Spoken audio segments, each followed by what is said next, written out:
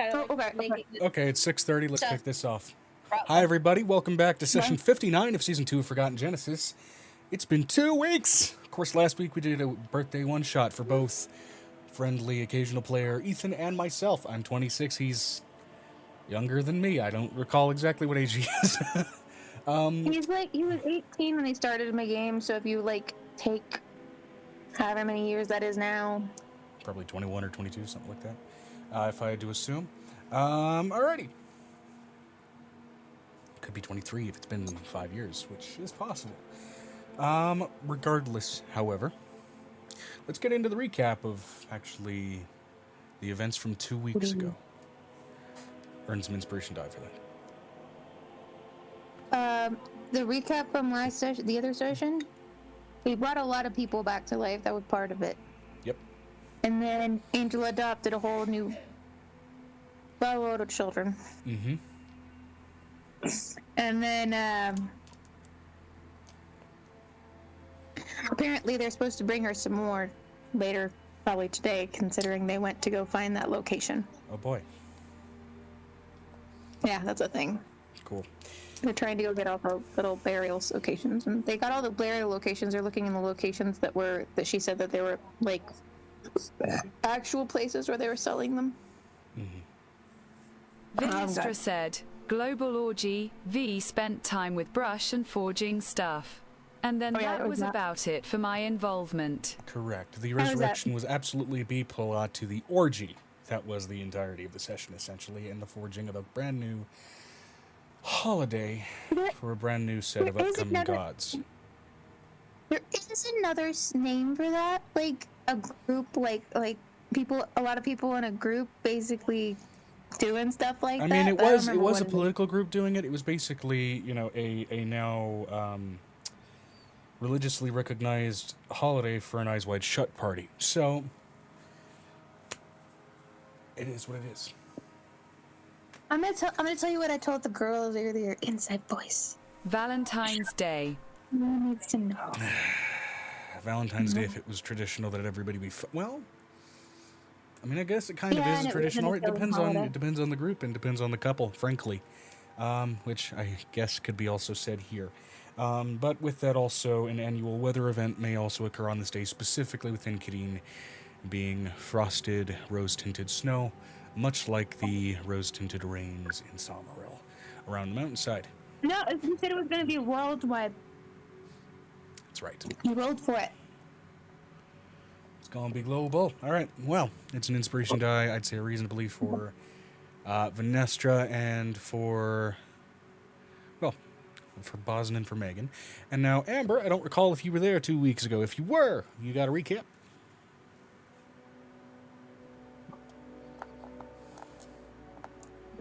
I surgeryed a kid. That was the last thing we did. I did the magical equivalent of very fast-paced chemotherapy. Right. That's right. Oh yeah, you guys, yep, you did cure a centaur kid from essentially bone cancer.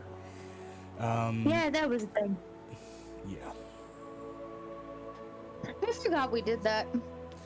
Yeah, I made a deliberate point of putting that in there for the 5-year anniversary session. Kind of a personal... We also found that Intimate is in love with Hope. That too. Right, I remember what I was doing. That was the thing.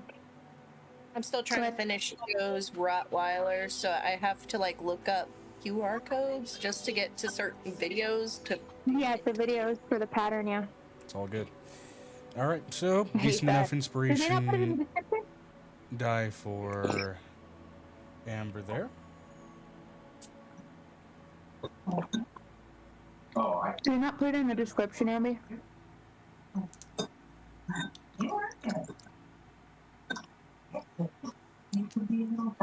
And then on to Nessio. I don't recall if you have, at least to the best of your ability, a recollection of what happened in the last session that you were present for. I do it. I quit.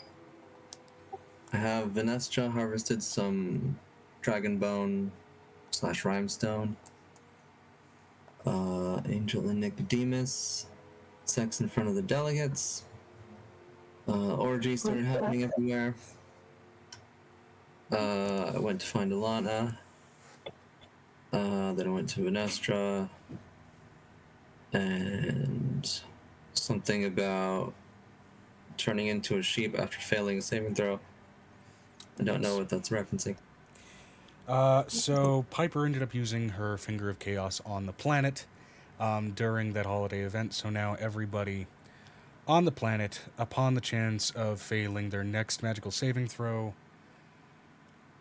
should they fail it, they will just polymorph into a sheep for a short period of time. And that is now going to be a pre-existing Easter egg for any ongoing campaigns in this setting. It has also affected every other ring, though a different kind of animal may be affecting each and every other ring based on that effect. But it will only ever happen once. Piper accidentally made like 7,000 children, and one of them almost woke up the world's version of Cthulhu. Azathoth, actually, specifically. Azathoth, it's worse. Yeah. That one. Lovecraftian mythology, Azathoth, specifically, for whom that is the great old one, for which reality is a dream, and it sleeps. If it wakes up, reality is not.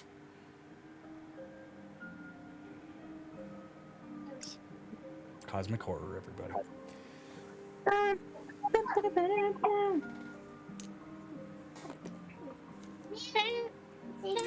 Of which then I also specified very much in-game and out of character that it is never really going to be a campaign plot point in any campaign that I present in this setting that anyone intends to wake that thing up. I just wanted to put in the Lovecraftian Easter egg. Considering the fact I created apparently dream nurses that wake people up out of sleeps and comas, and one got puzzled. Mm-hmm.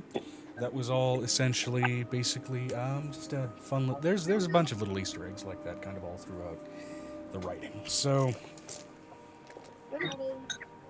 why are you taking a picture, bro? I'm trying to scan the QR code. You dick. Not y'all. It's like I want to be clear. Not y'all. Yeah. One that I have not put in here, at least strictly speaking, was. I believe the name of the cosmic entity was Shub-Nugaroth, basically the cosmic horror equivalent of the Joker. So, Joe, can we move past the cosmic horror? Because that always makes me uncomfy. I mean, that's exactly what it's designed to do. But regardless.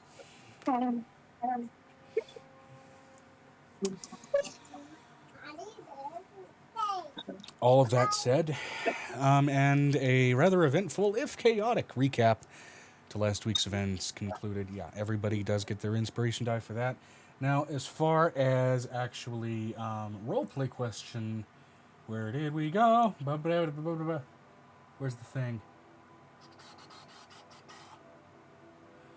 Okay, honestly, kind of on topic, given the events of last session, and also given the working title of this one, Afterglow. Of course, I ended up rolling a 69 for the question. So, we'll start with Angel, go to Violet, and go down the list. What is your character's sexuality or relationship with sex? My relationship with sex is green means go. Okay. Fair enough. And, I take my clothes up for money. What am I gonna do? Yeah, also, Nick's natural changeling form is actually tinted green as opposed to blue, so that honestly works out.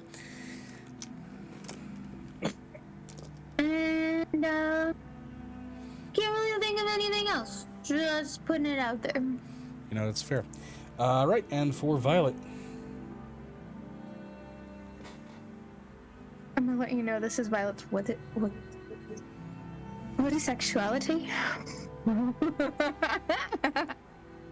Right now, it's Halcyon. What is sexuality? Sexuality. No more. She doesn't know. Right now, Violet's it's been a lot of just prostrating herself before the Sun Paladin. So, there's that. Hell of a way to get a suntan on the inside of your body. So, Vinestra said, "It's the thing that got you an egg in you." Oh, also the other thing is, but she doesn't know what, like, I'm letting you know, there's some concepts beyond this child's, like, reckoning, period. she ain't no child. So, Also gonna say for blue, it's... Say anything and I'll kill you.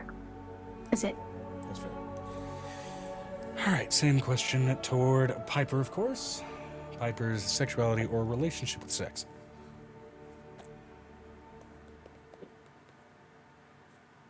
Wrong button.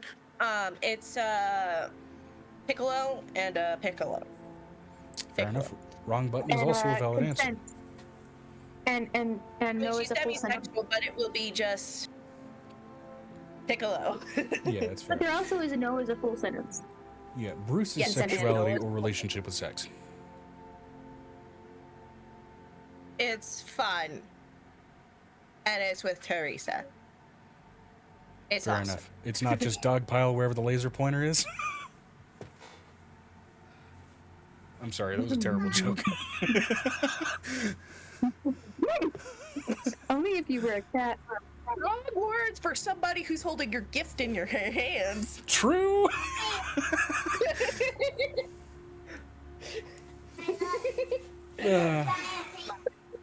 Also, the dog pile was not an intended pun for an extension of that joke, but here we are.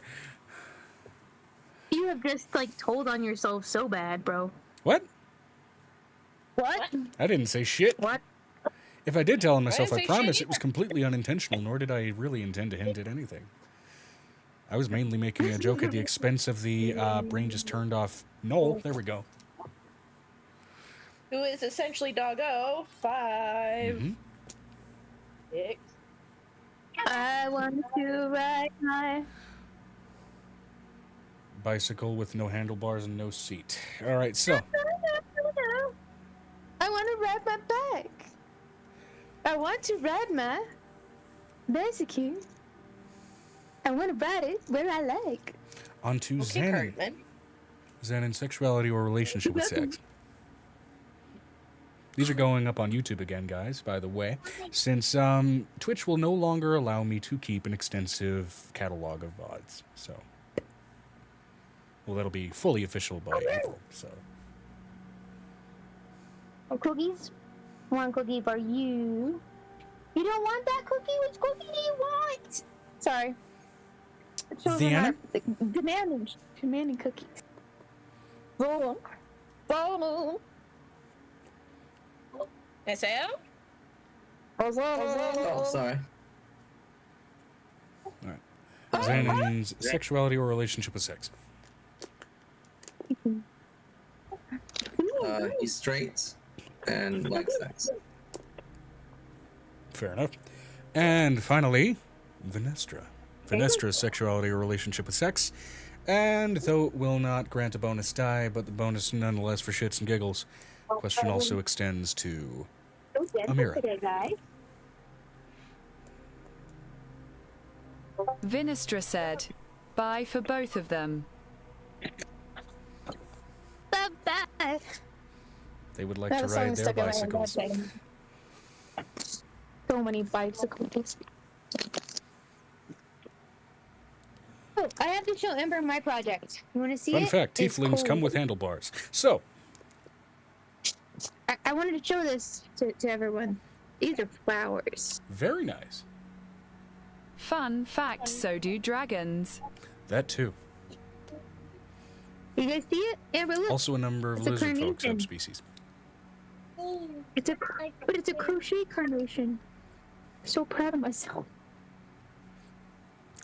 All right. Thank you. Everybody gets their recap inspiration die. Everybody gets their roleplay question inspiration die. So we are solid there.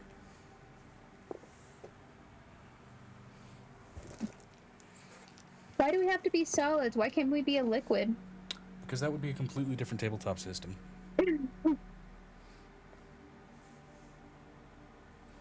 But half of my character I has don't want to be a plasmoid. I really don't. Just because Nick makes you melt doesn't mean the rest of us do.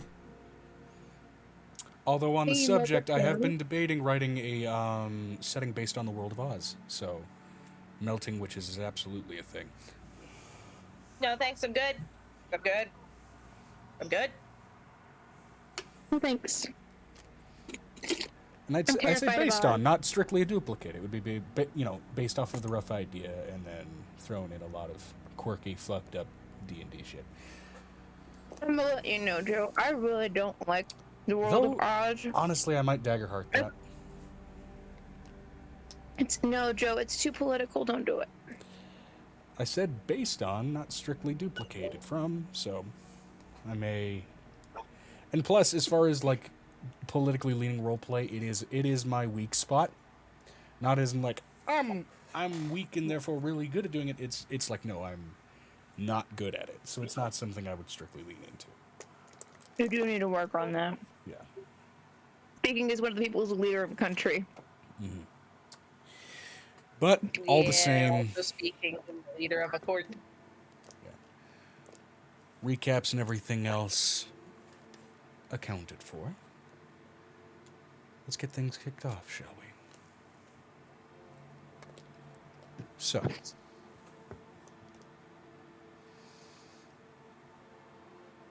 Night has fallen. Everybody has fallen asleep in the aftermath of a brand new holiday.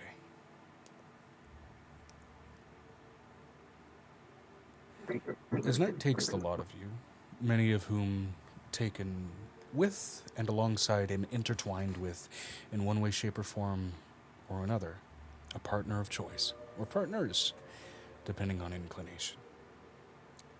And for those a little bit more resistant, resilient, or just generally uninterested, still all on their lonesome, sort of a party of one at a time of bed. We enter slowly and steadily into a softer dreamscape. Usually, I would announce this at the end of a session to allow people time to work through it. But this was honestly something that I debated, that I mulled over, and that I considered based off of the sheer amount of magic that was released in the event of this last session. Oh, shit. I would like everyone to remind me, at least those that are keeping track of their epic levels, what level are you at the moment? 23? Supposed to be 23? 23. Good to know. Yep. Vinestra said, 23. Understood.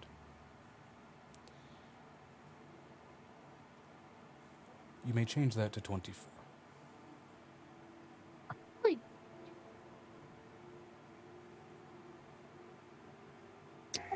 Nice.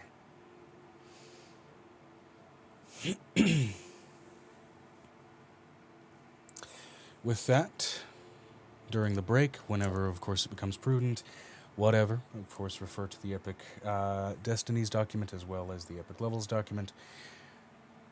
If you are in a level of class spread that allows for it, to go ahead and make the appropriate changes and the appropriate updates to your capabilities.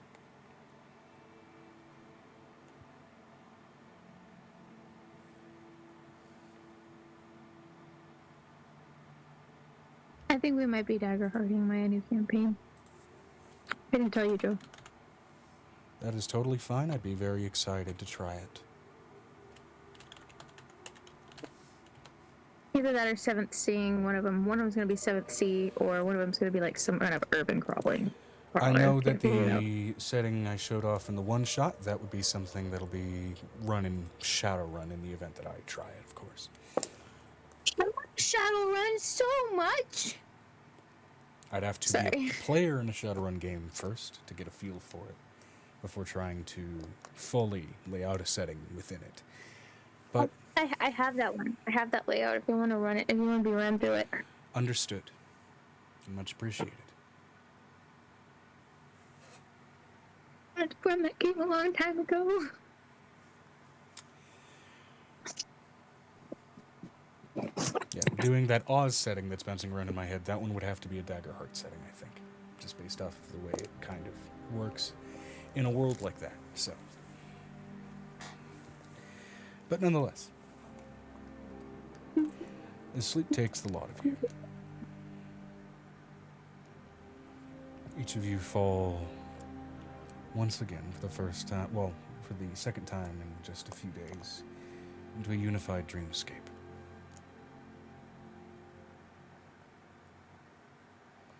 This is after, of course, about 4 hours or so of normal dreaming and everything, to account for the fact that the Eladrin would be able to join this, of course. As you all settle in. Hey, Joe. Yes. It's a more serious night. Can I make a roll from a new, for one of the ones we're working on for the languages? Sure. Let's see. Language time. You all land upon a neutral, sort of white, blank, energetic landscape. A sense of magical vibration all around you. Looking around, you see an empty sky filled with one aurora after another, after another, after another, each kind of bleeding into this massive kaleidoscope of color and mixed potential. With that, the still vibrant remnants of the magic of a new holiday sort of permeating in and throughout your bodies, that sense of vibration and sensation settling itself into, in some cases, strengthened muscles, sharpened minds, hardier physiques, expanded potential with magic. Each of you feeling momentarily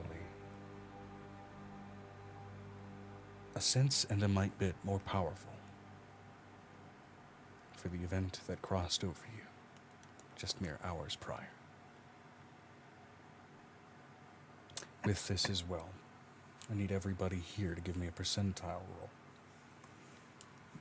And while Brick is not present, I'm going to still account for his character being present here. So who would like to roll a percentile for him? Oh, because he's asked me to do it before.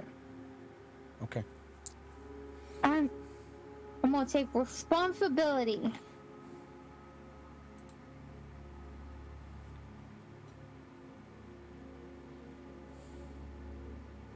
Ow. Nice 87, Brick. 87. Get out my pencil. Where the fuck is my... I just had it right here. God bless it.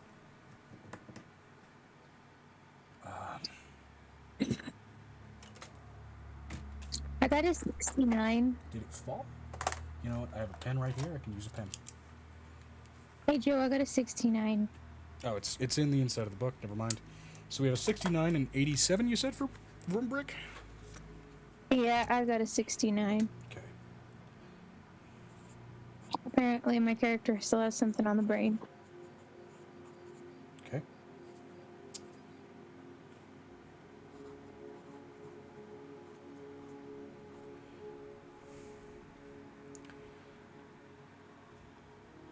You're so good. Also been debating running a one-shot in Mutants and Monsters, that superhero setting, because I found a chart that was like a bunch of random superpowers, and I had a weird idea, but, you know, we'll dismiss the weird ideas for now. And I'll actually work on planning that out at a date and time that makes sense to do it, which right now does not. Hey, guys. These things are awesome. 17. 17? And then 23 for Vanestra, right?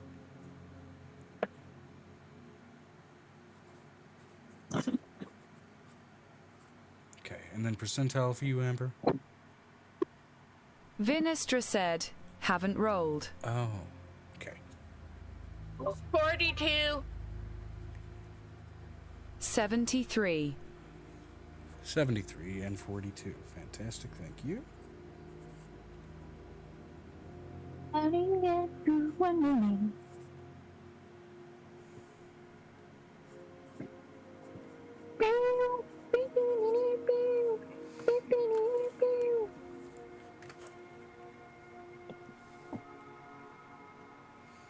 Amber looks like she's about to sneeze. Just don't say bless you ahead of time or the sneeze stops. I know. My mother does that she to me gets all one the over fucking time. No, I'm. I start to go, that was the and she exact- says, "Bless you," and I feel it die in that exact half second, and I just I stare daggers at her every fucking time. I'm just a little exasperated. I'm not about to.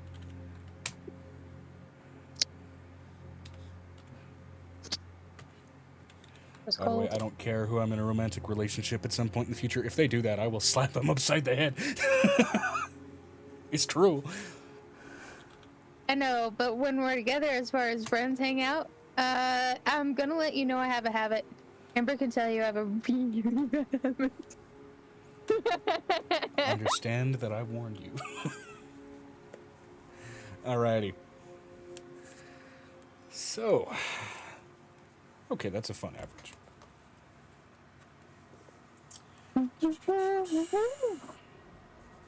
Vinestra said. Also, is it epic levels or destins as well? They stack.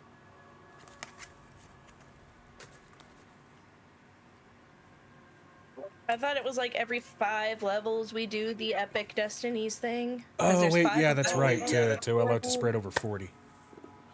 In that case, they stack, but it does stack over that spread, if that makes sense. It's the first time I'm hearing about that. Which means 25 is when the destinies will kick in.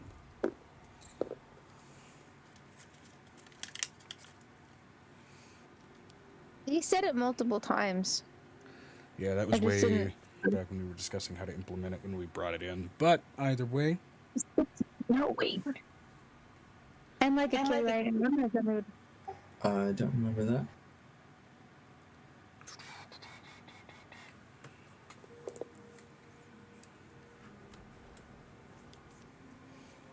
Okay.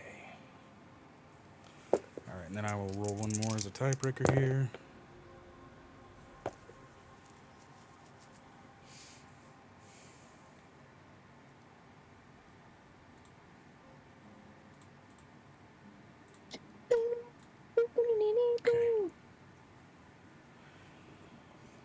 Alright. Cool. Let me go ahead and pull up the Planes of Existence tab here. In the notes.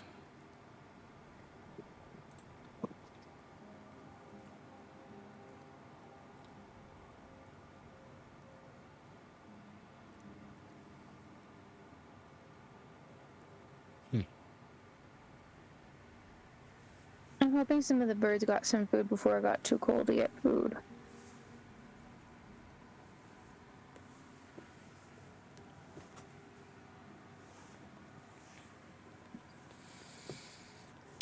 Okay.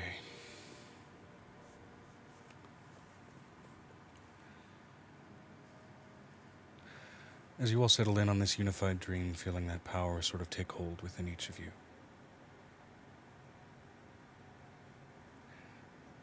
you all see, for a moment, this impossibly massive titan. Angel and Piper, you have experience with this being. Oh. Angel's just gonna run up to Paul. Paul, my sweet son, Paul. Damn it! There's more than one Titan, my guy.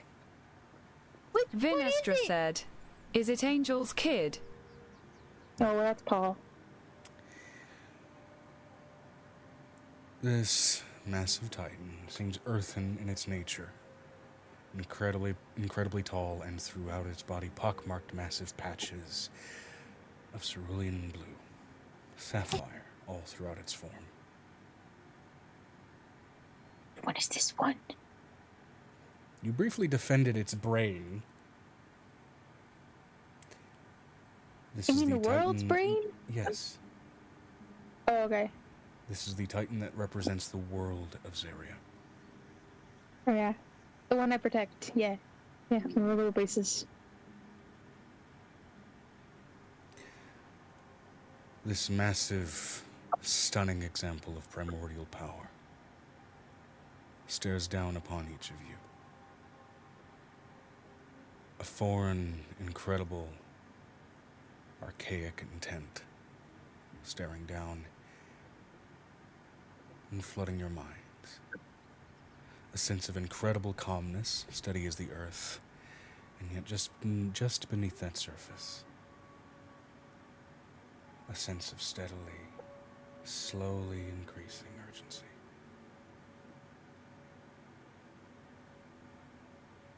As you can feel even just behind its gaze. The gaze of 5 other primordial powers that you already know to have been awakened. I healed the brain. Yes, you did. A threat is a threat, however.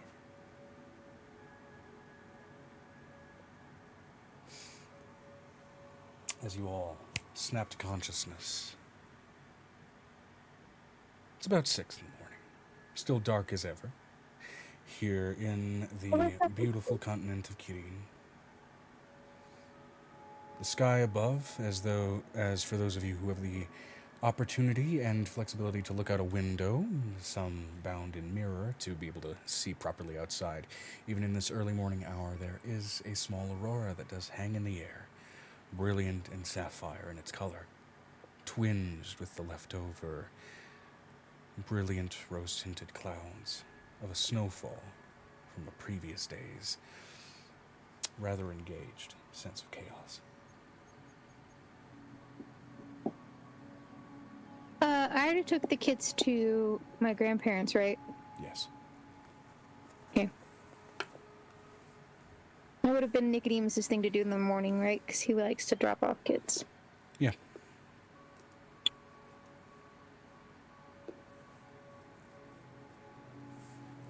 Members of Zorsazor and those associated. As you all come to steady consciousness, invigorated as you are, and some having to reorient yourselves from, we'll just say, interpersonal entanglements from the previous night's events. I was up at 4. I would have been up by 4. My kids wake me up at 4 to feed, so... Like, usually, I am yes. literally a brood mare.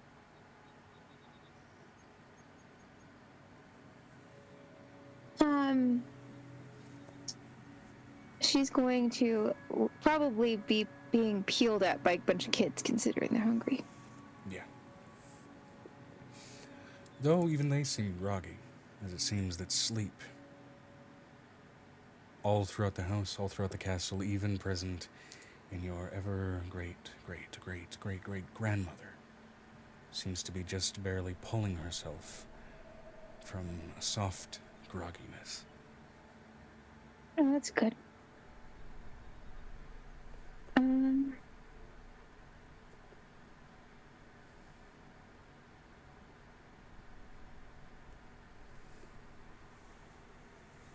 I'm gonna look for Charlotte, because Charlotte usually likes to hang around the top of the bed, the canopy. She's usually my child to tell if something is really, really wrong first thing in the morning. Her or Alcove will be the first ones to kind of... Yeah, Charlotte's kind of in this small sort of little webbing hammock and just kind of curled up, slowly kind of stirring from sleep. Her many, many eyes slowly opening up halfway and just sort of sluggish. But calm.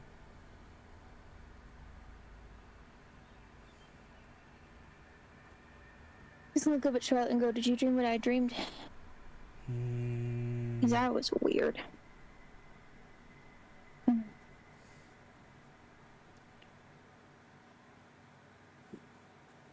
She shakes her head slowly, drowsily, kind of wanting to nod off again, but caught between that and a slowly rising childhood hunger.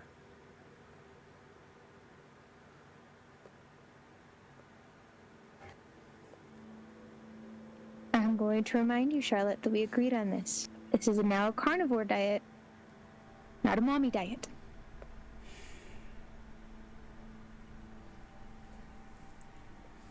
The small arachnid-like infant does slowly but surely curl her legs into a stumbling standing position on her hammock as it swings shakily above the bed.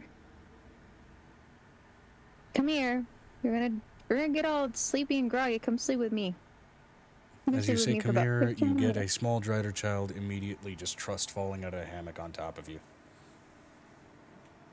I have a very plush bed. They're fine. There's pillows everywhere. There's probably more than one child in the bed already. Oh, there absolutely is.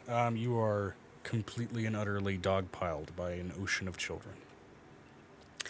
As slowly but surely, even your utmost of early birds are only just now awakening. And you are allowed to steadily sort of push your way back into your normal routine. Does that include the nocturnals? I've been trying to stay awake. Okay, yeah. Good. Okay, I'm gonna say this now. I know Mommy doesn't have pancakes ready. I'm going to get up from this bed. I'm going to make you some pancakes. Because it is pancake day, if I can tell what day it is of the week. Considering that she's going to look over at the small St. Bernard child who's probably got the biggest sad face in his entire life existence on his face right now. His name is literally Bernard. Like, I like the name Bernard. It's cute. Even as you steadily come to consciousness, a number of your various folk-oriented children do, while usually in sync, an answer like this, kind of out of sync, all generally kind of say, Idral.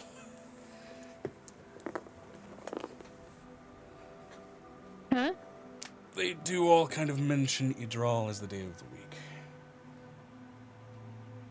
I know. As they all steadily kind of push their way into consciousness. But Mommy's gonna get up very slowly. We don't chase Mommy down when she gets up from the bed, okay? As you get up, and many of your children do steadily themselves get up, and you carry Charlotte out of the bed. Each of them get up with a level of grogginess that, despite typical childhood-like energy, does not devolve into a full-on sprint. Thank God. Oh, she goes downstairs and starts to make pancakes. Absolutely. And as you get into your morning preparations, even the staff members, usually early birds as they are, getting to prepare sort of the early morning meals and everything else, all coming to consciousness around this time as well. Even the halflings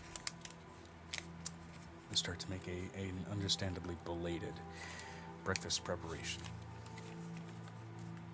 So, Realtar's dad is back, right? He's currently with people.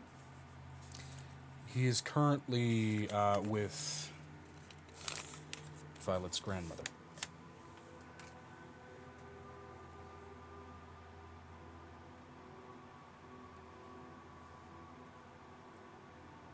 No, he wasn't. That's wrong. Did I get that incorrect? Could have sworn I got that right. Because it was 2 females and 2 males. He went off with, he went off with Ezekrin's group. Did he? Hold on. Yes. He might have. Was it somebody else? It must have been somebody else then that did that. Yes, and no, it was a delegate. It was one of the delegates. One of the dwarf delegates ended up with the... Right. Both of the old crones ended up together. It was cute. Right, okay. Well. Either way. Everybody is steadily coming to consciousness, and you are getting started with breakfast preparations. You were going to look over at whom? I'm going to look over probably at Lillian, because Lillian sometimes will just sleep in the kitchen. Yeah. Lillian, you can see her face kind of half dipped in the sink. Lillian! Are you enjoying the soapy water? Is it exfoliating your skin? She gets up and you can see half her face just fucking pruned to hell.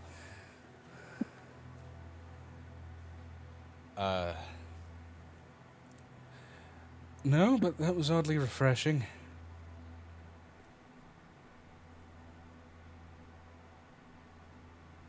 And she's gonna look over at Ember, who's probably like leaned against a counter somewhere in here, considering they're usually not Ember,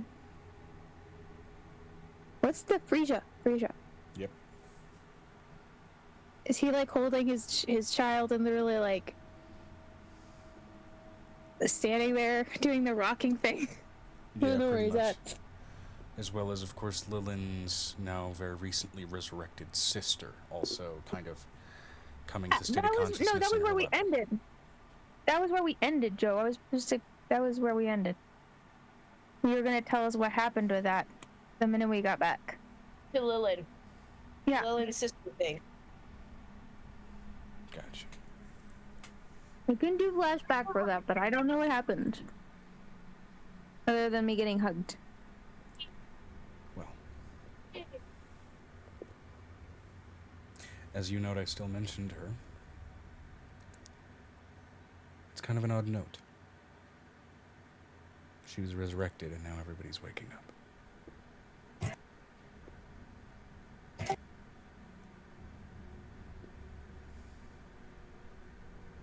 That moment of recollection and that gap of time. The only thing out of all the honestly relatively calm awakenings that seems odd. Seems out of place. I haven't given her any apples, have I? I didn't give her any apples. Nobody's had their apples. No. I mean, half of them did. That's what Piper was waiting at the door to do. So I'm guessing Piper's probably still standing at the door. Piper is also awakening in her bed. That's odd. I was doing surgery last I knew. What do you mean I'm waking Successful up in my surgery bed? that did finish. You awaken in your bed, your surgical equipment, in a careful and organized fashion, set aside on a nightstand. And perfectly cleaned. Oh, I'm going to... Do I remember that I haven't given her a syringe of apples yet? Yeah. You do recall that awareness. And it is that So same oddity that also reaches the rest of you. Xanon, you were very much in the middle of an engagement with Ilana. Or I must have fucked up that name. I feel like I did. I might not have. You are very carefully supplanted in the tree in a well-made hammock that you did not previously place. Vinestra said she wasn't too happy with him. No, she's not happy with Xanon at all. He will keep... It was a coitus interruptus situation. Yeah. In a hammock that you did not previously place, that you did not make, and even just from the looks of it, as you flit your finger almost instinctively across the threads, there is a silk-like quality to the thread. Uh-oh. A slight, Spiders. subtle stickiness to it that indicates Spiders. lightly fresh. It's a giant spider.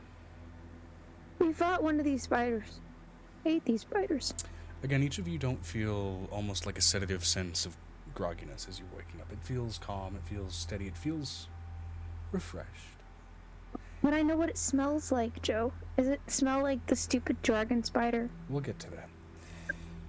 Oh, great. I know what it smells like, Joe. We'll get to whether or not that question has an answer that is in line with your question.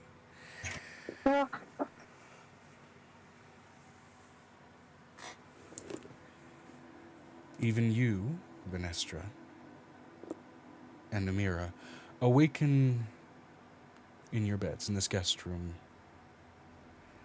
Even Brush, carefully placed in a bed alongside you.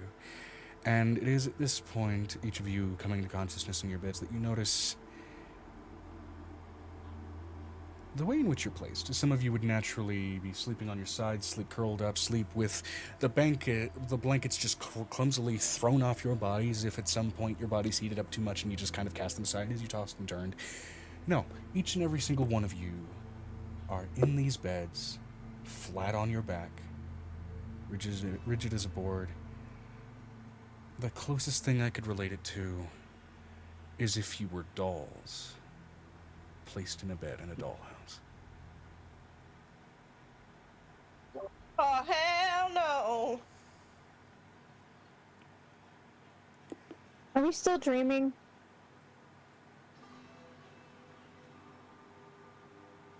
Roll me a wisdom check. Joe, you can't confuse my character. She knows when she's in a dream. It's one of the only things I can do with my freaking race. With a natural 20 for the wisdom save. Wisdom check, whatever that is. 20 plus 7?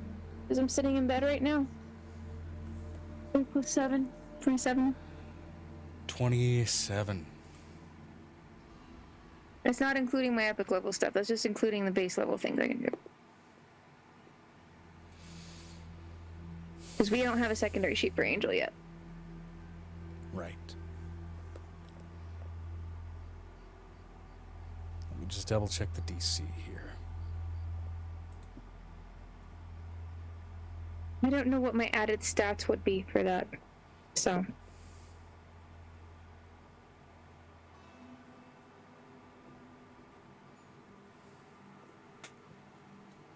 That's one sheet I don't have. I have violets. I don't Sorry, have I'm a little annoyed. I didn't stuff I'm going this. to, and I could be wrong on this, I'm going to say you have a +2, which brings you to 29. Still not enough for this, but... It would be higher than that for Angel. At this point. Because everybody went up to like a +6 with saving Violet. I want to touch for guidance if I'm right next to him.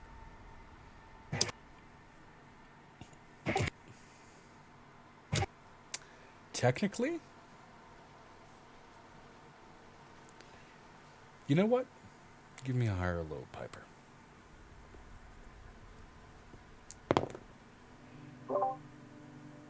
Hi.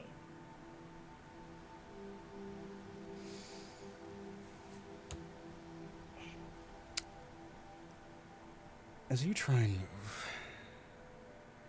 move, you are unfortunately bound by this horrendous sensation akin to sleep paralysis. Aw, I hate that as a player, because I have that in real life. Frustratingly lucid and yet unable to move an inch or iota of your form, as you are unable to, well, at that distance, you know what, fuck it, would you like to use one of the inspirations that you earned today on this? I guess for once, sure. Roll again for, well, What am I inspiring for? a reroll on that D100 if you'd like, which would be on You my asked me end. high or low. And you did ask for high. This will cause me to reroll my D100 to dictate whether it's high or low. Okay. By the way, if I add the stats that we got added from Violet, Bless you. is it 30? 32. Fuck.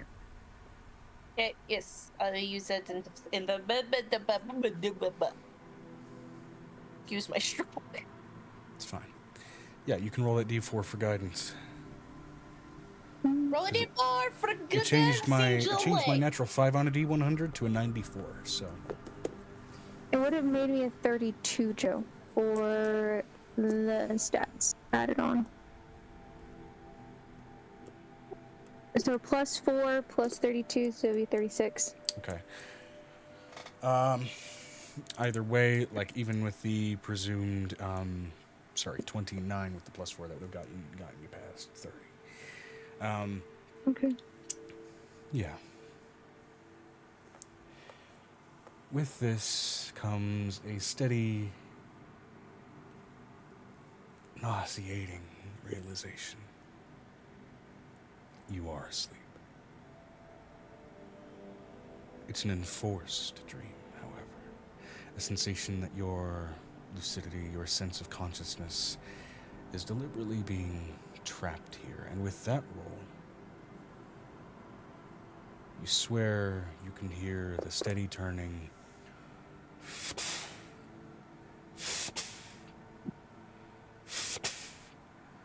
of gears in your mind, in line with a heartbeat. There's a tingling across your skin, not unlike when you're exposed to hell, except there's something far deeper, far greater, far more foreign to it than something as simple as Nemoria.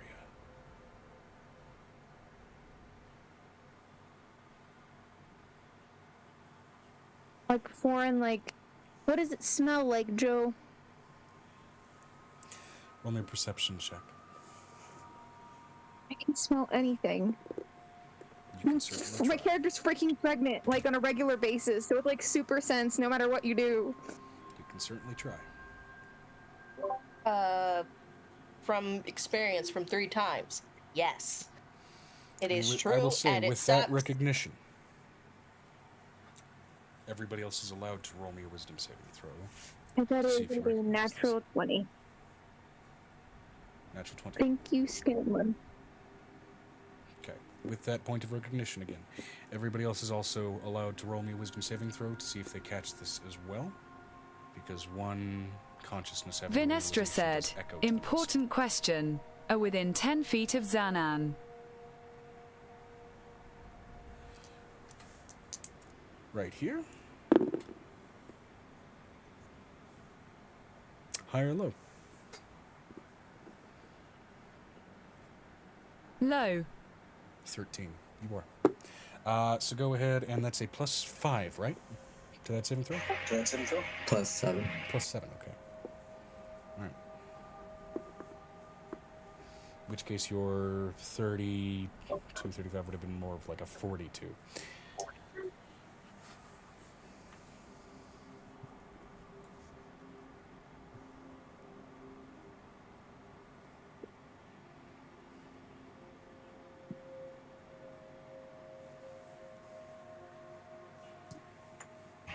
I have a 24 total. 24, okay.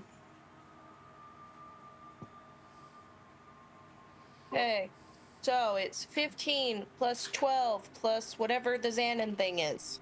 7. So 15 plus 19, which brings you to a 34. And that's not including how much it would be at level 24. Right. Yeah. I don't know what that is. Don't know. My wisdom save should be higher considering I haven't put any new stats in. Vinestra said, 24 is +7 proficiency. Okay. And then for Violet as well. Let's go for Violet as well, actually. And 35 for V. 35 for V. And then also one for Bruce.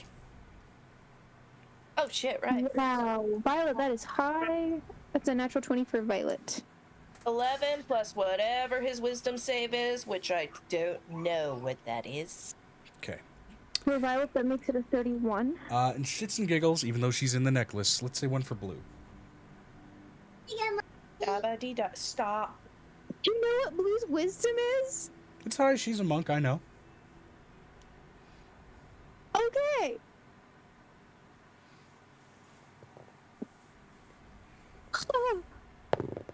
19. Plus all of her bone. Yes, so she passes. Okay. Like 20 something? Oh my god, Blue's sheet is like, huh. As each of you come to this steady and calm consciousness, you immediately feel this sensation like you are pushing against a wind tunnel. That calmness conflicting with a secondary force that is trying to keep you driven and asleep, but each of you, unfortunately, except for Bruce, honestly, with his modifiers, begin to push past that realization. There is a calm, awakening feeling that you can feel, which is absolutely a positive afterglow-like effect from the festival that had just occurred, the newfangled festival, coming into direct conflict with whatever the hell this is. Feeling like threads, feeling like strands, feeling like strings. Each of you are bound to along the lines of a puppet, or ropes on a pulley, cogs in a machine. And as each of you begin to pierce that dreamscape, you in particular, Piper, being highly proficient in this, being a Circle of Dreams druid,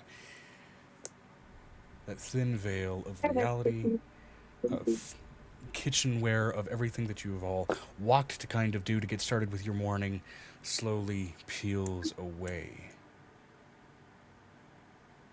Each of you bound and held aloft in an open space, being stared upon by, as I fucking lost the name, God bless it, hold on.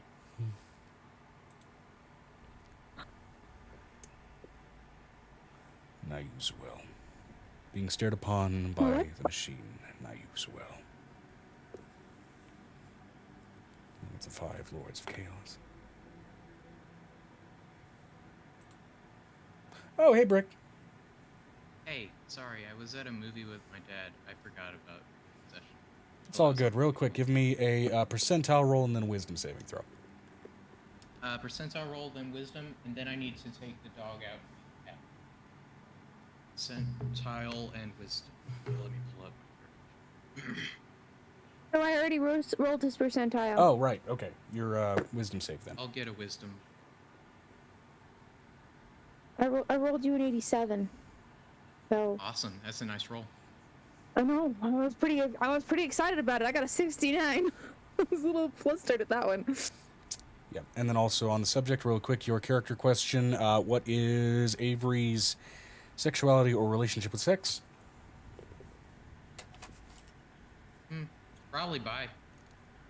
Fair enough. You know, definitely bi. You get your inspiration there.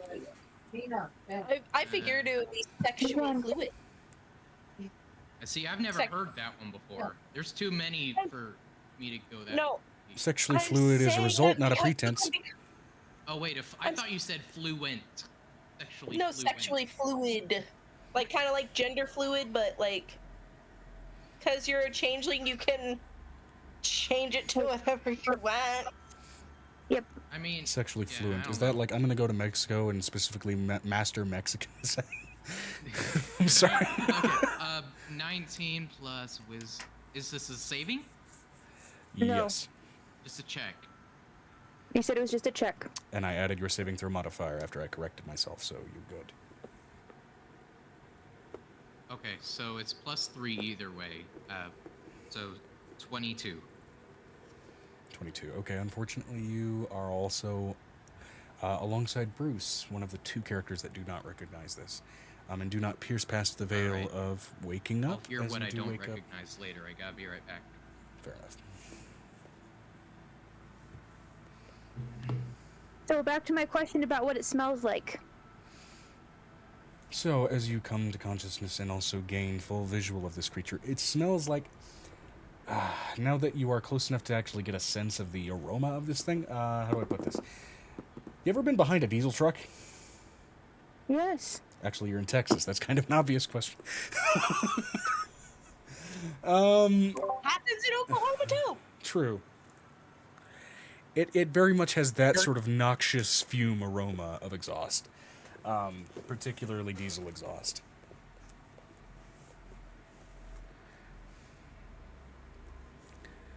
As this being, this creature, stares at the lot of you who are aware of it.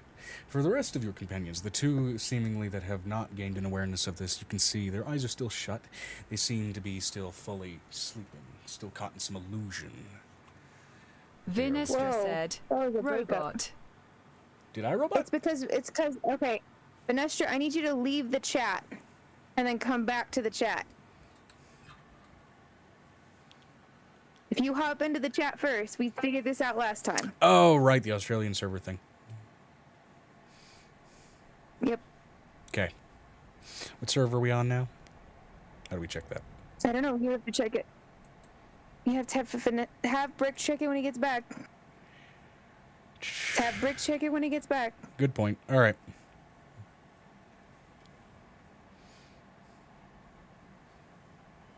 So, question. I have expertise in dreamwalking because of Amber and because of the stuff that I'm able to do. Mm-hmm.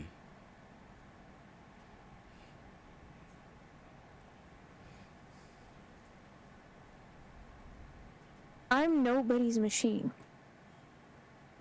I'm nobody's puppet. The question is, can I burn the ropes around me? You can certainly try. I'm immune to fire. Right.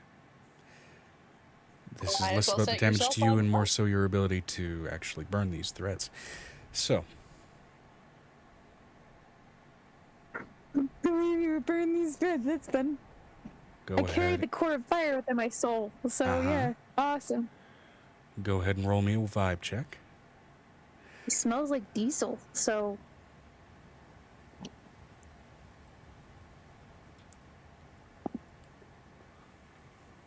Does a 19 plus... 19 plus 12 is 31. Do anything for me, DM? 31. You feel those it's more threads... like 35, 36 now. 30-something. 30-something. You feel the threads begin to sear and burn, and you begin to smell that diesel-like aroma all that much stronger. As if these threads are made of remnants of that very same type of fuel. As it stares upon each of you, at least those that are conscious enough and aware of it, its eyes, infinite, massive, and metallic, staring at you, it simply says, "Cease your pursuit. Fallen vine. Become ours again. Or be strangled I'm going to make... by our power." No. She just literally looks at it and goes, no. I'm going to use something I haven't used. Hold on, I have my magic on my book on my bed. Hold on.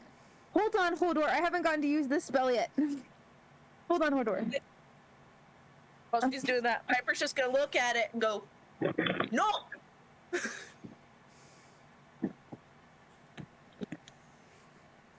Not the book. Not the, there's the book. There's the book. Cease your pursuit? No. You're not my dad! Now my Gonna write in dad. that plot twist. No, I'm kidding. Don't you dare. Don't you dare make me and Aqua children of this thing. I'm joking. Yeah, you forgot I had a twin, didn't you? No, I'm aware. Identical twin. Look, I may have the capacity for recollection of a goldfish due to my brain damage, but I know that Aqua is your sister. Twin sister. Yes. Identical twin sister. Yes. Who is actually a clone the whole time? Haha, no, I'm kidding. I'm going to let... Vinestra said, "No, I am your father intensifies." I am your father. But you know, Piper's just gonna be like, no, you're not my dad! I refuse to listen to you! You didn't give birth to me, and for what I know, you want to destroy my world! Have you found what you're looking for, Megan? Yeah, I'm going to cast Torrent of Fire. On this thing. Why not? Yeah. What's she burning? The bad guys who were telling us. Okay, is it a saving throw or a roll to hit? I wasn't here for the first 30 minutes, so. Okay, so. We'll catch you up. We'll catch you up on the side. Yes. Mm-hmm. Just long story short, somebody's telling us to stop pursuing the bad guys, and we're like, no, you're not my dad. You're not my dad. Got it. That's I'm going to say. No. I'm going to say as I'm doing this. The Grey Thief sends his regards. Okay. And she's going to shoot this straight into the middle, and she's going to cast it on herself. Okay. and let it move outside of the space. Okay. So that way she doesn't have to roll a saving throw. Okay. She can use her Now- body's the torrent. Okay. Any additional creates- creatures that are affected by this will still have to roll a saving throw. So, Yes. I'm immune to fire. What? Sorry, We did that on we're- purpose. real I'm quick, not- just everybody else go ahead and give me a percentile for your proximity to this. Shit. It's like fire tornado. I'm putting it on my body. So any way I look, it's going to literally kill somebody. 84. 7. Okay. Vinistra said 85. For anybody that got below a 16 on a percentile, you're getting caught in this blast. Okay, that's fine. I'm just not gonna roll because it don't matter if I do or not. I'm Yeah, you're immune fine. to fire. Nessa, you said you got a 7 on your percentile? Yes. Okay. can't- All right. I can't. Uh-oh. I can't gift. God damn it! Joe made me use up one of my. I used up an inspiration today. You still have I'll a give him bunch. You another could still gift, I inspiration. believe. Fine. Unless you wait, you did give a bunch to Eve, didn't you? I'll give you one. You can have one. Okay, re-roll your percentile. Because inspiration can be used to re-roll percentiles, given that I use them a lot in this fucking game. 59. Okay, you're fine. I kind of want to hear what happened to my character for the one shot, but not now. I want to do. I'll get there. We'll do that during break. I'll tell you during break. You lived. Yep. I'm just letting you know you lived. We're gonna Oh, have our first break Not here that it in really actually about matters. 40 minutes, so it's fine. All right, continuing. So, Here's this. what is the save DC that it has to meet or beat? My spell saving DC, which is a 25. 25. Okay.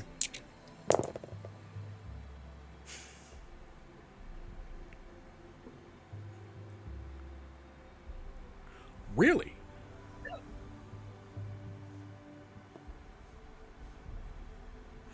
So that's going to be a fun little note for much later.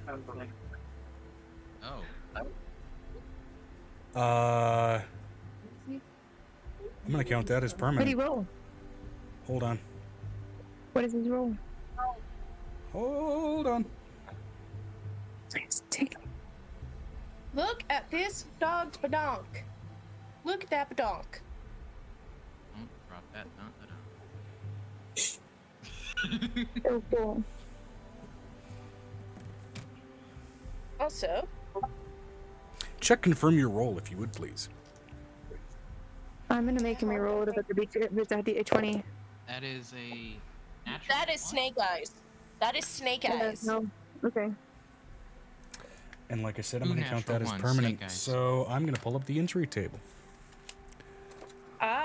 Well, while you do that, I have to go get fluff for your more fluff. I hate Windows 11 search key because it immediately defaults it to a browser search rather than a file search. And I put in linger, and the first thing it pulls up is lingerie. Oh, really? What the You've been fuck? searching for Totally No. Linger, you'd think it'd be like word definition. No, I put a L-I-N-G, not even linger. And it's like it's under the Venus. I'm assuming that's a magazine. Before I knew what lingerie, how it was spelled, I just thought that word said lingerie, so... I mean, you're not entirely wrong. Here, let me pull up my actual fucking hard drive plunger search Vinestra tool. said, he's not wrong, linger defaults to lingerie. No, I believe Exactly. it. This isn't my personal search history. I will say, okay? I mean, for me it says lingerie meaning, but On the subject, I do need to do some laundry, but that's a completely different spelling. All right, let's see here. So, Damn it, forgot. What is its lingering injury, my guy? oh, that's what we were talking about. oh my god. Yes. I'm scared for its lingering energy. Energy? Okay, great, cool. You've completely changed how I have to fucking write how this guy works. Its lingering injury is garter belts. If anything, that's actually support for a spinal injury. But no. I mean, hurt a spine well enough. So you gave this amorphous manifestation of mechanical malice? A skull fracture. That one injury that single-handedly fucks every combat encounter I roll it on. Do you hear the people That's permanent, sing? apparently. And I said this is permanent. Yeah, when you attempt to make an action in combat, DC 20 Constitution saving throw. Which, to be fair, this guy may override inherently, given his fucking modifier. There's still a chance he may fucking fail. And that chance is now a crippling consequence. Should he fail, I have to write this down.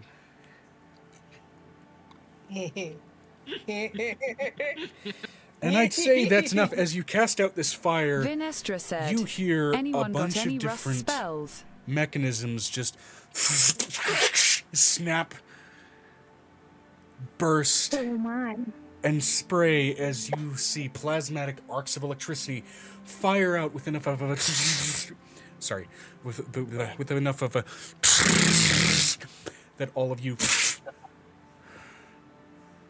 snap back to consciousness, respectively tangled amongst your partners or otherwise interrupted amongst your partners. Not groggy, feeling generally comfortable in the afterglow of the festival of the previous night. At the ripe, young hour of about 4:45 a.m. That sounds about right. Wait, we got time shot back to after the orgy? So your initial Nope. wake up was part of a delusional dream that this thing generated. So, So am I still standing in the kitchen or the living room, basically holding his? Yeah, each of Holding these Lilith. things kind of have a movie archetype that they were based on. This thing's basically the architect from The Matrix, but I broke it. you gave it a skull broke it. fracture. You gave it a cerebral injury when its whole thing is. I gotta write that down. Son of a bitch. I don't know if you caught. I don't know if you caught in the Menidna sends his regards. As I'm like, that's it. That's all I got. I heard the Great like Thief first- and didn't know who that was. First Piper was like, "No, you're not my dad," and then Meninda sends his regards. Great thief. That's basically what it is. The great thief sends his Two regards. reactions to that. Neither were agreement. So am I still standing in like in the middle of the foyer, hugging Lillian's sister and Lillian? What are we Yes. doing? What are we doing? Hold on. Yes. Yeah, you were in the foyer hugging her as Angel, if you recall, a sort of magical side effect of crazy things happening more than once around you in a short period of time. Expands awareness It's usually 3 times. to one kind of entity. It's 3. Usually, yes. Oh, it's connected now? Yep. Why is it connected now? Because 2 are 1. And events stack.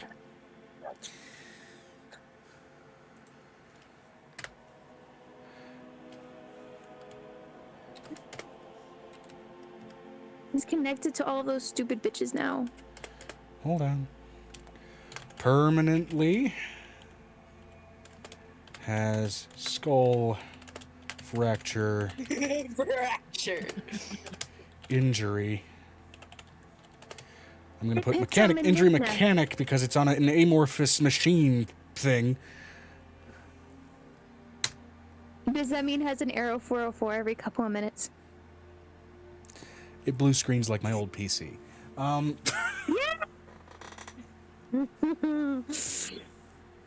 every so often. Let's go with it. Okay, I gotta rewatch one more video, but Yeah, critical mix it. failure is more accurate than 404 in this instance. Not my clock. I need my camera. I want to get the eyeballs. Thank you. As you all awaken from that, and I would say the fire burst is enough for Bruce to have become aware of what happened, as well as Avery. As all of you awaken entangled with respective partners, as well as in the relative standing positions that some of you were in. Each of you coming out of it while still fairly calm, feeling respectively like you were essentially pieces of tinfoil wrapped around a TV antenna. It's that kind of tingling feeling just racking across every muscle and every muscle fiber you have, along with a subtle, well, not necessarily subtle, taste of like aluminum on your teeth. Which, by the way, is a fairly accurate first-person depiction of how it feels coming out of a grand mal seizure, at least for me. So,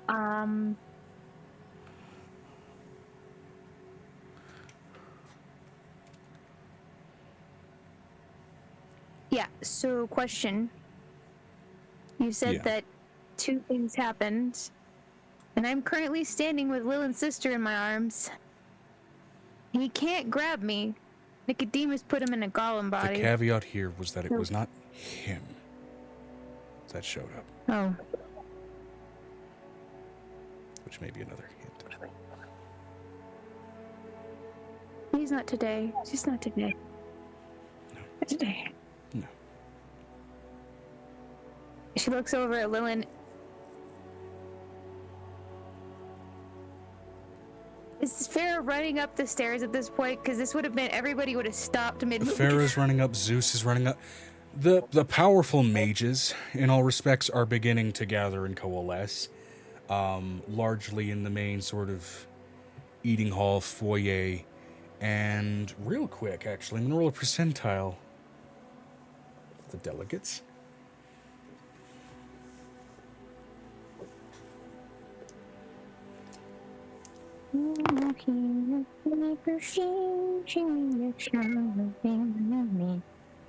Song is stuck in my head.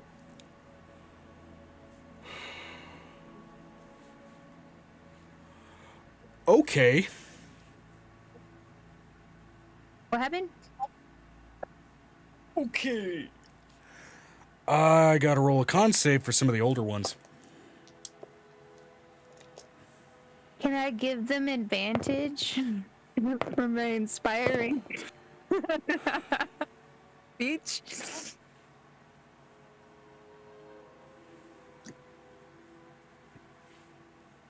Natural So tell me if I've got this little note correct. Shadowy bad guy shows the party a dream saying to stop looking for bigger bad guys. Angel gives Shadow a permanent skull fracture. That was a manifestation of actually one of the bigger bad guys. The one labeled Machine. Oh, okay. So shadowy bad guys tells him to stop looking for him.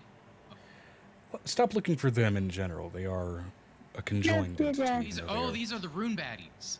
Mm-hmm. Yes. Okay, got it. Okay, so I can So, get it. no, can I give them a, can I give you a reroll on that for luck, considering I just woke up? I just woke up. Do you want to spend 6 inspiration die on this? Because they all got natural 4s. Yes, considering I have every inspiration, I have like pretty much almost every inspiration die since we started. I say almost because I gave a couple. Significantly better for 2 of them. Worse for 1 of them.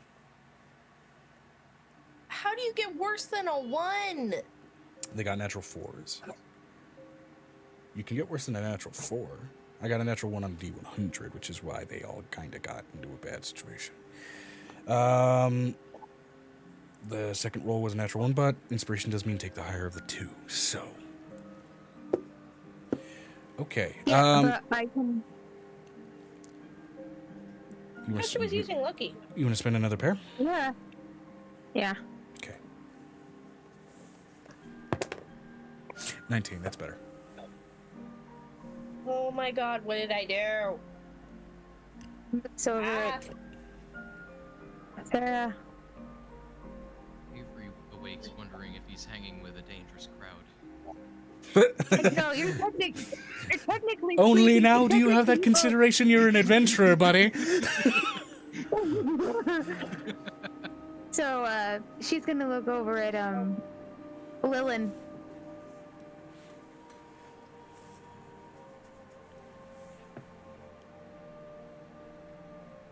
Hi. Hello. That was weird. That was weird. I also forgot to say that, the session before last, we saved Menidna, so that was the thing. Yeah. We did. We did. I wasn't here for that because I was late. I don't remember why. A few of you look a little pale. We've been standing here all night long. Explains why my hooves are sore.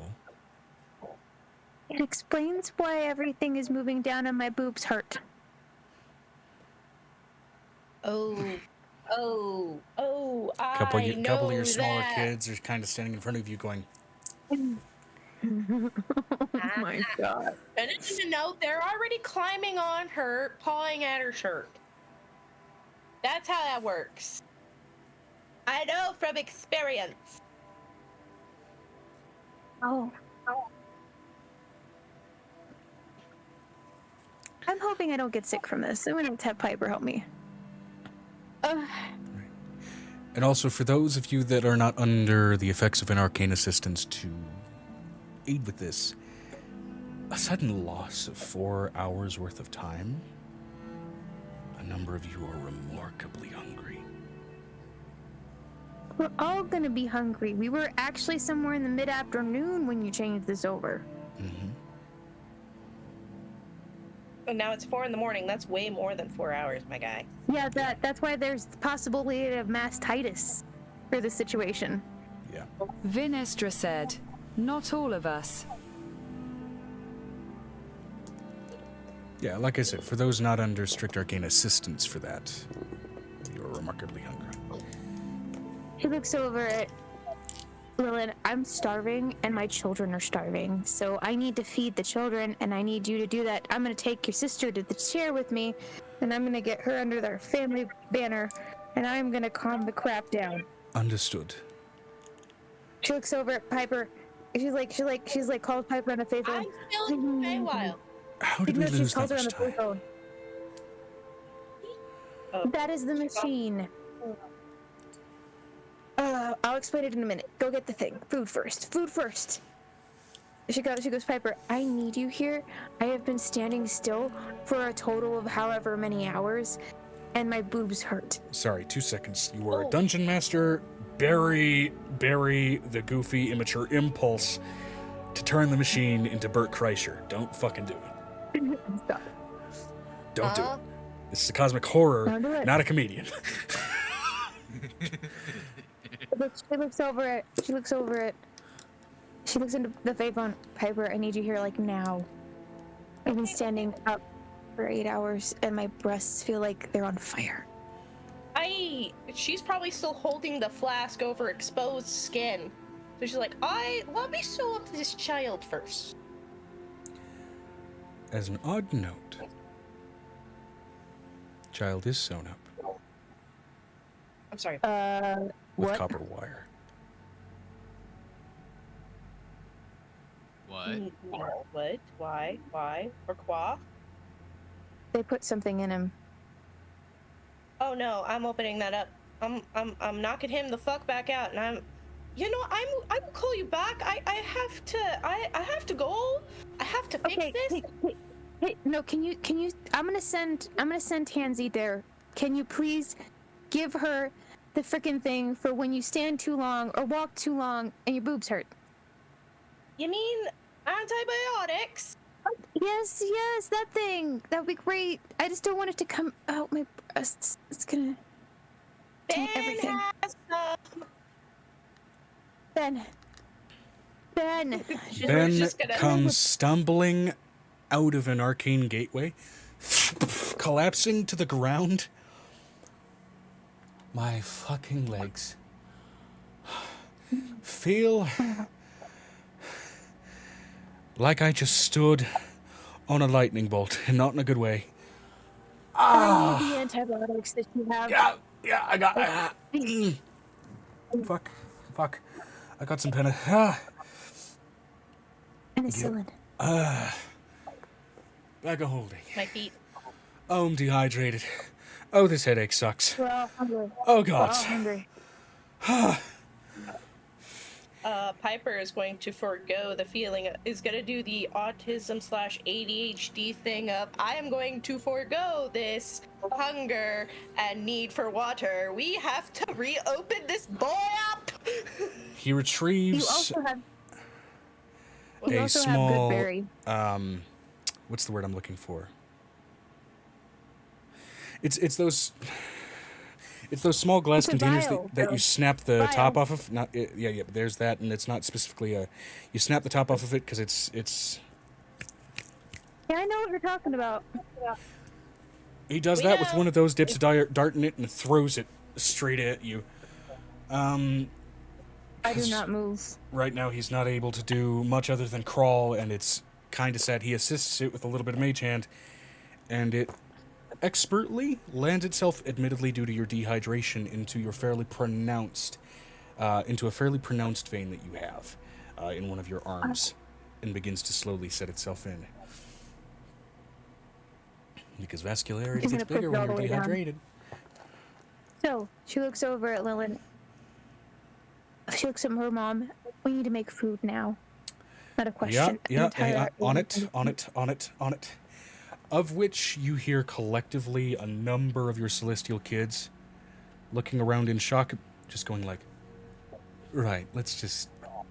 They all begin to gather together and twist in a series of arcane celestial motions, and a number of them cast a number of different castings of Heroic Feast, because that's faster, it's simpler, and it's going to be a lot more rejuvenating than normal-ass food.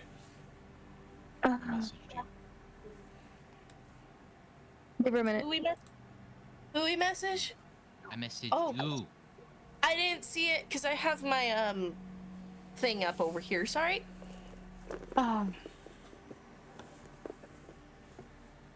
She looks over at Lilith's sister. I am so sorry. She pulls out a giant jug and then starts to feed the children. I don't remember the last time I did that. You did what? Lost that much time and then came out feeling all buzzy. So this is common? Yeah. It was. Can you sit? Don't resurrections get rid of diseases? I've got something better. You want to try something? Yes. She's gonna shoot her arm. She's gonna shoot her arm full of that apple juice. Apple juice flood. I didn't think it was apple juice. Apple juice flood.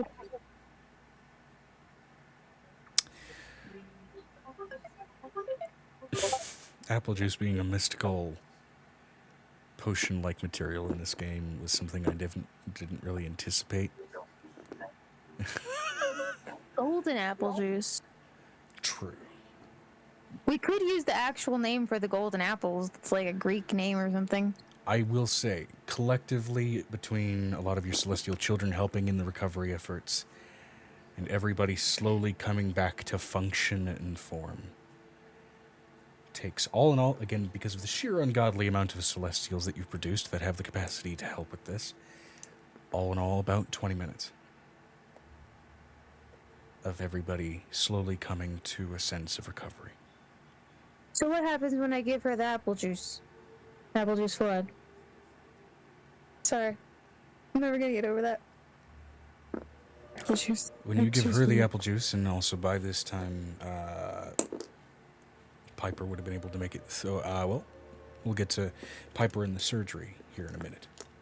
But you see her veins begin to bulge, stronger than dehydration would normally imply or suggest, as copper and gold wiring jettisons itself out of her circulatory system.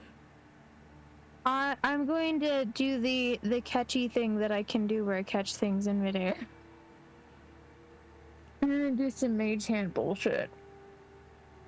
The telekinesis bullshit I haven't gotten to use in a while. Okay, this is definitely, because of how widespread it is, definitely a little bit more telekinesis than mage hand. Yeah. And you So I'm do gonna catch put a it- number of it, of which, Is a high level spell. yeah, of which floating in the air, among the many sort of vein-like patterns that a lot of this wiring seems to hold, you can see a few of those ever so familiar patterns in line with those golemic runes among a lot of this. Oh.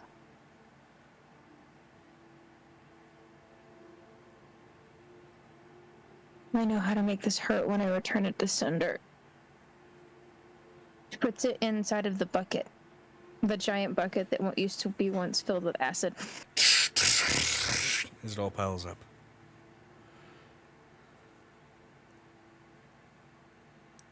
Otherwise known as Griffin's vomit. Yeah. Because skags, when they're not cured, have this wonderful ability that's kind of like a dragon's breath, but it's acidic as shit. She looks over at Lillian and all of her kids. Oh, God. I thought acid breath was already a thing. Yeah, this has got a I bit have a more of like a question. gravity Is kind of this thing to it. Always worse. I have a question. Avery, would you already be in the other room starving at this point? Would you be, like, at the same table as April at this point? Probably Aiko and Avery both came out to find some foods. Yeah. Okay. Okay. And while each of you are slowly kind of reaching your moment of much needed recovery, as well as surprisingly a craving for salt, as it seems your body seems to have ejected many of its electrolytes in this process. You all slowly but surely try and put yourselves back together. We're going to go ahead and briefly switch scenes over into the Feywild Okay. with the surgery. Surgery part 2. Yeah. The stitch work, though made of copper wire, is remarkably well done, even patterned, deliberate, and professional in its appearance. That's right here, Ren. However, even some of the patterning on the suture marks do seem to follow that same kind of pattern of those golemic runes. Enchanted stitches. Roll an Arcana. Come on. All she has to do is put more apples in it. I was also gonna say I gotta go through and cut off and undo all the why. I was just like, why? You do have, I believe, some of those golden apple syringes with you as well. Mm-hmm. So that may I help. have about 5 on me at all times, but still I have to at least cut off all the runes first. Yeah. Go ahead and roll I'm me letting you know. a fresh medicine check with a vibe check as well. Right.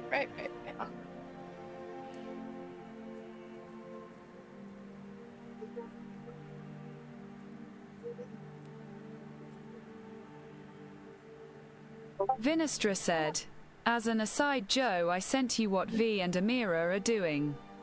Okay, 19 Fantastic. plus 18 for the medicine. Okay. And a 20 plus an 18 for the vibe.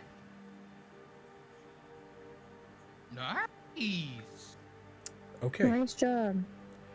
fucking... With careful, deliberate, and admittedly somewhat frantic process, you undo the stitching, you get inside, and you bear horrifying witness as you inject, I'm sure, the golden apple, essentially serum at this point, into this child's body, of this wiring woven all throughout his skeletal system. Oh. Piper's like, excuse me. Excuse me. What had brain swelling?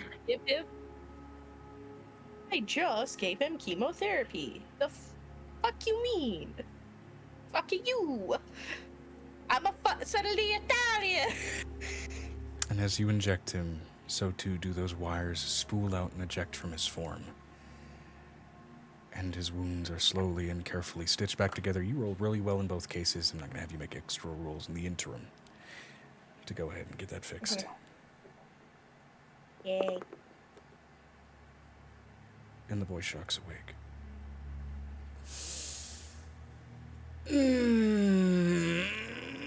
Everything hurts. What happened? Oh, we got a long story for you, bud. But, Angel needs us back home. So let's go. Okay. Gonna help him up off the table. And he lumbers off the table, still flexible as ever. Absent, though. So there will be a steadiness now. Yeah, there is a steadiness to it. He is able to lock in a number of those joints, rather than seemingly ragdoll his way through movement. He was a living ragdoll. Essentially. Guys, my cat's broken. Get her night clothes. Alright.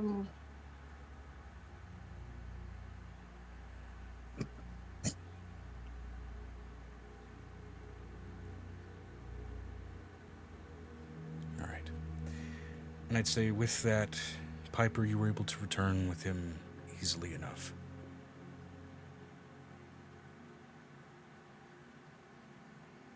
Nice.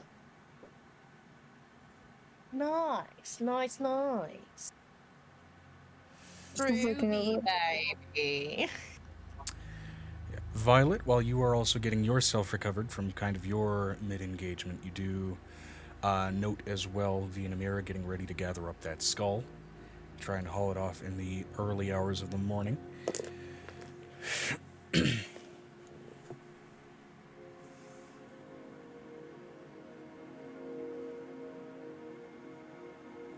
Something that, if I recall, you were wanting to be included in for a number of... She does, but she's not awake yet. I'm sorry, Doggo, who's pregnant, needs food. It's been a bit of time. If you want to say that you've eaten at this point, you're able to. If there's something that you would like to play through first, I'd be more than happy to get through that as well. My scar tissue is saying hi. Hi, asshole. What the fuck? Alright, where the fuck is my tiger bomb?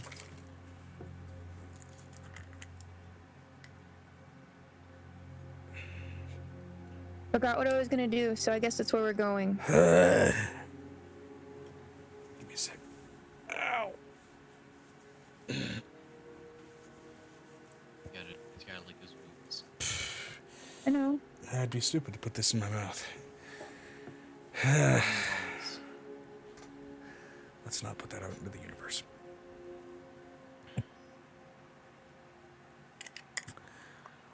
I would scratch your nose that you made that mistake, right? Not scratch my Vinestra nose, said, just get it or in. your eyes. Your eyes. It was your eyes. That's right. Oh no. It was the nose. And I could smell the universe.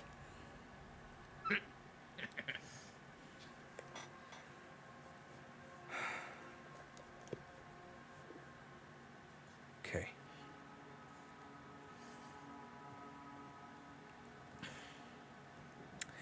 For the moment, before we go trudging off to that sort of separated event, Piper, you do make your way into the Mochizuki Keep, along with everybody else as they are trying to settle in for a fairly shocked and confused breakfast, along with a number of the delegation walking out looking confused as to the sort of lost time and themselves trying to kind of recover themselves.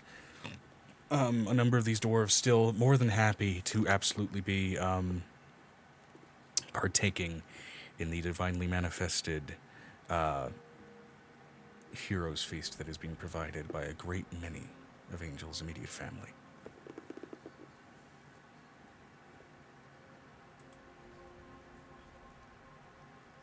Okay. I'm probably gonna look for Angel because I gotta check on Miss Status Lady. Angel's curled into a ball. It's praying for death at the moment. First time she's ever had it, so it's like... Yeah, fucking everybody is in various levels of cramped. It is not a great feeling. Joe, this is not what you think it is. Go ahead and describe it for Joe. I know that there's a difference here. I'm just saying for those that are not in that condition, are various levels of cramped. No, there's nothing cramped for mastitis. May I describe? Because I have experienced it about 12 times. Sure, go for it. Yep. So, the breasts are inflamed, engorged, white hot, bodies aching, like as if you're having the worst flu, but you're freezing fucking cold. Mm-hmm.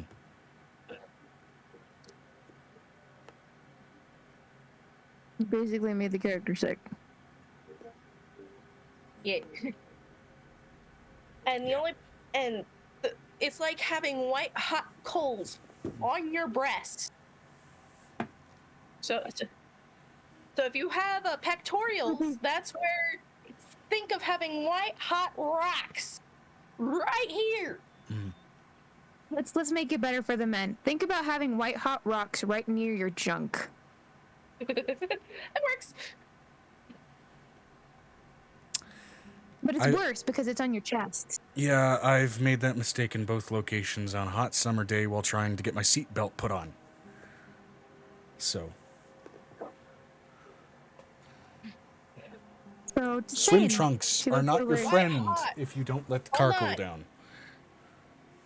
It's also you feel uncomfortably full of milk, and you're leaking everywhere. Your clothing is drenched in not sweat but milk. Okay. Because the universe says, this would be funny. But because but even though you're leaking, it's not alleviating the infection at all. It's like a double fuck you. Only antibiotics and pumping and draining will do. I mean, that's just how infections work. The leaking in an infection is, I mean, there's milk, but it's also just dead white blood cells. But you can't just only do antibiotics without removal of milk, or it just stays and gets worse until you die. Because your body is producing the milk. Okay. Well, Vinestra said, "Can we do D&D?" Yeah. on subject, with that in mind, a number of your celestial children with various healing abilities alongside the antibiotics and, of course, appropriate equipment involved are handling and remedying that situation for yourself and a number of other actually pregnant characters that are present in this building and surrounding buildings. I'm gonna let Piper handle it, because Piper's on her way back. And the kids need to handle the rest of the groups. She would see the groups, the guests first. That's just protocol. Yeah. Which many of them are. So, she's gonna look over at Piper and just... I'm going to kill them. I am going to kill them with fire. Lots of fire.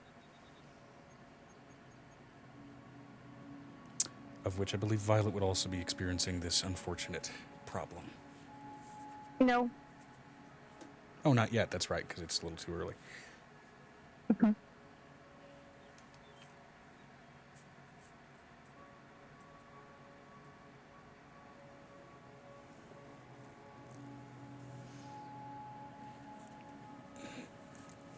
God bless it. Fuck.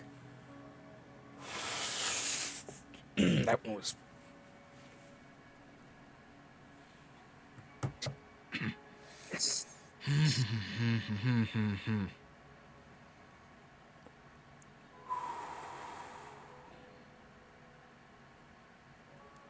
That one had my ears ringing. Okay.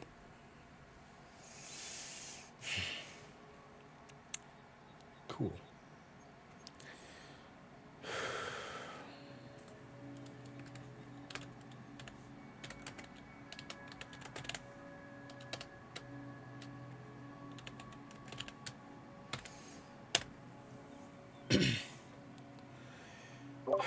All right, 2 seconds. He looks over at Piper and is like, I need you to heal me because I'm having the kids heal everybody else first. And I'm gonna die. Because, like, I'm gonna die. I'm going to healing word at first level. Your nose going dingus. Thank you. Just With your healing word of dingus, it reverberates through your body, Angel. Dingus, dingus, dingus. As you can feel parts of your body reduce in mass, pain slowly decrease, and other things steadily empty themselves 12 points healing, not that it matters. with a divine echoing of 12 points of dingus.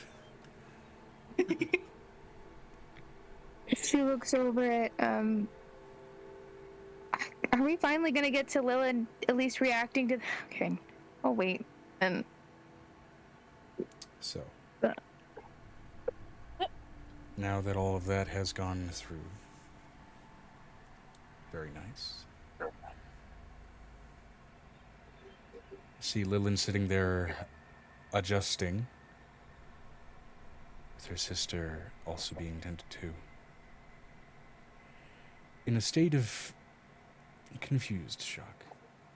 Confused, elated, and amazed at the resurrection of her sister. And the confusion for the lost time.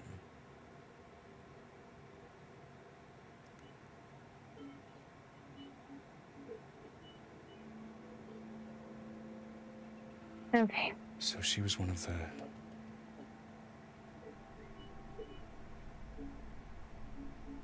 That's where She she became ended a up. problem. Yes. Yes.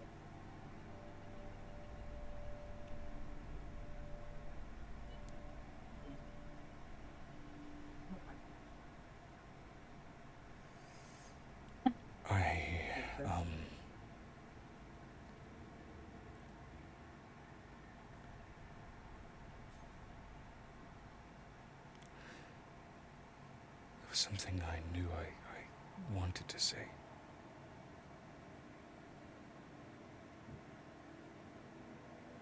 A lot of things I wanted to say to her, and I feel like in the moment I've lost them. She says, not even really staring at you, Angel, just kind of staring at her, at her sister as she's being tended to. I already healed this wound. She's eating food right now. I can eat when I'm dead. She's gonna eat a moon cookie. She puts a moon cookie in her mouth. She just kind of passively takes it, and it's very much like a fucking cow that's staring at something else. Cookie slides into the mouth, and there's that sideways chopping. It just starts. Just finish the food. Have you ever had that feeling, Angel, reciting so many things that you want to say to someone and just lose it? And you finally find them. Yeah. I don't remember any of the things I wanted to tell Dad when I got him back. Still not relieved from looking at you, her tail whips around and pulls you in close as she hugs you.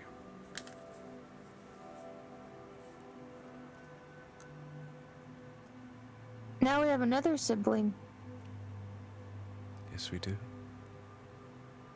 Technically, she's older than you. She's not older than me. She's Technically. not older than me.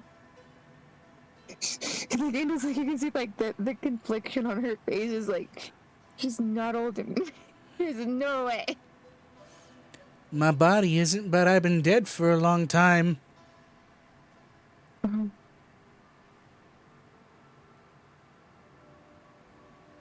You might want to send her with one of the kids to the Dragon Realm so they can have some type of experience. By the way, Lily, you've been dirty for a long time. We need to talk about that. No, we don't. No, we don't. I most certainly won't talk about that with my little sister. I watched enough of it from on high. Why did you watch? Sometimes it gets boring in heaven. What? What would God think about you watching porn? Lucky All God. the angels have to do is look down. Whoa, what's that guy doing? With how many people? How are they getting in that position? God's like, don't look at me. I didn't tell him to move that way. That one looks like what they joke we look like in our true forms. Oh, wait, that's 8 people. Okay. So, question.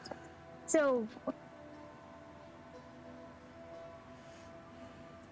how old is she? By now, technically, she would be about 23. Do you want that time with her? Do you want to take a couple of days off?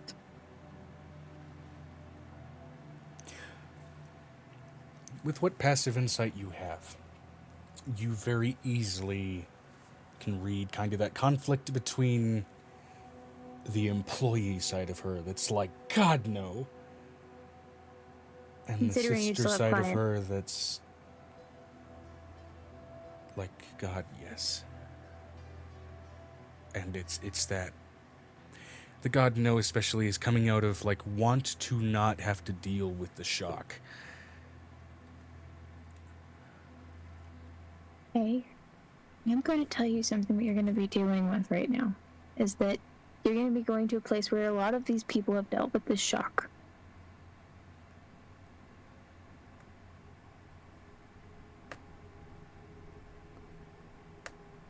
And I can get somebody to tell your clientele that they're not going to be able to be seen for at least 6-7 days, considering my kids, or like 2 to 3 days, considering my kids are literally going to be turning 3, technically. Thank you, Benda, for the lurk. Turning 3. Right. You can help Nick gather up the other 2, and y'all can head over. Absolutely. I'm going to. Can I? You can take Frasier with you. Yes. I'll have Ezekrin and the new guy, Realtar's dad, cover the bar and cooking. You hear They're pretty good at it. from the back toward the kitchen, just that ever so familiar in reaction to the suggestion that he has reign of the bar. What I miss? Roland's gonna go to the Dragon Realm with the kids. Ah, nice. He looks over at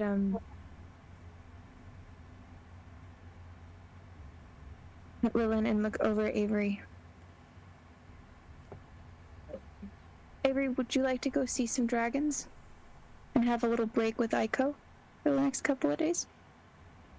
First part doesn't sound too exciting since I hang with dragons every day, but I would like that second part. It's a golden city where there's a giant dragon that basically circles the city. There's a lot of metro fare now, but you're going to be living on an island far above it where they grow wine. Oh, I do like.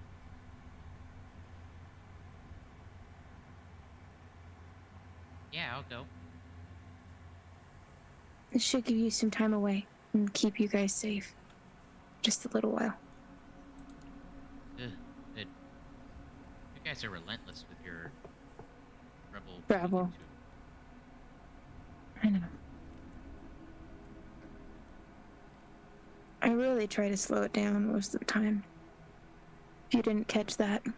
I know you do. Mm-hmm. Yes, it's just part of the course of being a divine entity. It's not really part of the course. It's not really part for the course, but a lot of the girls are going. A lot of my girls are going to be going probably to the Dragon Realm. A couple of the boys. But I think my kids that haven't had a chance to kind of grow up and are growing too fast are going to be going. So it's just a couple of days. It's about 3 days starting today.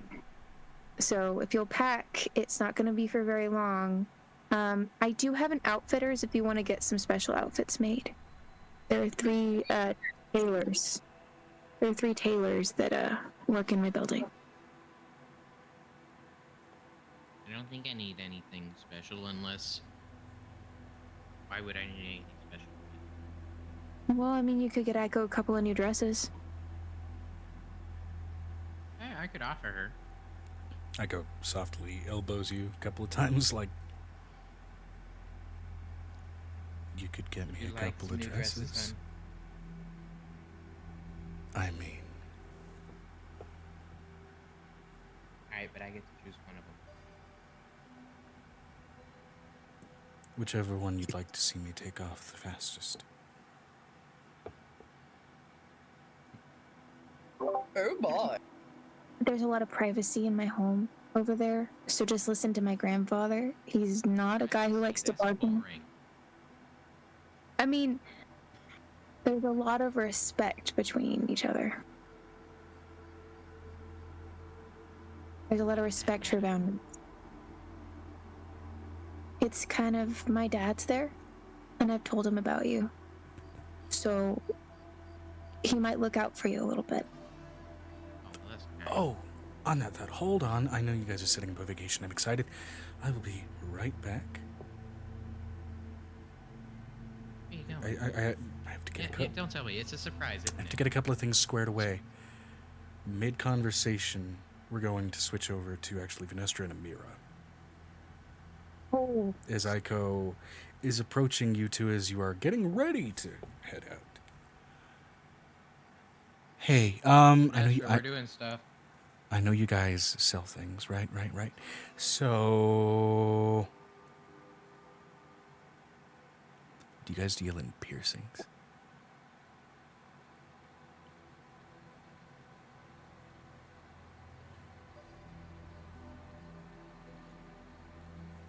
Venestra? Yeah.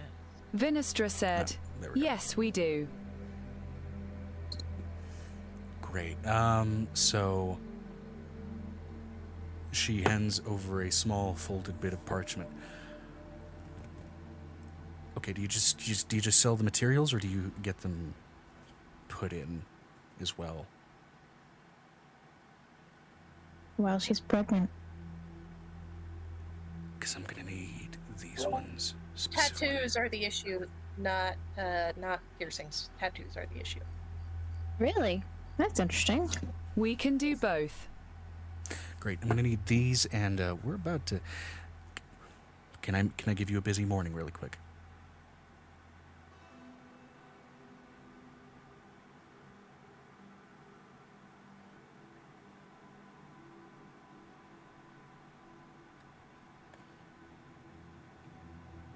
We were going to go get the dragon turtle skull, but fine. I'll pay you extra.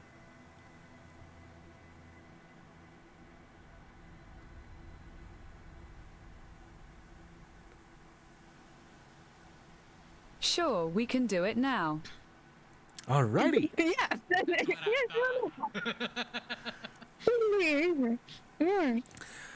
She pulls out of a stash, which you're not sure where it came from.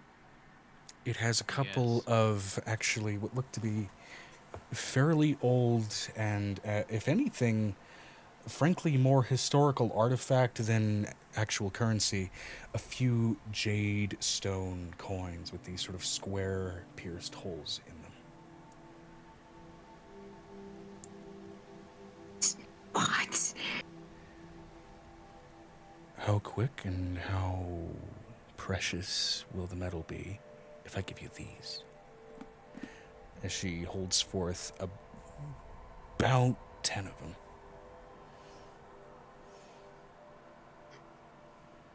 I haven't even seen these. Echo's got some secrets, and they're all in this little book here. Vinestra said, how much does it translate? Roll me a history check, just to kind of give a rough guesstimate. I have a question. With Mama hearing, can I hear that them trying to pay her 20 something? Joe. Nat 20. Go ahead and give me a perception check. Okay. Okay, Nat 20. So, in dealing with Brush, your resident artist partner in Somerville, you are particularly well versed in luxury goods and also unusual items used for exchange. In this case, this is an ancient human cultural form of currency. Its exchange rate is based off of auction value. And that auction value can get really goddamn pricey. Bare minimum per coin, you can probably get about 1,000 plat. Bare minimum. I'm letting you know that. And that's assuming you are getting like a bottom of the barrel collector. Joe, I rolled a natural 20. You hear that. As hushed as she is about it, including the apparent list of piercings she's looking to go for. I am going to hand this woman the only thing I carry in my pocket, which is a Velix alert. Because I'm broke and I'm lost in the middle of nowhere. Somehow still has the shiny coin that whispers. Yeah, well, no, we always have the shiny coin that whispers. Are you kidding me? We always have the shiny coin that whispers. This one oddly continuously just whispers, "It's for real, Sing." You've needed to get rid of this The question, Joe, which currency is this? Like, it sounds like it's a real currency. It is a real currency. Again, the material rings back in the far-flung history you What used to metals did you use. have in mind? I'm asking, like, which one? This would be, like, way back Jade Dynasty, China, that kind of. Oh, okay, so Yeah. ancient. Yeah, no. Yeah. No, I want to have something to barter with Pre-Silk Griffin, Road so type shit. I'm literally over there. I'm like, And if you I recall, put the where you guys were, where you found the Shogoth core, part of what you went through was a place that had older things that seemed to have some kind of leftover magical trait on it. A fucking museum? Well, in this case, sealed materials of interest, as they seem to carry each of them some kind of, at this point, what you would have recognized to be magical radiation, which means these coins are also likely magical. So I'm going to literally hand her a Velix Electrum and say, Vinestra, can I trade you those coins for this Velix Electrum? Hey. She asked me what kind of metals I want on. So I want some gold ones, I want some platinum ones, and I don't know if you can, but I want some mithril ones because they're going to be light enough that it feels like they're not there until they get. Oh my god. I'm Played letting with? you know. At this point, Angel's going to pull out a box, a nondescript box that she's never gotten to use from Urkbox set, and literally put it in this woman's hand. I'm just gonna assume that Avery doesn't know that his girlfriend's keeping artifacts from the place that fucked over their life. She felt like after getting as fucked up as she was, I'll be blunt with you, even though Avery's not aware of this, she went on a bit of a spiteful kind of klepto spree while you were Vinestra still said, passed out. very well. Oh. Hand the coins over and follow me. And Angel, I'd appreciate you not pushing in on my business. It's not business. It is, though. Okay. This is a transaction. She's paying. Then I want to make a service. transaction afterwards for those coins.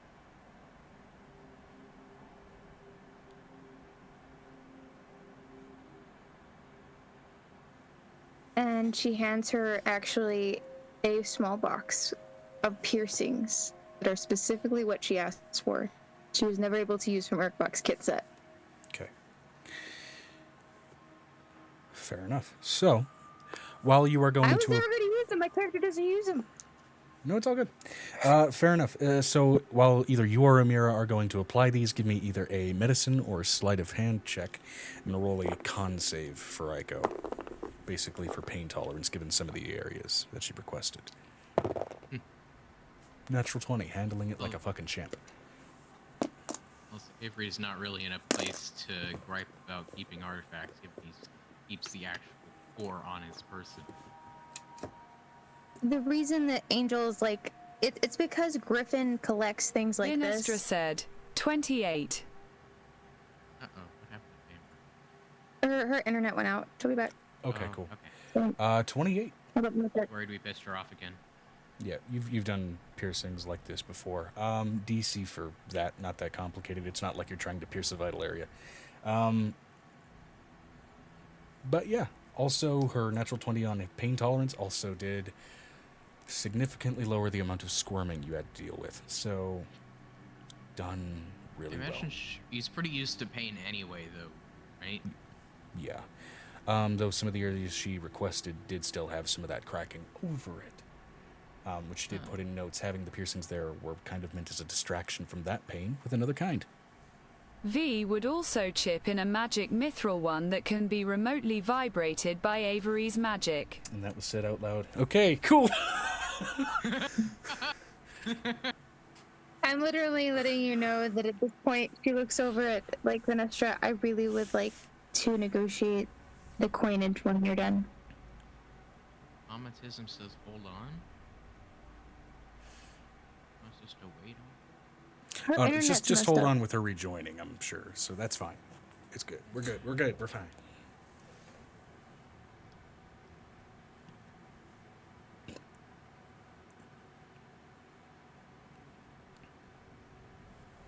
Anyway, continue. It's another box of things that I don't have to keep in my bag.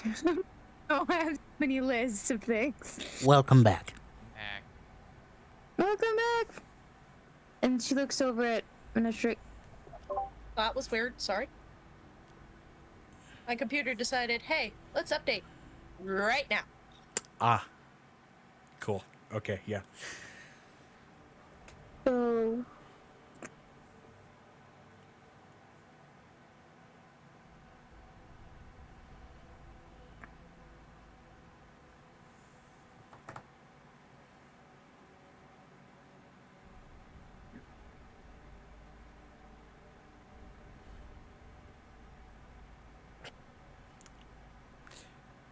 Aiko, after also about, let's say, 30 minutes, does return to your side, Avery, with admittedly a slightly heavier shirt than she was wearing previously.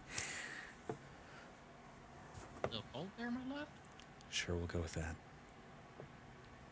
I literally have to She go now and says go with shopping. an oddly sharp smirk on her face.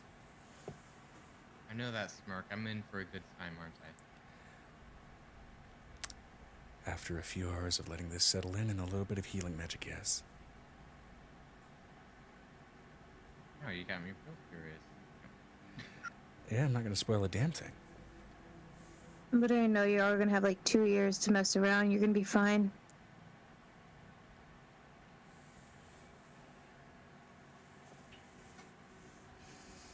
Oh, that's right. Time dilation. That's going to be fun. Ooh, I have plans. It should. 3 days, 3 years. Wait. Angel. Actually, eeny, meeny, miny, mo, catch a tiger by the... She is kind of moving between people. I am going to need... Actually, I'm going to roll a d8 to see who she asks this. among the DM. group of the other people.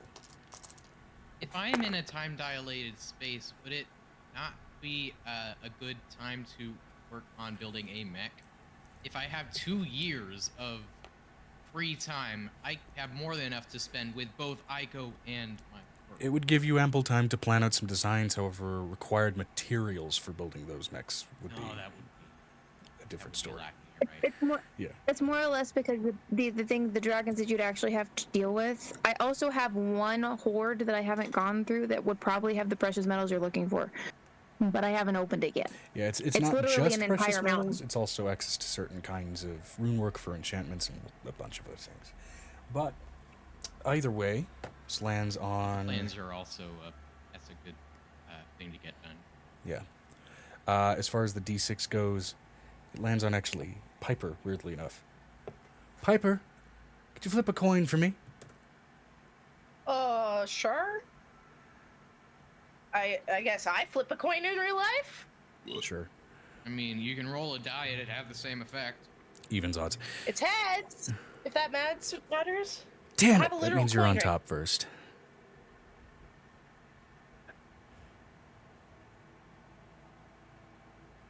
You're welcome?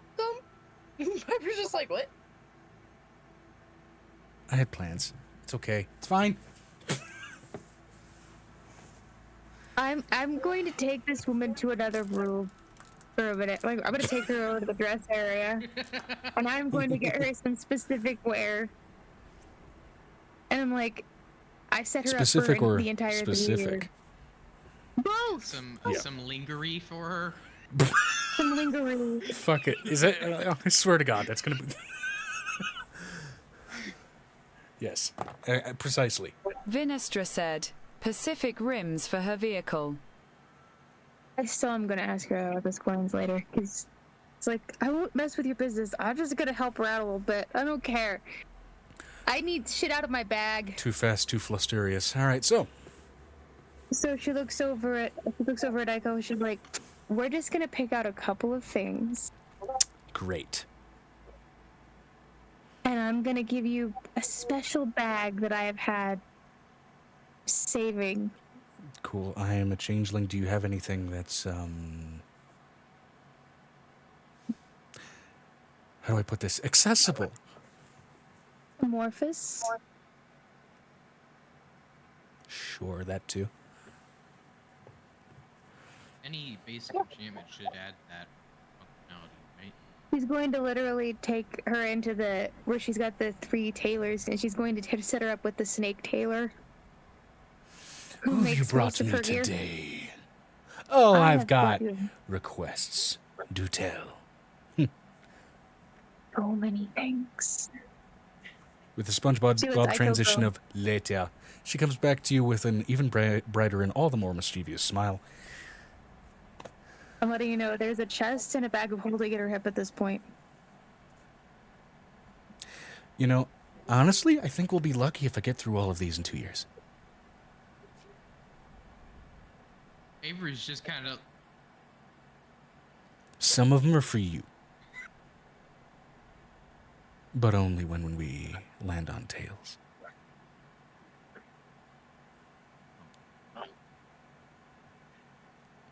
If you catch my drift.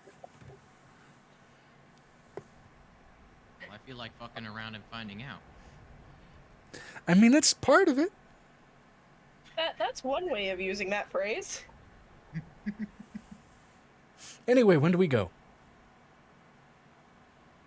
Sorry, I'm excited. And also, in case you didn't see, Dragon Vanessa sent something. I kinda want to make a deal with Nestra. I also had a question that she could monitor one's children. Say,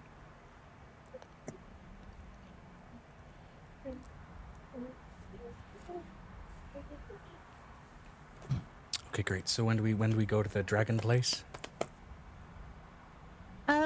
in about, I think about 2 hours. I'm trying to make sure everybody gets their bags together quickly. Sweet. So you have time to eat. And mess around, I guess. But I wouldn't until you've healed a little bit. I know. Oh, wait, hold on. Sorry. I need to go find Ben. This is not the time for aphrodisiacs, but okay. When is it not? And she bolts off. Not in the Dragon Realm. There are different types of aphrodisiacs in the Dragon Realm. Cartoon skidding on her heels to stop. Come again.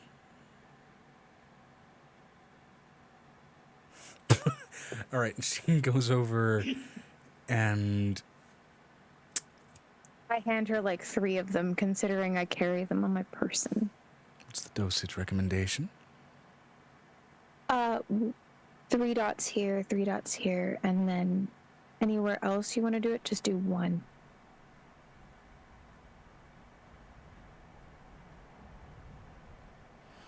She's going to roll an insight on you, wondering if you were deliberately trying to downplay it. Mm-mm. Perfume It builds makes it- everything, including like inanimate objects, to her. Oh, yeah. It's more like Understood. it's a go-go drug. All right, 2 hours? 2 hours, cool. And then she promptly, suddenly going from her mischievous and almost devious look on her face, just sits down next to you, legs crossed one over the other, and sitting herself down gently, prim, and properly. Going down to unsettlingly feeling neutral. okay? Yes. She also kind of mentally whispers over to Aiko, shutting off Avery for 2 minutes before redoing this link. You hear it like a door creaking as it shuts.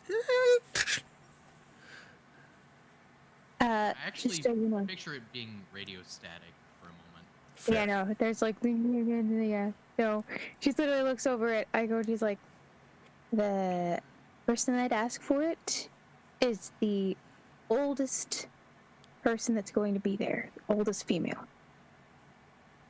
My great-great-great-grandmother. Oh my. There's my great-grandmother. So what you're saying is your proclivities run in the family. Yeah. Good to know. I mean, my grandfather, when he couldn't be with her for like 9,000 years, literally, or 90,000 years, ended up like making her a statue. It's amazing And you haven't apparently grown a we- horn at this point. And literally when, no, that's literally because of the time dilation, it was 99 days. Right. My point stands. It's amazing you He's haven't been grown a really- horn at this point.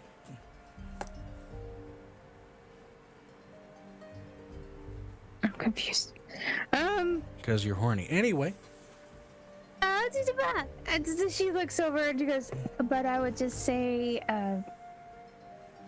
her and my grandmother are very discreet. My mother will giggle and turn red and not know what to do with herself for like 30 minutes. And probably glow a lot when you bring it up. I get this is supposed to be a set of warnings, but no, you're just selling me more. Mm-hmm. And the hot springs Mm-hmm. are a good option for you. Fun. Good to know. I'd ask not my grandfather where they're at because the Drakes will be really weird about it. Ask Ryuzaki. It's my grandfather. My grandfather is better than my dad about that. Understood.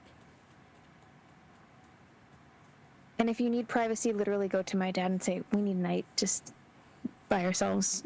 He'll make sure nobody bugs you. Okay. I'm the authoritarian of the family a little bit, him and my grandfather. So. Gotcha. Good to know. And my aunts and uncles, they're very private people, and they'll only ask what you want them to. So if you have any questions about magic stuff, I think one of them is an artificer. Would it be so- easier to just, like, hand me a list of things to know? She hands her literally a booklet of all the things that she's written about her family. Just like minor descriptions because she can't remember her aunts and uncles very well. And there are different distinctions and things that you don't ask. Okay. Good to know. Thank you. You're welcome. And then she looks over toward Venestra and Amira with a almost uncomfortable, mischievous smile. And thank the two of you. You're very delicate. They're amazing, aren't they? Yeah. I know in like an hour this is going to start to itch, so thankfully... Wait, that's why I needed to talk to Ben. Be right back. Okay. She That's bolts something back. to ask him for, yeah. I'm letting you know, mushrooms, not a good idea from him.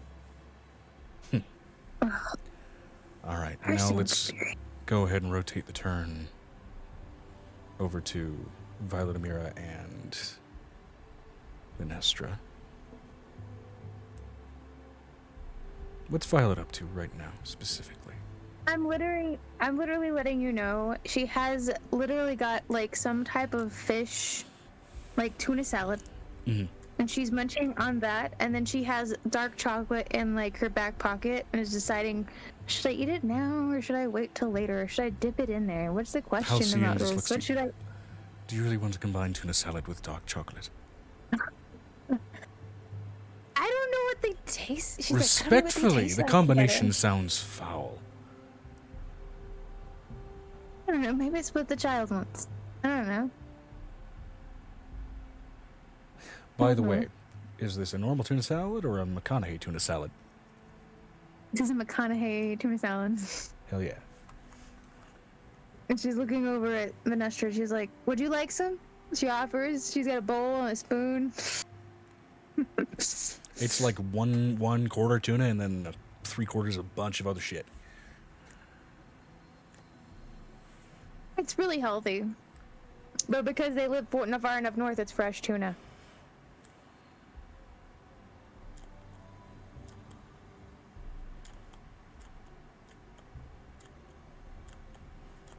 Oop, that was in the text and stuff. Vinestra said, "No, I'm fine." Are you sure? It's really good. I'm really enjoying it. But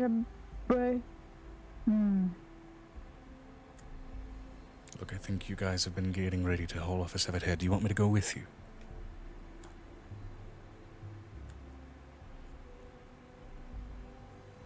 I mean, Venestra's technically stronger than me, I think. Right, this is Alyssa. Do you want me to go with you? Probably. But she says it through an entire mouthful of food. I'm going to insist that you chew on some mint after you're done with that.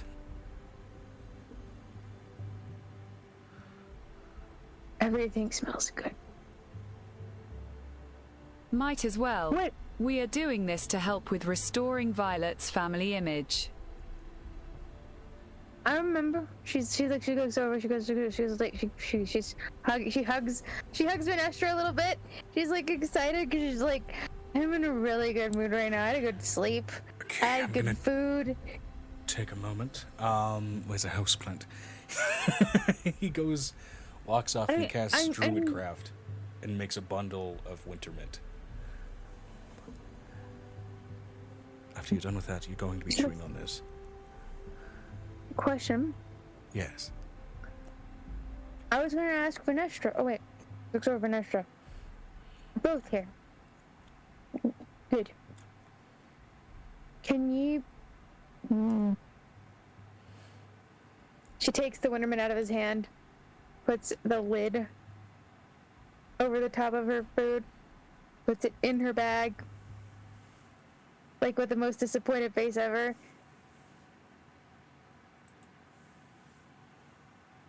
The hag is still present in the city. So we need to find where she's getting here. It would be good. But I don't have the magical know-how like you do, Venestra. I can smell it. I can see it and I can feel it. But I don't know what I'm looking for.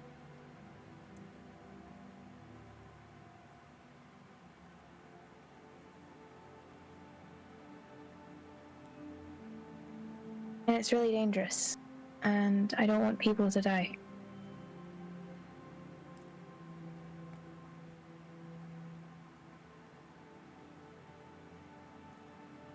Vinestra said, "Very well.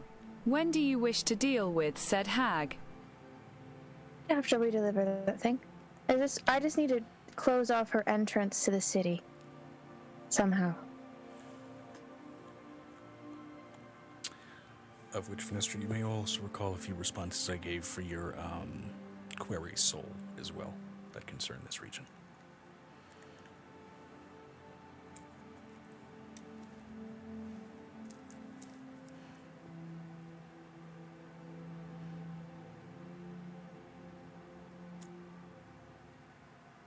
I don't have a lot, but I do have some rare metals I can trade you if you can help me. I've killed quite a few hags before I came and joined this group.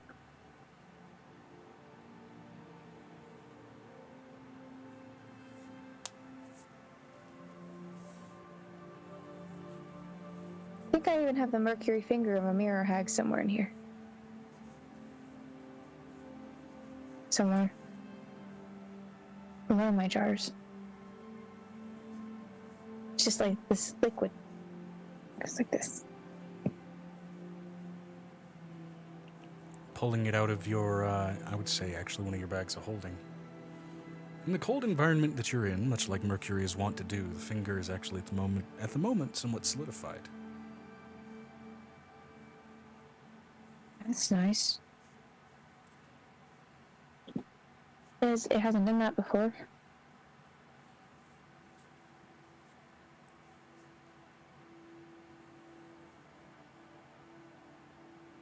So right now it's not so much sloshing around in the jar as much as it's ting ting ting ting clanging around as just a full finger.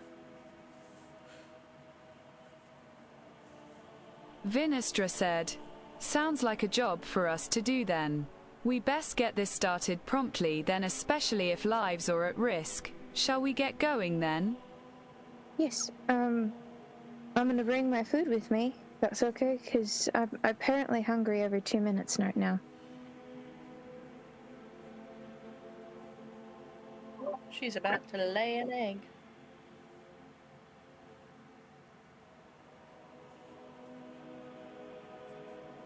I don't know what the gestation period is gonna birth this egg. No idea. Roll me a nature check. Fuck. It's not gonna be like a video game where you just have to kind of wait until it does. It's an 18 plus 7. Due to your finite draconic knowledge, you do know that most dragons, first of all, when they're just gestating an egg, it won't, immediately hatch after it comes out of you. That it'll have some gestation period after you lay it. But generally, after initially getting implanted, the amount of time it'll take for you to develop and eventually lay the egg can be anywhere from a couple of days after it initially starts to around about a month. And that's for full-on sized dragons that are in your position as opposed to what you technically are. So given your size alone, it may actually be shorter. So in other words, you've got anywhere between today and likely the next 2 weeks for that to come out of your body. And then the gestation after that, going from egg to hatchling, well, that'll be more a span of months or so, and you will need to have a nest likely prepared. Given that you are an amethyst dragon with that 18, you would also know it. Your best bet's going to be an amethyst geode.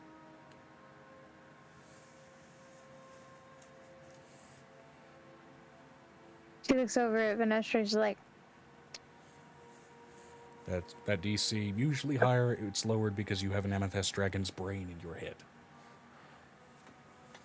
A lot of that is drawing kind of on instinct there.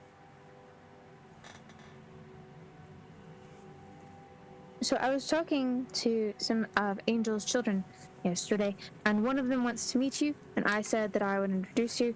So I was going to ask you, they're one of the adoptees, and they're real shy. So I was going to introduce them when we go back, because giant dragon lady who's very strong is very cool to them, and they kind of wanted you to train them in whatever you do.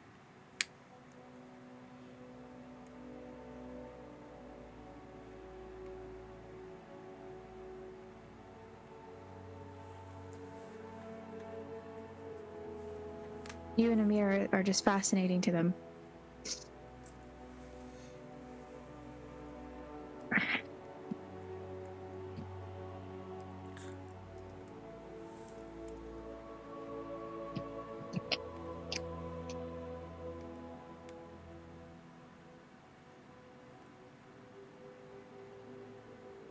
Vinestra said, so they wish to be an adventurer. Sure, I can certainly meet them and discuss such with them.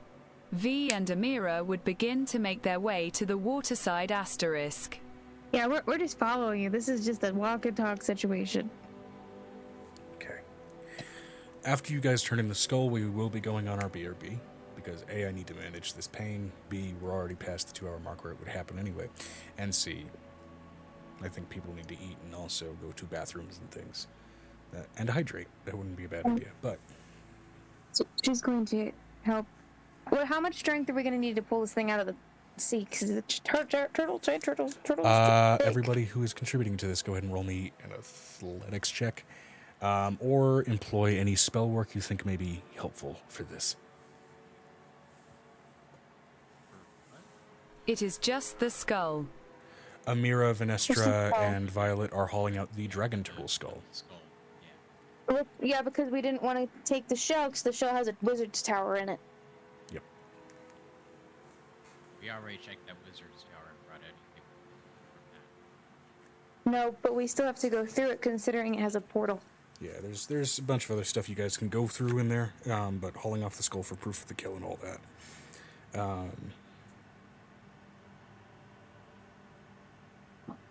She's gonna go ahead and follow Vinestra and help her with the skull, lifting it. Doing a strong beam. I got a 19 plus 7. Fantastic. 19 plus 7, 26. 43. 43. Hello.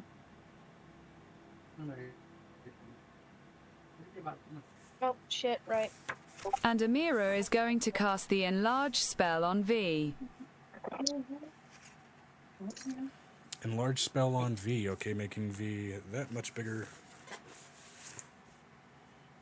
Which will give you, I believe, advantage on the athletics. I mean, I forget. Did I give the name of the older fellow that's the leader of the Adventurers Guild? I believe I did, but I'm not seeing it in my book here. It was a turtle. Turtle, right. Shit. Bringing a turtle a dead body sounds real weird. Yeah.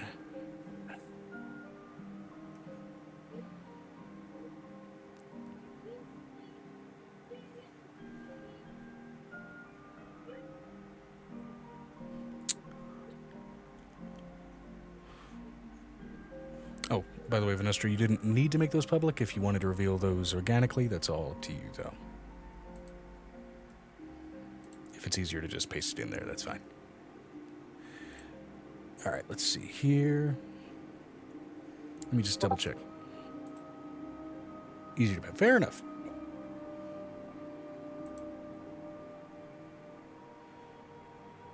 And then just scrolling up through general chat here to see if I did type in the name of that Adventure Guild leader, or if I never gave his name, which is possible.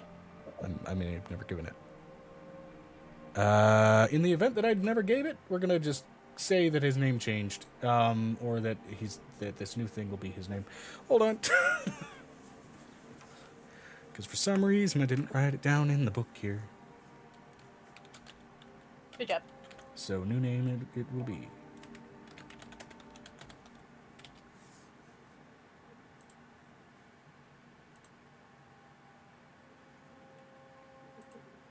Vinestra said, "Oh God, amber has transcended to an eldritch color."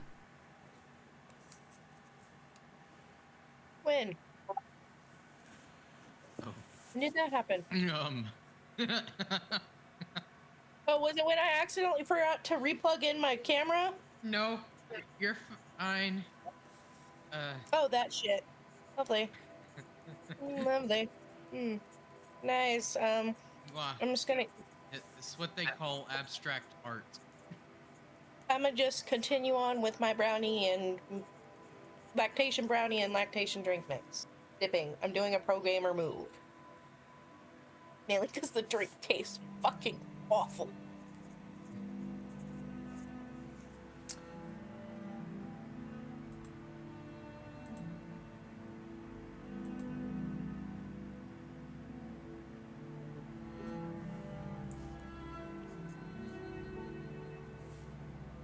Once I'm done, I will be continuing on finishing Joe's doggo.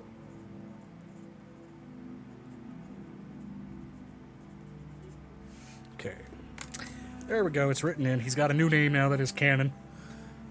Because it's in the book. So it's canon now. Whatever his old name was, we'll say he was having a dementia slip up, and he's like, no, that's actually my cousin's name. He died decades ago. I mean, that works. Works.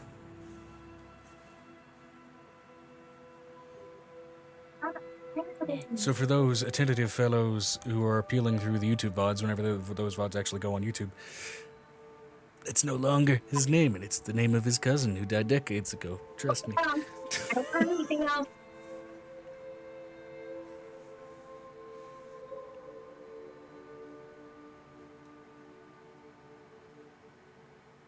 All right. And what was the total on your athletics roll, by the way, Vinestra, with the increased size and everything? Vinestra said 43. 43. Okay. That's a nat 20. All right. Okay, cool. So, honestly, between Vinestra and Violet, the two Vs, so to speak, both of which also the two seemingly full-on dragons in the party, rather than dragging this and making a long-ass trail through the permafrost and dust, it is very much like two people in a moving van lifting up a heavy-ass desk. During this haul, there is no dragging involved. There are a few shouts of pivot and shit like that to make sure that it doesn't fall over.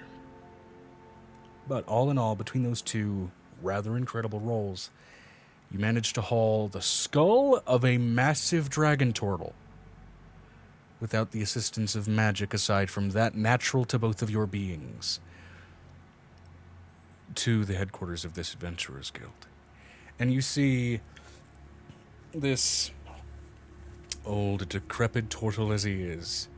You see his eyes widening behind the enlarged sort of frame of his goggles as he then lifts them up, revealing much smaller eyes.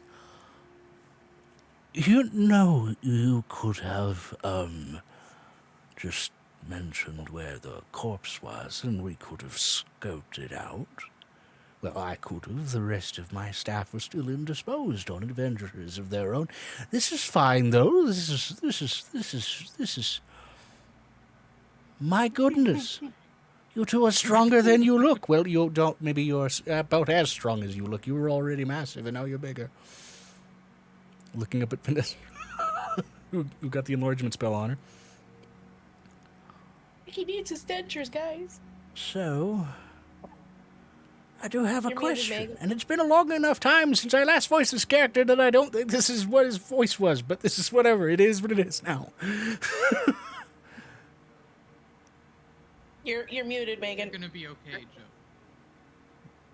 We're talking about the Dragon Rider. It would be Oh, no. This is the Adventurers Guild leader. Vinestra said, Old Man Turtle. Oh man, turtle. Right, so this is the menace that was attacking the coast. We have, of course, Glorious Dragon Lady. You were Vinestra, as per the signage, and you, Miss... Gonna roll a history check for him in case his age is getting to him. Where did the ear go? Oh, under my butt. Miss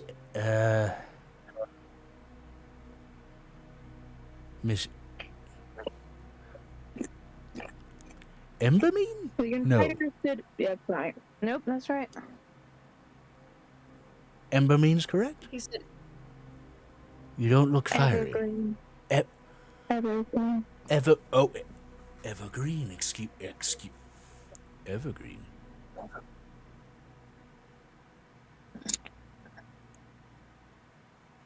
Keep talking, Grandpa. He drops down his goggles again. You're saying you helped with this? Yes. Yeah.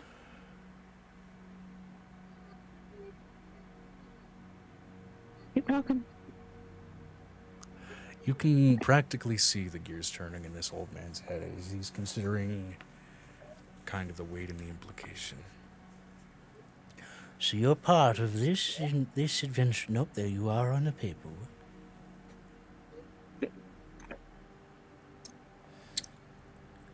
And I was told to look at this, Miss. Oh, there was a delegation summoned to Evergreen Estates.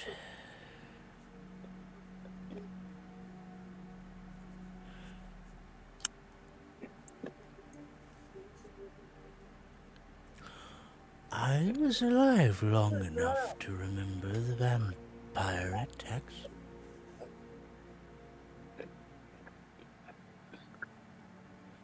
Getting cured from vampirism is not an easy feat when you are doing it with normal, mundane, and non-magical means. Interesting. It involves tearing out a lot of teeth. He has no teeth. He needs dentures, guys.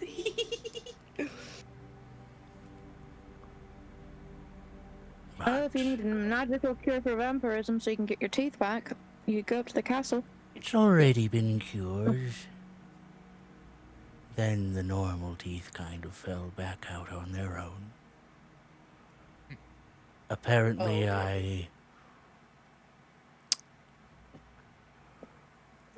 indulged a little too much in snowberry wine in my better days. Snowberry wine can make you go blind. I am wearing goggles for a reason, dearie.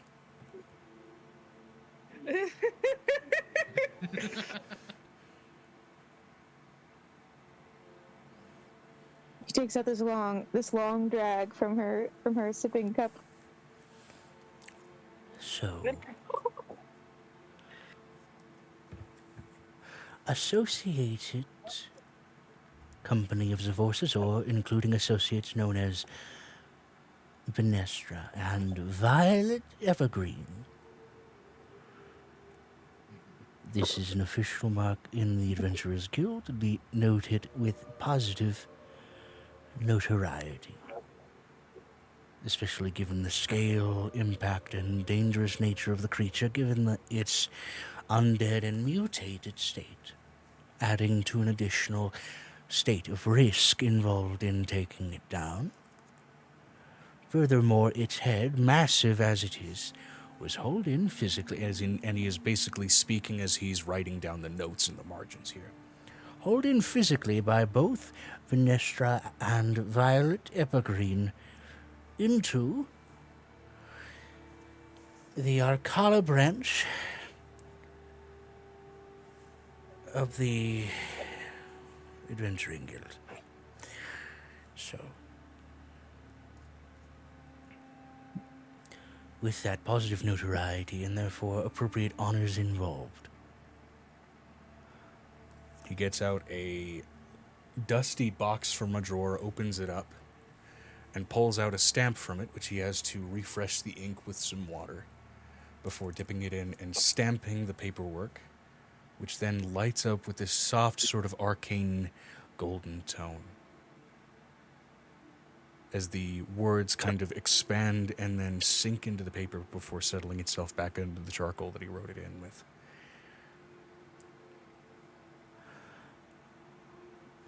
Zavorsator and you as associates are now known with a certain level of positive notoriety to every guild within our reach on this world of Zaria.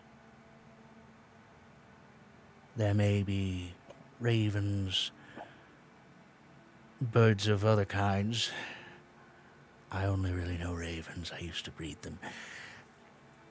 As well as various other magical means of messaging being sent out to you and your lot for potential other dangers to be handled, depending on which region you are present in, given the sheer level of notoriety you have now earned. So, I have a question. Yes. You're the adventuring guild, you're some of the people that they come here. I know that they have an authority, I know that the group has an authority here. But you're old enough to remember this. Yes. Also, as an official note, and as I am the first one officiating this type of paperwork directly with you, and not your representative of the voices or known as Celeban Kako, it is your prerogative to know my name, of course, as the leader of this here Adventuring Guild establishment. I am Krobolu. Krobolu. In the common tongue, that would be spelled Krobo. Surname Lu. Okay. In the turtle tongue, well, those letters are hard to pronounce as it is. Now, sorry, continue. I just needed to get the business side of this out of the way. Well,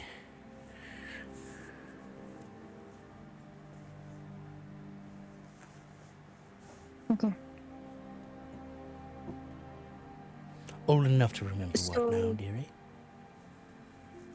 You're old enough to remember that children went missing right about the time that the vampires were here. Quite old indeed.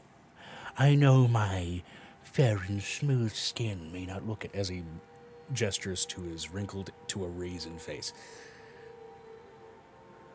I'm well within a ballpark of about 800 years.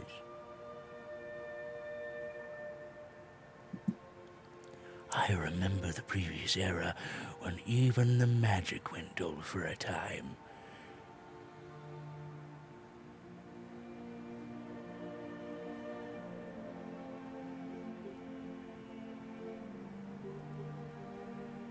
Do you remember before that? What kind of before? This has been my local stomping ground for a time.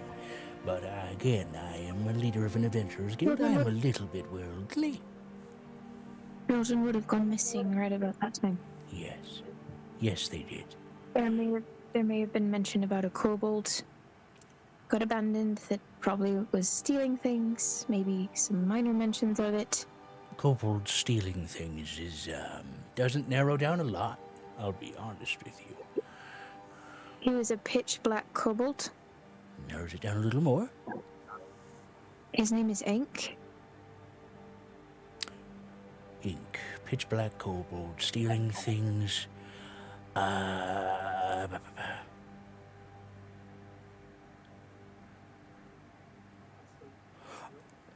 Oh, Zarek! Derek? That is draconic for ink. His name is Derek. Zarek. Zerec. Vinistra said, Eric. Z, actually. Oh, I thought it was Derek, and I was like, what a name. I remember the For little that. scamp. Little klepto, anything shiny he tended to grab a hold of. Also anything vaguely red. Red. Red. Yes. He liked fire. Apparently his favorite color. He liked fire. Well, said it was his favorite color, but he always looked a little shocked when he said it was his favorite. So you say he liked fire? Probably an early hatchling exposure thing. Big and boisterous little visuals can imprint on kobolds and reptilioids of the like. He could shoot fireballs from his fingers. Oh. It's a Magically baby with a gifted. bazooka. What's bazooka? We gave It's a type of old world gun from Requiem. Oh, okay. Skag shit, gotcha.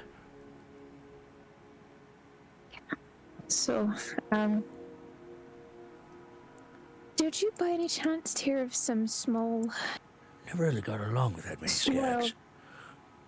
snow elves about that time when you saw ink that went missing? Ooh. My memory's not as sharp as it used to be, but I know I kept diaries of the time. Hold on. Yeah, I'm gonna go ahead and roll a history check for him.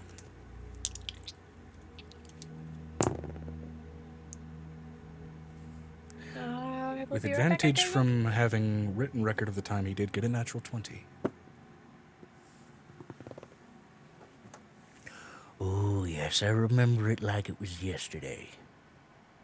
When in fact it was a number of years ago, but I remember it like it was yesterday. But, yes, I remember the poor kobold boy going missing. I remember a number of other small children, a lot of them with scales as well. Scales seem to be a bit of a theme, whether they were lizard folk, serpent folk, or draconically exposed folk of a number of other kinds. Chronically exposed. Scales in general. Also a few unfortunate dragonborn, hatchlings, as it were. A few smaller turtles as well. Eats. Do you know of a type of hag that eats dragons? The type of hag that eats dragons? Well, specifically I wouldn't say that, but I do know that hags, generally speaking, they can get a taste, a preference for the type of prey that they go for. The impressionable, in some cases the young, the desperate and old, but sometimes they all like themes and patterns. And if you live long enough as a hag to get a theme pattern, that comes with some notoriety. Does she have it written down? She would have lived at the top of the hill. There would have been an old... In the woods there was like a small glen, and it was open, and... Top of the hill. It smelled glen. good. Tendency for scaled things. Let me see here. He looks up, his eyes almost roll back with how much he's looking up in his sort of thinking face. As I'm going to roll another history check for him. Significantly less good. Have lucky, I can give him another chance at it. Fair enough. A little better. Nothing by name, necessarily. But, I think the height of someone coming around looking for and taking an interest in reptile folk, it was a bit before the dragons even really left, you know. There was this sweet...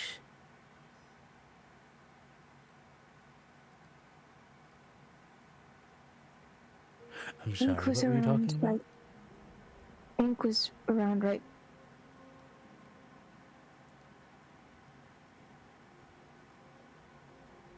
I broke all of the hag's runes. That was what we did last week. Yeah, with your passive insight and even Vanestra's passive insight, you realize that was literally just an old man brain lapse. We're talking about a hag that would have eaten a amount of children that lived here. Right, okay, yes. So, sorry. Do you have any keys you can jingle? That generally helps. I have sort of this OLDADD kind of thing going on. I mean, I don't make the jingling stuff, but there you go. There we go. That'll work. It's A nice paper little clips. box of paper clips. And what do you know? It would have been noticeable after a time. I don't recall her name, but there was a sweet little old lady, that would come into town. She looked of a humanish sort. If Fairly blue and pallid in the skin. Honestly, I wonder if she was more an air genasi in the type. She was fairly floaty in the way she talked, but she was old as can be. They say they say that air genasi don't crack. They age quite well. She did not age well. No. She was arguably less glowing than me. As he again gestures to his complexion. Okay, alright.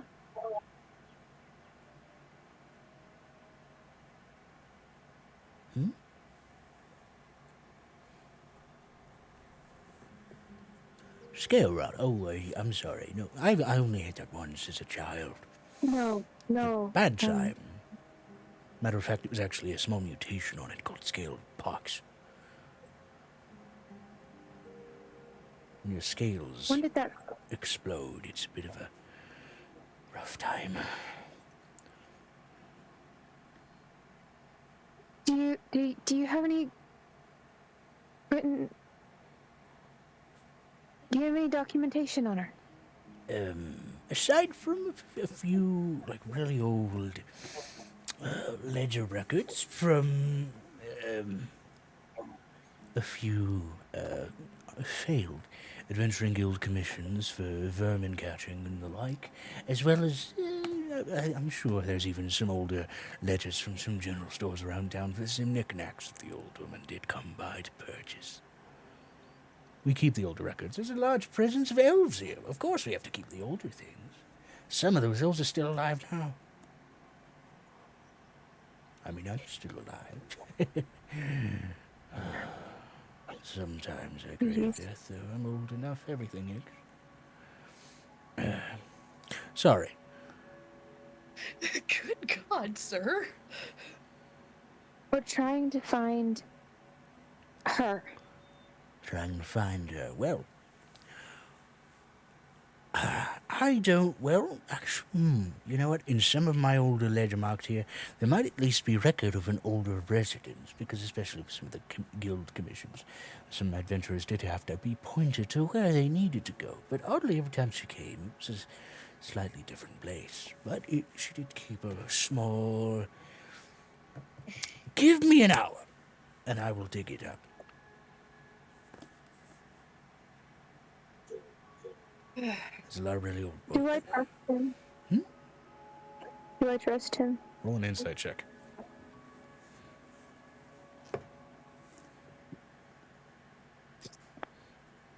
I was very suspicious. 18 plus 11. This reads as an old man who is acknowledging that his brain will sometimes forget what he's doing. And so he is giving himself some leeway with the amount of time it will take to dig up this information.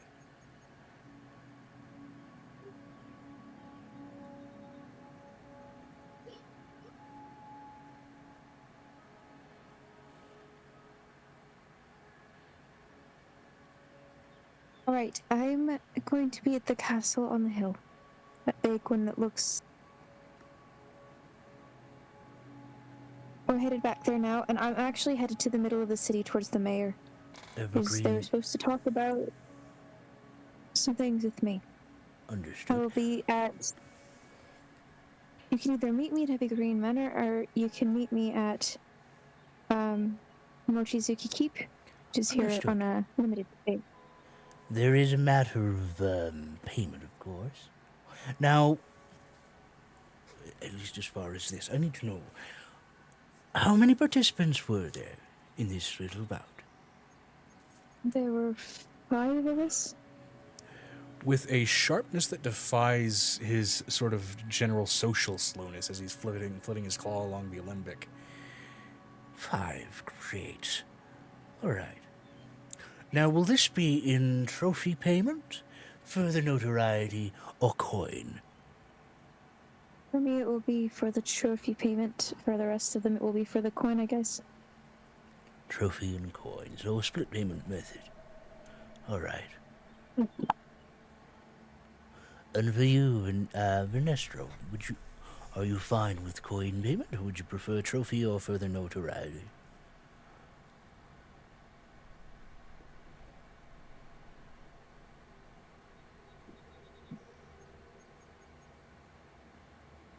Vinestra said, notoriety. Notoriety, okay. Understood. So 1 payment of notoriety is for a specifically noted member, 1 payment of trophy-related payment, and then we have just coin broad scale for the rest. Yes. Okay, that'll do. As he flits his fingers again along the alembic with a relative dexterity and sharpness that almost unnervingly defies his other sort of level of neurological lapse.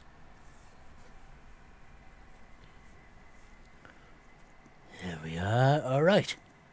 So, with the additional notoriety, it means that your name in particular, Minestra, will actually serve alongside the names of Angel Mochizuki and Piper Puck to actually raise the cost of essentially commissioned services. Your name can be used as a means of raising those commissioned services alongside those as well. Now,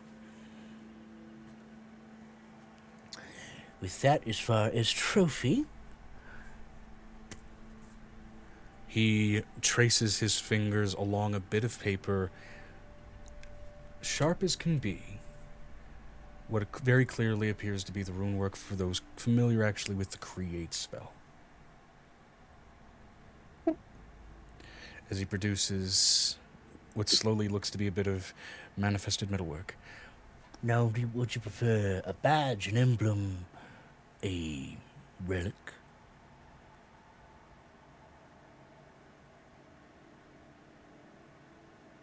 Or a buckle? A relic. Relic, okay. Cool. And do any of you have any knowledge of actually illusion magic, so I can get a good look of what this thing looked like up close, if we're doing a relic?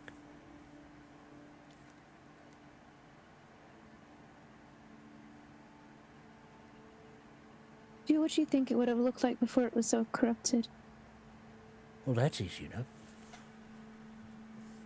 He flits his finger along. Vinestra said, Amira would snap her fingers, creating an image of the turtle. And then briefly slows down as he's getting the mutated image. You still want the normal one? Good, my gods, because that's... Wow! I'm gonna have trouble sleeping tonight. I would prefer something that's not broken. Fair enough. Is that a tower on its back? That's not for sale. Make persuasion check.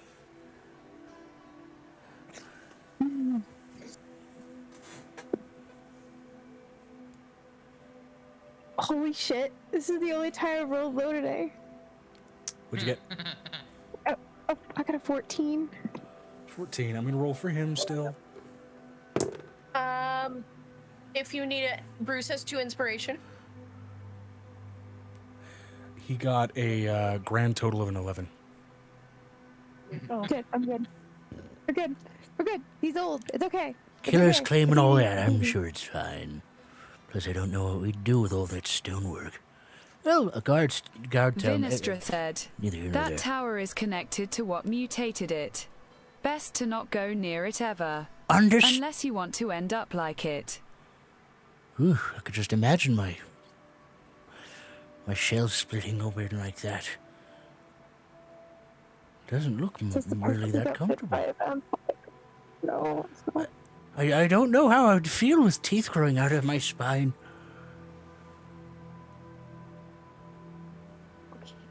He stares off into space in mild horror for a moment, and then gets back to constructing the artifact. And what he eventually produces, largely made of, for the moment, what appears to be mostly silver. This basically almost, I would say, softball-sized silver statue of a essentially uncorrupted dragon turtle. One more thing. As he flips it over and then gets out a small sort of incense needle and drags it along, as you can see white hot searing from the incense along the bottom, signing it with both his name in Draconic as well as some final rune work to make it permanent. As you can see from his coffers, a bit of silver coinage just completely disappears and melts away as it transmutes permanently into this statue piece. Question. Do you know of a set of dragon riders?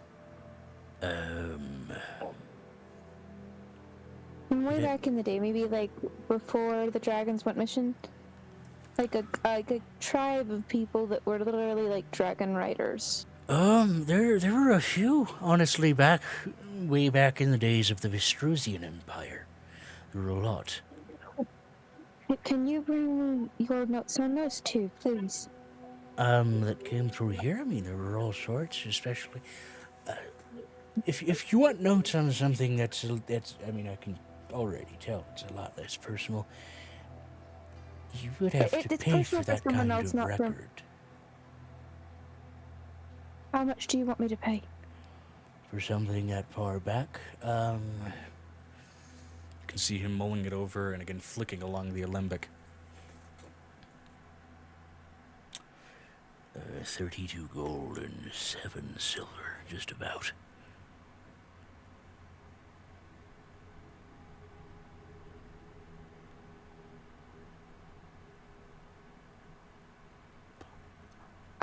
She's going to slip 32 gold, and then she's going to slip her electrum that she got from part of last season's payment. I'm going to roll an intelligence check to see if his brain is functioning enough at the moment to recognize what that is.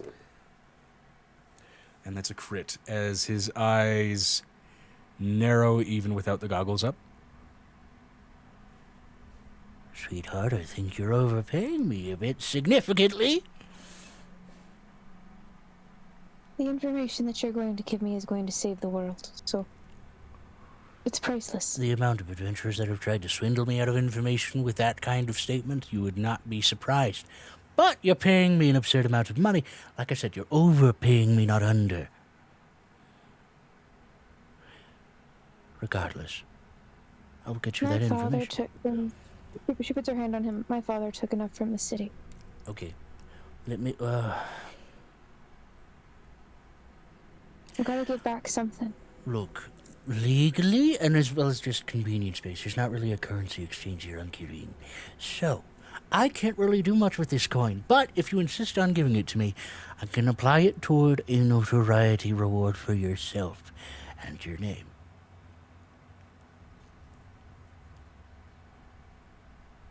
What can you do with it? Positive notoriety with this much fucking money? Quite a bit! I'm asking you, what can you do with here in your area? There's a paper that runs through town, and for the occasional oxen rider and goat rider can make their way to other towns in Kirin, right? Sometimes they'll make their way onto boats. Your name, as well as the name of pretty much everybody else in this divorce Azor, would go in those papers. And you would also get a little bit of a story snippet with this much fucking money. Might even be able to argue for a whole page in that paper with this much fucking money. Then I'd have to figure out what to do with the rest of what it's worth. How about to rebuild the place? I mean, it's already kind of rebuilt, but I mean, like, if you're talking for putting this toward funding for the town, sure, that can also go into your story snippet. Which will hit I'm talking about an expansion for here, for you. Oh. Sounds like a... Give me a second. He gets out a lozenge and puts it in his mouth. Hey, that's better. Mouth was getting a little dry. Sounds like a plan. Make this place grand for yourself. Get yourself some underlings that will actually be I'm not much of one for grandiose, but hired help as well as maybe a more sound mind than my own wouldn't be a bad deal. A sound mind? Well, more sound. When you get as old as I am, you get a little bit crazy. you kind of want to, and yeah, I embraced it.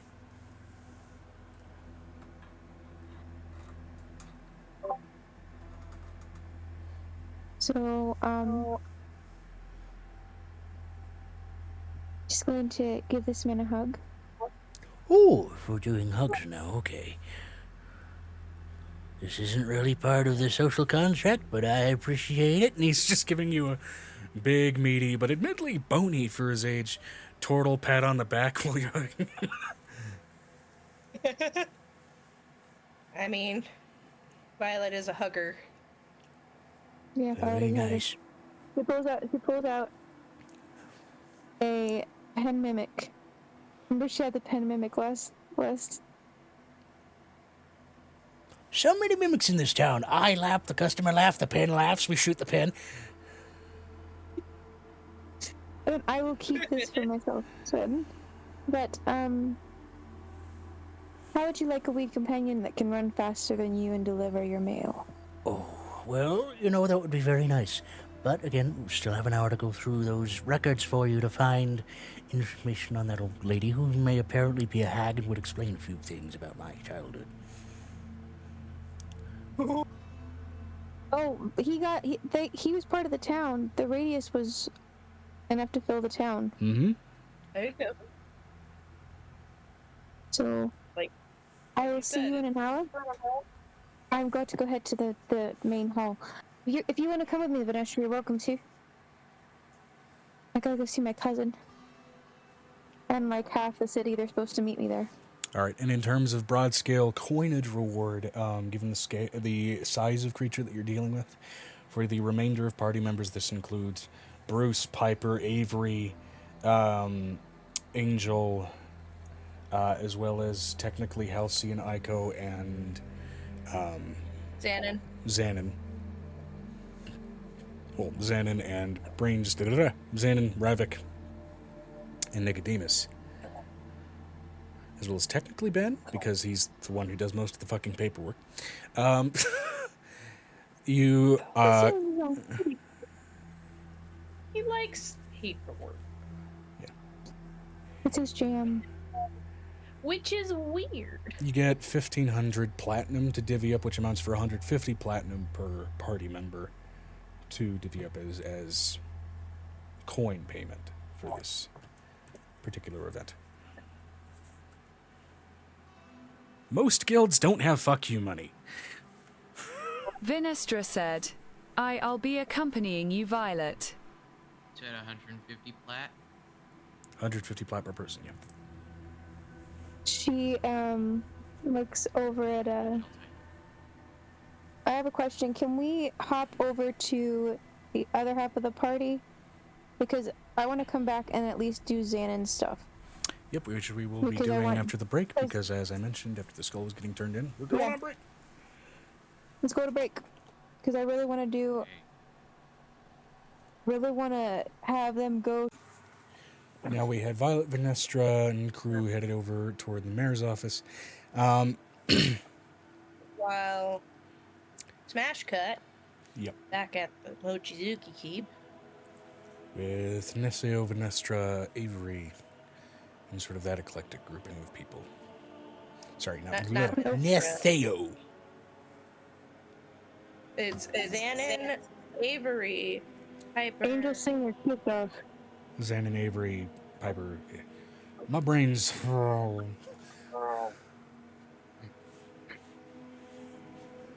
It's like a Hindenburg disaster in this brain.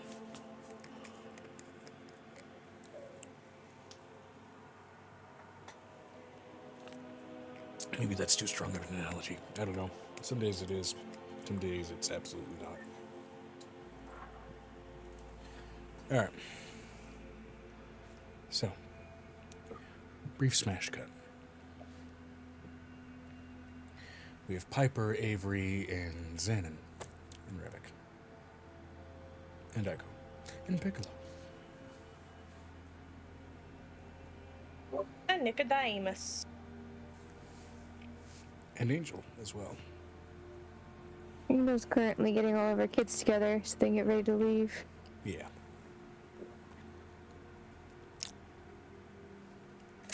Which, by the way, your nefarious thing did still work, by the way. Good. And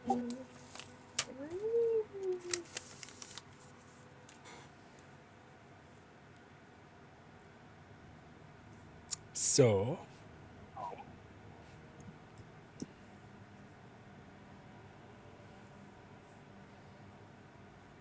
as you are all, at least still for the moment, at the Mochizuki Keep over there, gathering things together, what are you all up to? probably going around helping all the people who just come out of the thing. Come out of the stupor, yeah, absolutely. Which, while most everybody between those two buildings did kind of go through it, not everybody did. There are some people that are there just as brief guests from the town, as well as people kind of, slowly and steadily moving back and forth, that seemingly were unaffected by that kind of brief, dreamlike event. Mm-hmm. Any major medical issues like nursing women? There's a few. Yeah, which, again, mainly kind of among a few other sort of pregnant NPCs. Which do, I'm assuming, get steadily handled as well. You deal with a few, as well as a few other apparent medical issues, like apparently some hypoglycemia among some dwarves, which don't know really if that would shock you or not, given, they tend to be avid alcohol consumers, and at that, like, generally, ale, mead, and whiskey. Generally all sugar-carrying alcohols that would have absolutely managed hypoglycemia to a certain degree. Yep. And Piper wants to check over all the adopted kids. Yeah. Both old and new, considering one of the old ones, the Centaur, I forget which one. Centaur was the one you were doing the surgery on. Yeah, since apparently I never noticed the fucking EDS. Yeah, checking over any of the other sort of newer kids for any major prevalent health issues, and even some of the old other ones, at least the ones that haven't really made their way to Marquest yet. Go ahead and give me a broad scale medical check. I'm gonna roll counter to D20, and depending on the range there, it'll dictate which others have issues. Nope. Okay, let's get to where I can actually roll my dice. Come here, dice tower. Great thing about this dice tower, so much smaller than my other one. 18 plus 18. 37, I believe. 36 for 18 plus 18. Right. Yeah. 36.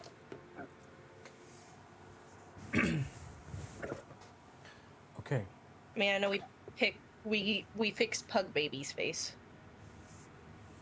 Yeah, within that grouping, let's see, among the new kids, Megan, remind me, was the, let's see, actually, there was a bat folk among this batch, right? There are 3 bat folk. I think it was 3 bat folk. Yeah. Okay. So. No, it has 3 boys and 3 girls. No, 2 little boy bat folk. Yeah, that's what it is. They're twins. Yeah. In this new batch? No, in the new batch there was 1, I think. Yeah, in the new batch, the 1, which that was a, was a girl, right? I think so. Okay. But none of them told me their name. They just got me gender. Well, that one I believe was young enough that there wasn't really a prevalent name for that one. And the turn of phrase "blind as a bat" does catch you, as you notice she's not really reacting that much to visual stimuli. She seems to be very reactive to kind of sounds and cues like that, as well as, for the most part, you can see really changes in the lighting, but nothing specific. No smaller changes really seem to catch her attention. So that one we're gonna have to take to the optometrist, wherever the fuck he is. He's in the Yeah, castle, right? we're taking her to Mercast. Oh, okay. Matter of fact, go ahead and give me a medical check specifically on that one. Okay.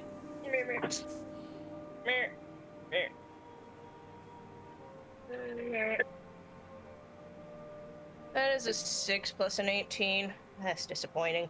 24 still isn't bad. It's especially with that roll far and above average for for even practiced normal healers. 32. Yeah. 32. Yeah, looking at the kid's eyes. 18 plus 4 or 6? Between. No, I got 32. Okay. I got 32.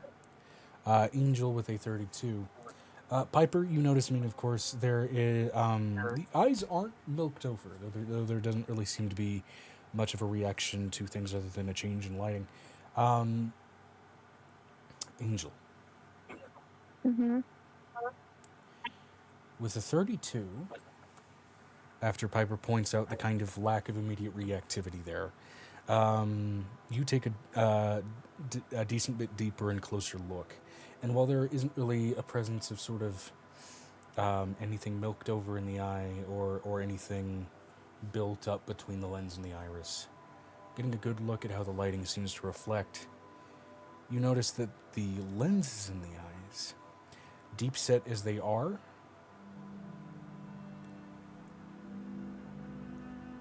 appear to be discolored. The lenses are discolored. Slightly opaque and almost charcoal, black in their color, which is not normal for anything living. There can be some exceptions for typically like elemental type beings like Genasi and things. And tieflings, things that naturally have an inclination toward a sort of darker way of seeing. Cerebral.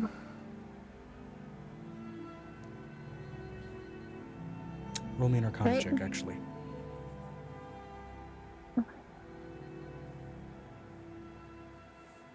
D4. 18 plus 12. 30.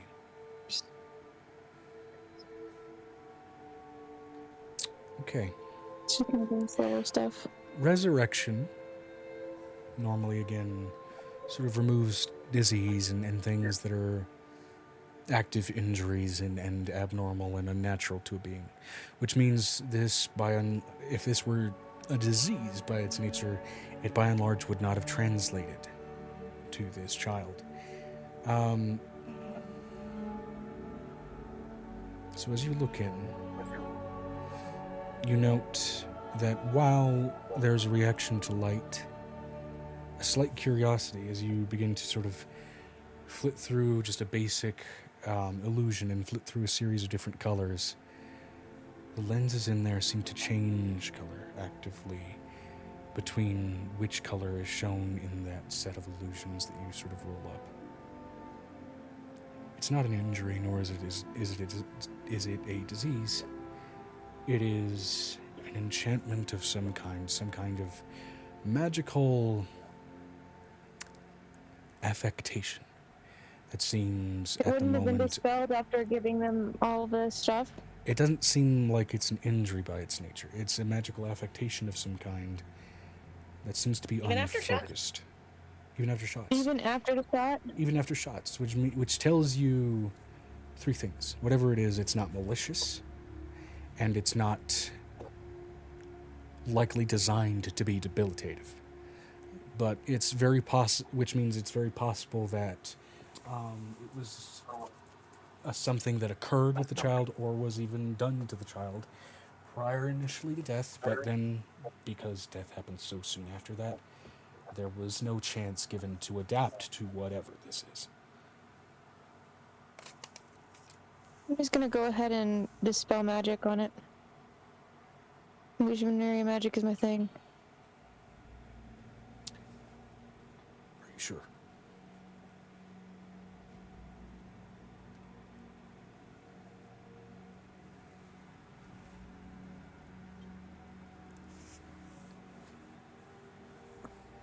Are you sure? You said that she can't see. There's an obstruction to the lens. If this was like somebody did surgery on her lens in order to keep her alive, that's something we do in this age. Yeah.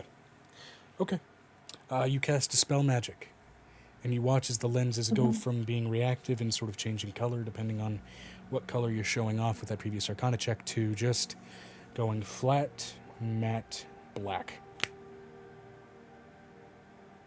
Oh, cute. And now she absolutely can't see. And she looks shocked and confused as now her ability to register even light is just gone.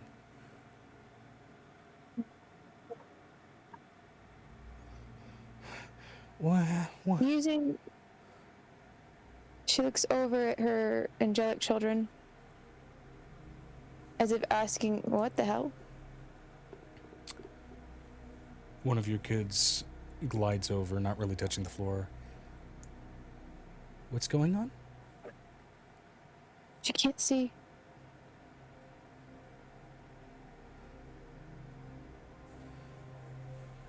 Puts her hand over the kid's eyes. You can see radiant magics kind of beginning to push in as she casts regeneration.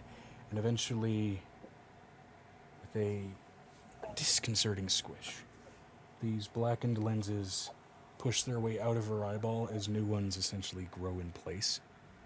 And she's able to see normally. No, sweet bean. Hey, sweet bean. Oh. Hi.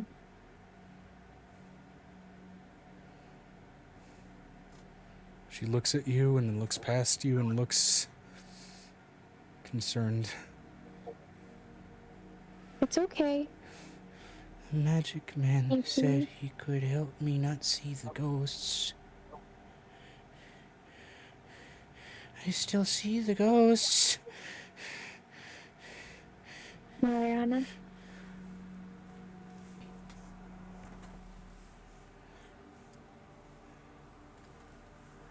Mariana walks over, hovers down to the kid. Oh. She's shadow touched. I gathered that.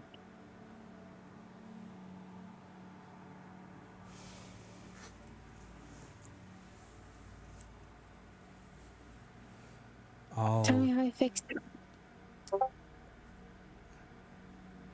She looks at the kid and then looks down to the lenses that got ejected, and now seeing them now outside of the kid's eyeballs, they're covered in dozens of little microscopic rooms.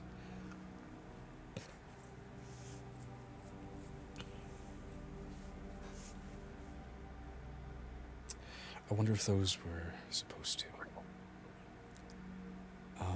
Otherwise, I'll go ask Mom and see if there's anything I can do there. How about you and your brother watch after her for a while? Yeah, that sounds like a plan. Tell her that not all ghosts are bad, and teach her that. Yeah, she's just young and freaked out, and you can tell that Mariana has kind of aged herself up to like a young teen to be able to handle this with the maturity that's necessary for trying to help a small child rather than dealing with her own shit that she was still shaken with. I know that we're having a group birthday party in 2 days, so I want you to have a good time, so I need you to tell me when you need to take off so I can kind of explain things to her. Yeah. Okay? Understood. Good night, Amukabla. It's on.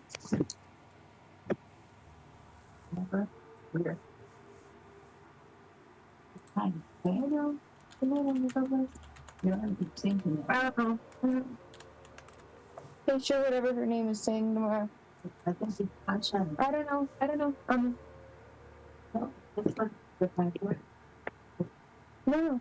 I mean, yeah. She stopped the door and she said, Asha, whatever.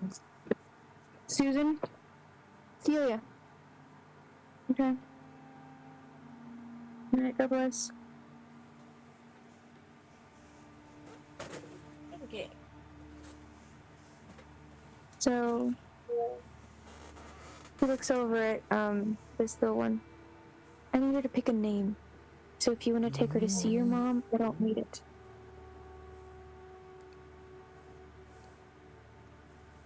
She needs to see that not all ghosts are bad.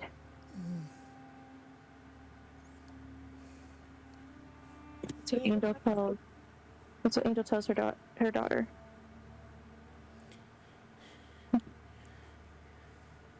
The wizard man called me shit. Think we're gonna call you shit. No, shit. Chet. Shit. Cause I used to. And she proceeds to do that sort of like bat clicking that they'll often do kind of in the night. I used to do that to get around, so he called me chit. Cause I would chitter.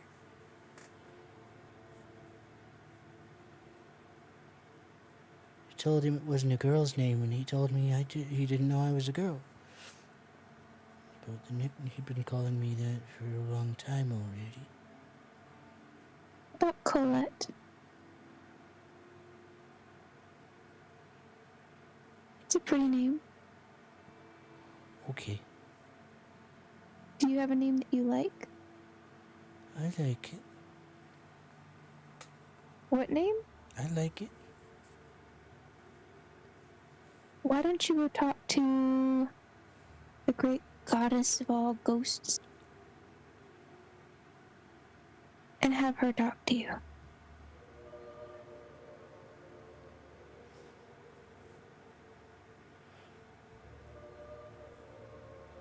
Would she be able to tell me where the grave on the red hill was?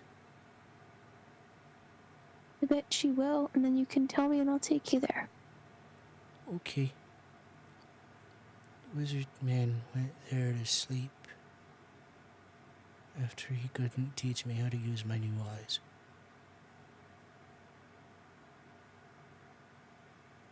Did he die of normal causes? He went to sleep. You can tell she doesn't quite understand what you're getting at. Yeah, she needs to go talk to Hall the Six. Yeah. Ugh. I think this is gonna be a bottle of hers, not mine.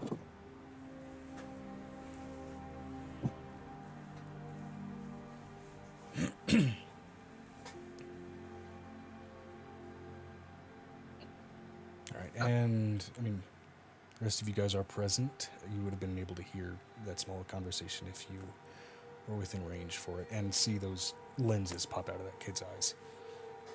He looks over at Piper and is like, I would pick those up and keep those. I am saddened to think you wouldn't have thought that I wouldn't have picked those up right off the bat. Like, ooh, shiny. Which is a note, Piper. Your eyes are the rune keeper. I thought they were the opposite of shiny. They're not anymore. So lenses. They are just, they are opaque and black, almost like coal. Yeah. I was meaning the runes make it what quote unquote shiny. Oh, sure. Yeah, with your eyes of the rune keeper that you have, Piper, as well, you immediately pick up on a few things. First of all, there's some basic enchantment here that do make them actually pretty similar to a typical, like, ersatz eye. Which is a common prosthetic enchantment for when someone loses their eye in its entirety. It being as small as it would be for a lens implant is pretty unusual. Just as well, there's a number of other runes here that seem to mention things for motion, like the motion of blinking, the motion of squinting, as well as indicators that you've seen these runes actually down in the basement of Mochizuki Keep. Indicators of other planes of existence. In other words, give me an Arcana check real quick. Okay.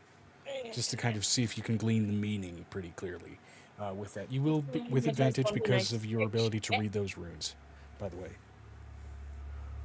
I just dropped my dice on the floor and I can't look at them, so I have to roll another. Excuse me. Come here. Why should I? Because it's polite. All right, so 16 plus 5? was that with advantage?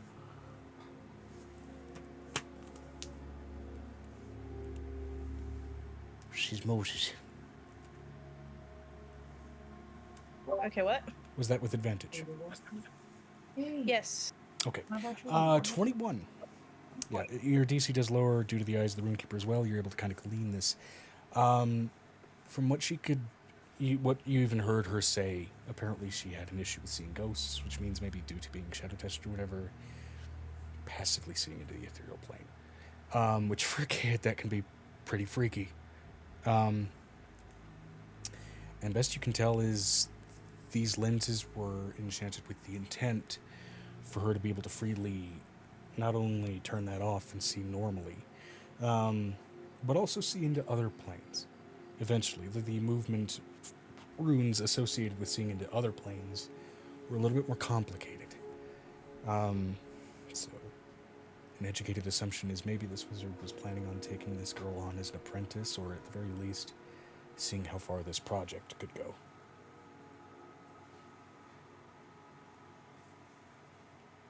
Whether that wizard was doing it for benevolent or malicious reasons, you're unsure, given just, the many potential implications of that enchantment. But a neat little nugget of now completely inert material, nonetheless. Nice. I'm not gonna research that. I'm gonna take them through the door. I've got to take them to Ormer.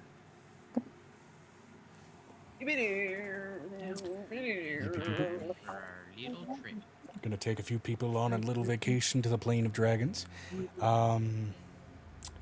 Xanon be interested in this at all, whatsoever? Up to him. He should be in the area with us eating. You said everybody was in here. Mm-hmm. What? Are you coming to Ormer? Because they're going to take a break at Ormer. Sure.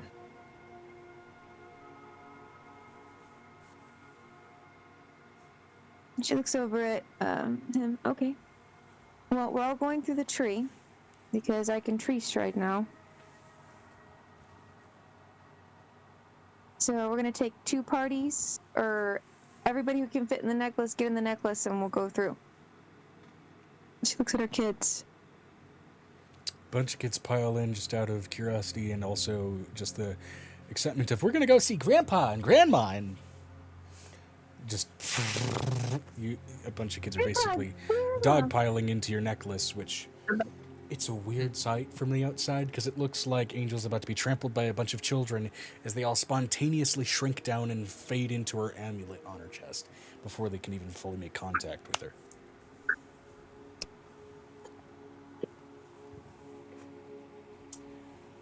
Alright, let's get going.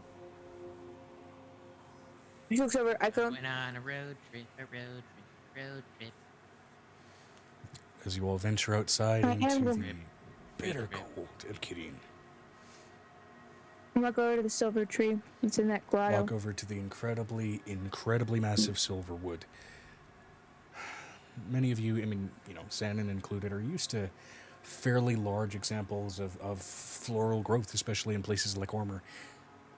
This thing is still stupidly massive by comparison, and for those more inclined to a sense of wonder and wanderlust, you can't help but still be taken aback by the scale of this fucking thing. because then you cast Tree Stride. Big. Pass through to a silver wood on the other side. In a much warmer climate at the foot of the frozen mountain. Where We're not at the foot of the frozen mountain. Well, foothills. The Golden City has been moved. The Golden City has been moved over the frozen mountain because we put it in the air. Ah, well, the bitter cold of Kirin replaced by sort of a lighter, thinner cold just due to altitude, but all in all warmer. As humidity immediately kind of permeates itself around you. Looking around, seeing a number of structures and architecture familiar to those of you pretty familiar with Underdark architecture, even though it's built on the surface and so therefore its own kind of oddity. A lot of sort of surface-built gnomish work, and then a massive amount of architecture particularly familiar to you, Xanon. That's specifically of the vein of Eastern Draconic architectural make, and it's a lot of like very heavy tent work and stone work, and it's very how do I put this, oriental kind of in its build. It's more refined. I would say refined. Like the gnomish stuff is refined, but because they had gnomes, they could even make it more refined than the tents and the regular work they would have already done. Yeah.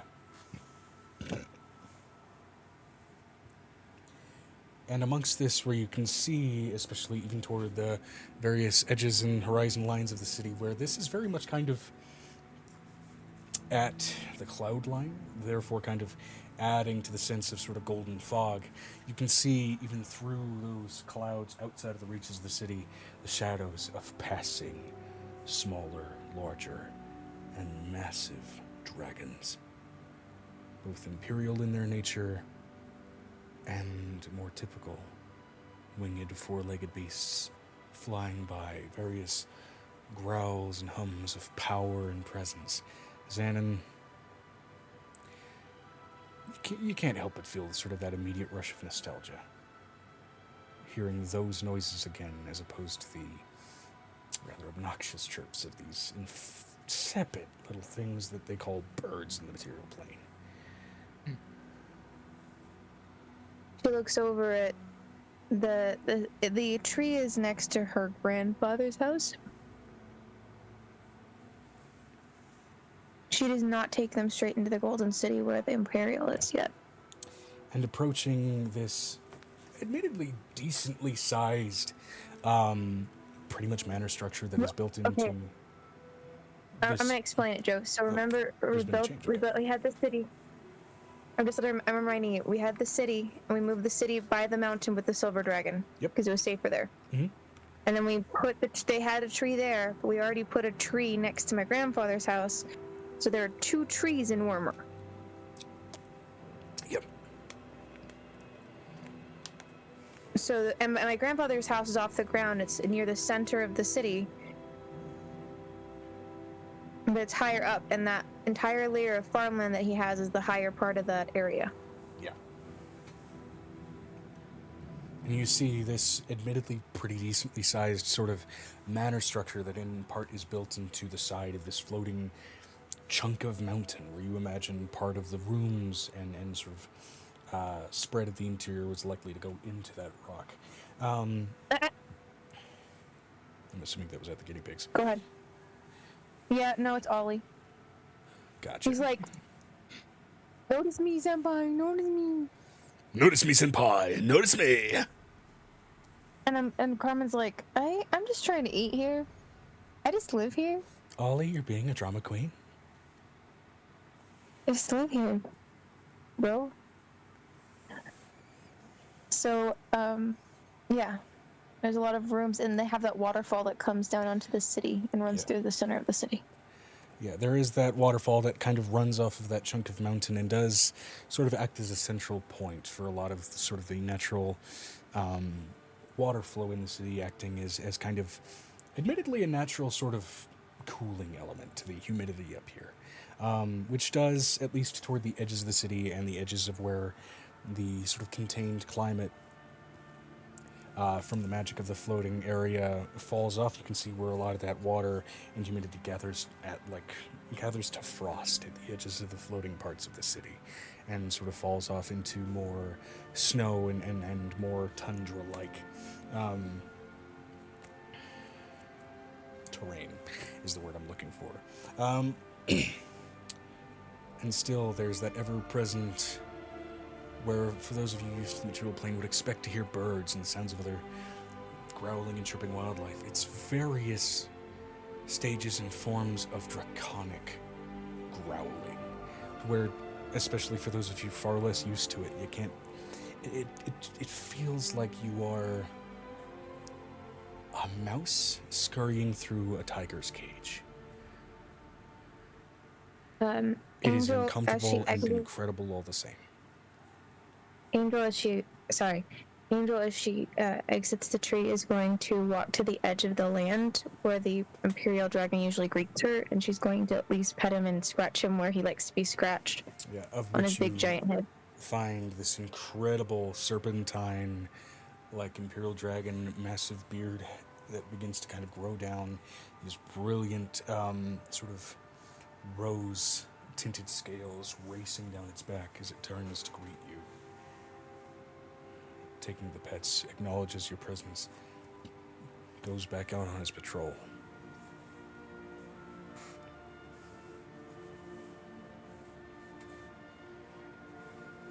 That is the guardian of the city. Don't piss off the guardian of the city. It's the only rule we have.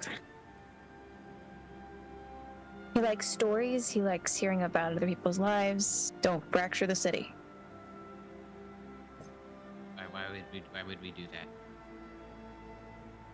She looks over at Xanon. Some people don't know how to, not.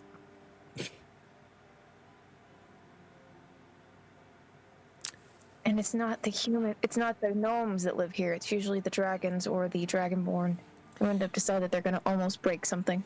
Yeah, with that point, Xanon, yes, you have very direct experience with how territorial some dragons can get, and not really giving a shit how much of a landscape they tear apart, as long as that landscape at the end of the day is theirs by the end of it. You know what I mean? Yeah. You've seen mountains get leveled with old enough dragons getting pissed at each other. It's scary. But, I mean, honestly, you're about as used to that shit as people in the material plane would be used to tornadoes. She walks into the house, considering the next person to greet is either Ryuzaki or... She wants to know who she sees at first coming out of the house. Who's going to be the leader? Is it going to be her grandfather, or is it going to be Ashihiko? Akihito, you mean? Akihito, I'm tired. Sorry. I'm gonna roll a d20. Evens or odds will dictate, honestly. Okay. It'll be Ryuzaki.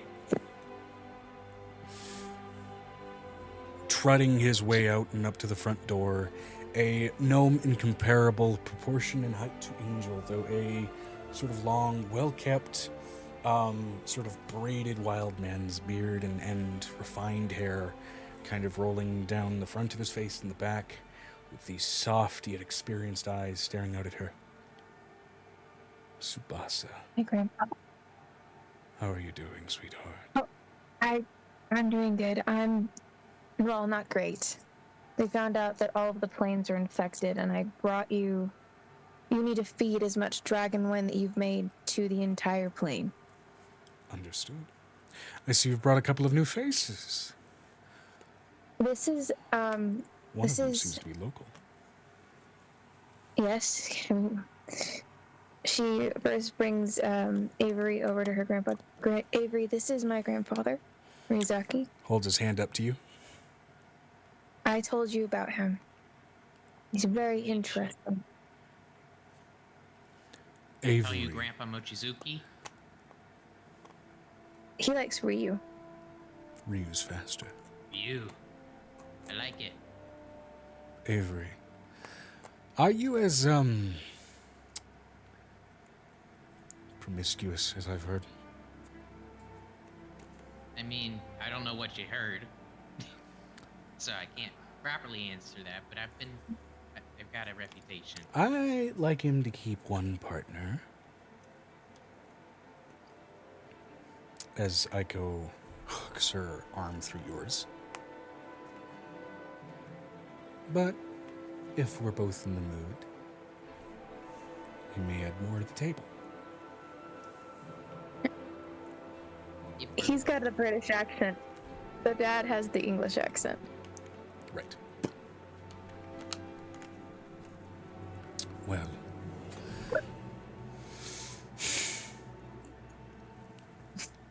None of that in front of us. Should you need or want to do it, we have rooms you can take and keep private. I would avoid the tavern drink. Drake.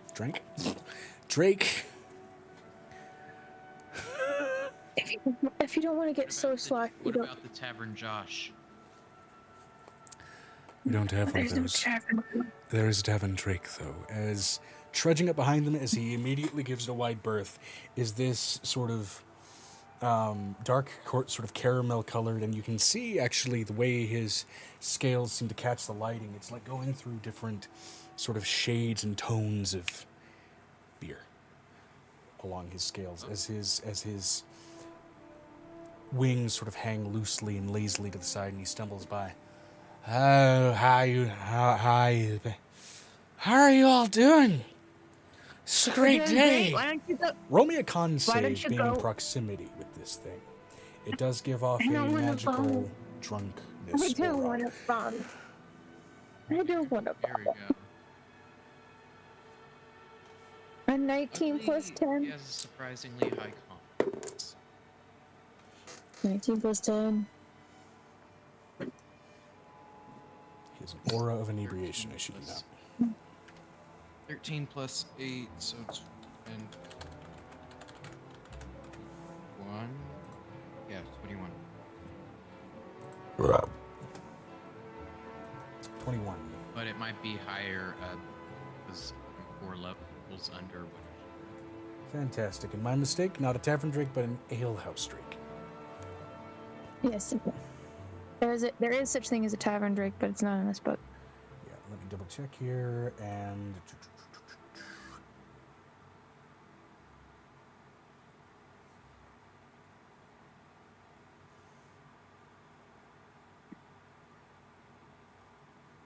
Let me just double check here. Oh, sorry, it's not an aura. He brushes by you, and this would be considered discombobulating touch.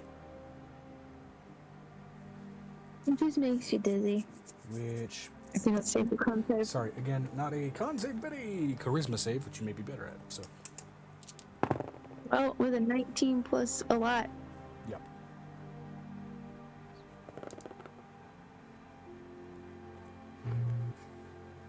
Can I go with my original base roll? Yep. Okay. 24. That's a lot better than the 15 it would have been. Yeah, otherwise. DC's 13 for this guy. Like, entering into a fight with this thing, it's like low-level stuff. Yeah, you do feel almost a moment of just, like, bodily before catching yourself just as it brushes by you like a curious cat, almost. Drakes are, the size of a dog, maybe. Especially of this size. She looks over at her grandfather. I'm letting Hope stay. And like 3 of the other kids stay. And I'm letting Jamie stay. So do not let her get drunk. She will get drunk. It's not a question of how. The question is when. And Her it's a brothers are also question of if I staying. get too close, because then she won't have a choice. Because I'm me. So her and, And her I girlfriend are love staying. the party. Okay, sir. I need you to go and scoot. She like pushes him along. Roll me another charisma save as you touch him.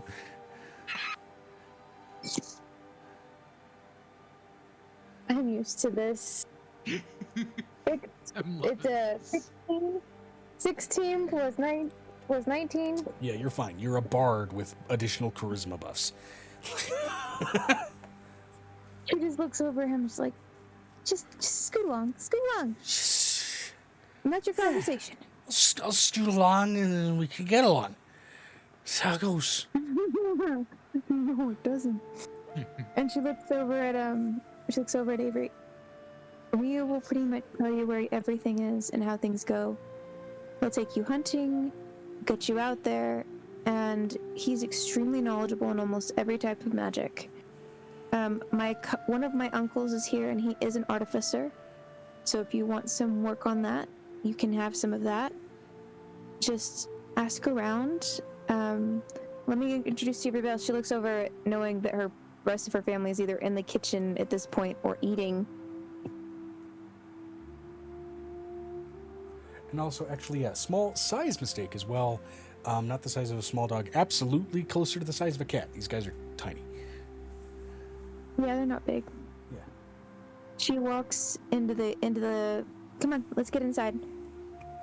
The more we're outside, the more things want to eat us. Stat block. Sorry. You didn't know that? Might use it on another campaign. So Piper did stay in the material plane, just letting you know, and he is complete. Woo! Good job. Hell yeah. Anyway, good night. Good night. Sleep well, Amber. So she's going to lead them all into the house. Come on, Xanon, let's go. Xanon, Ryu, this is Xanon. Xanon, Ryuzaki Mochizuki. Xanon. Local, right. And this is Ravik, as she kind of bows over to Ravik. I give him a bow. I was going for a handshake, and then you bow. All right, he pats your head. He's real short. He's taller than Angel, but he's pretty short. Yeah. Still a gnome, mechanically speaking. He's a short man. Short, powerful man. Short and powerful indeed. Well. She looks over at Ravik. Ravik, this is Ryuzaki Mochizuki. Should you need anything, let me know. Understood. Golden dragon. Hold on a minute. He's gonna roll a history check. Yep, he's smart. Tungsten Brotherhood.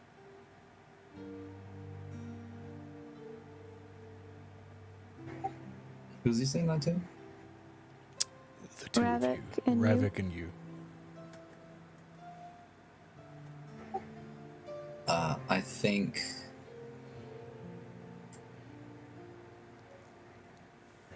You have I a think he stride. would be able to see my earring.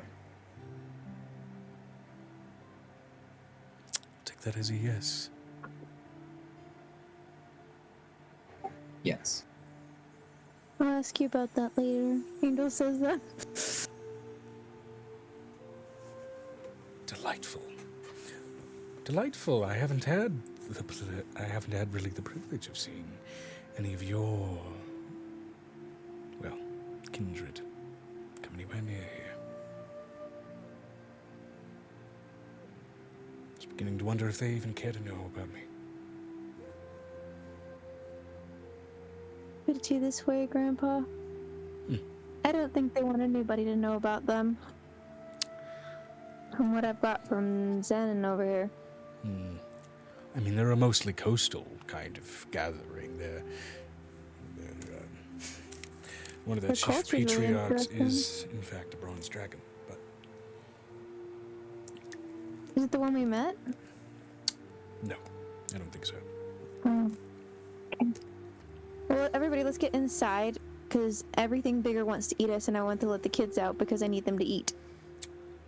Who let the kids out? Who? Is that? Are those the right lyrics? Griffin was here briefly. Close enough. Was he the kids or dogs? I don't remember.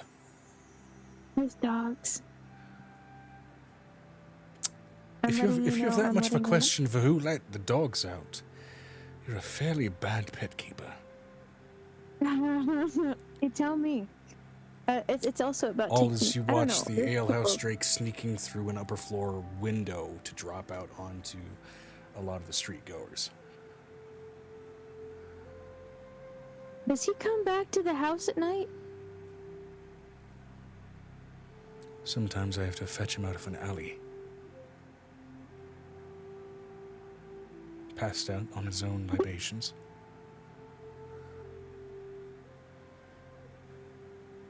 We should get a bell on it.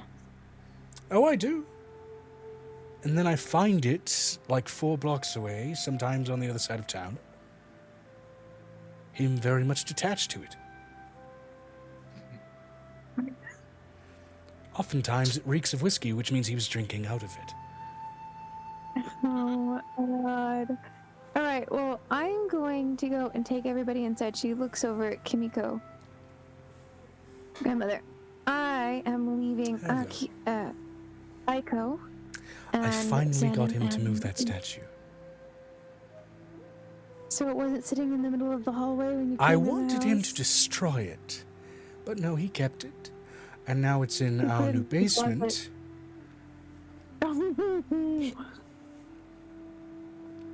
The one that we spent time on this summer? The other basement. Oh, the one that Erkbach spent time on this summer. Yes. And he spends time on it when I'm not in the house. I'm here now. You don't have to... It's made of rock. But it still looks like you. It looks like an exaggerated me. You weren't around. My memories grew exaggerated. Do we need to have another discussion about you destroying the statue? Certainly not. It's a great mannequin Looks for like when we have great plans. She's got a baby in her arms at the moment. Sorry. This is Avery's little one. Oh. He does not want to be around it right now, but I'm going to leave it with you because healing magics that come off of my body can hurt it. Right. Avery is typically a unisex common name. So, is Avery the mother in this case or the father? Avery's the mother. That would be both. Is the reason you don't have affection for this beautiful thing postpartum? No. No, I don't have a. It was a combustible birth, grandmother. I have not allowed myself to develop feelings one way or the other towards it because it would not be safe for me right now. Their What's up with body. this? The circumstances we are dealing with. What's up with the We need small to put child's a- skin? It's a little dry. It's not dry. It's actually a condition that they're all suffering from. I would like transform my arm into space. So if you want to put any type of protection around them, I would do it. So you can keep yourselves protected. I know it's either some type of magic radiation or mental magic radiation or something like that. Probably a bit of both. I mean, if you I would not really are talk about- highly knowledgeable on astral bodies, I'd love to talk. Not strict. Okay, look. I mean- I'm not. You're letting you take that to your poker party. That's not a question. You are not taking that to Pokino with Vistris. Give me a moment. It's not a fix, but I have something that might help. She hands you back the baby for a sec, and then retreats back into a closet. And you can hear her shuffling around some shelves, and eventually, she comes just quickly trotting back with a sort of small bottle filled with a fairly viscous emerald-colored fluid. Emphasis on emerald, as it does seem to have that sort of glittering, flake-like material within it. Interesting. So, crystal dragons are often psionically knowledgeable and have a proclivity for the reading of minds. This is a topical... closest thing would be a lotion, really. It's not really going to solve any problems, but it may ease some discomforts. So he holds it forth to you. appreciate the gift. I am going to leave the baby here with you, grandmother, because anything around me, it's gonna hurt it. Understood. And you may mark in your inventory, Avery. Let me roll a d4 real quick.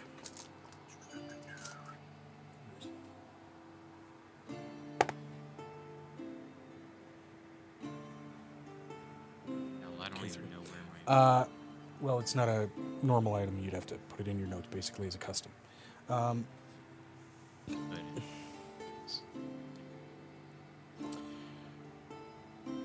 Emerald Scale Ointment. It has 3 uses left. Applying this will for about 3 hours until it dissolves make you excuse me, will remove any pain from your affliction on your skin for the areas it is applied to, as well as make you brain just turned right off.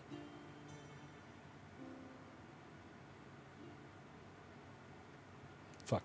Okay, yeah. For those 3 hours, it will also make you resistant to charm effects.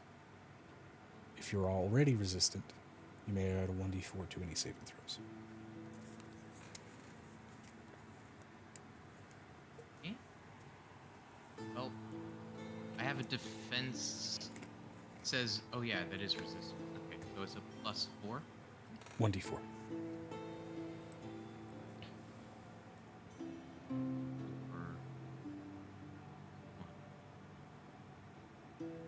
So,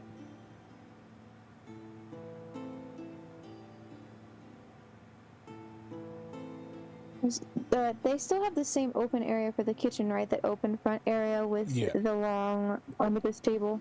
Yeah, which has been significantly expanded, of course, since its ascension to this larger city, especially the expansion of your family and your tendency to have them over for visits. The kitchen is significantly bigger than it used to be.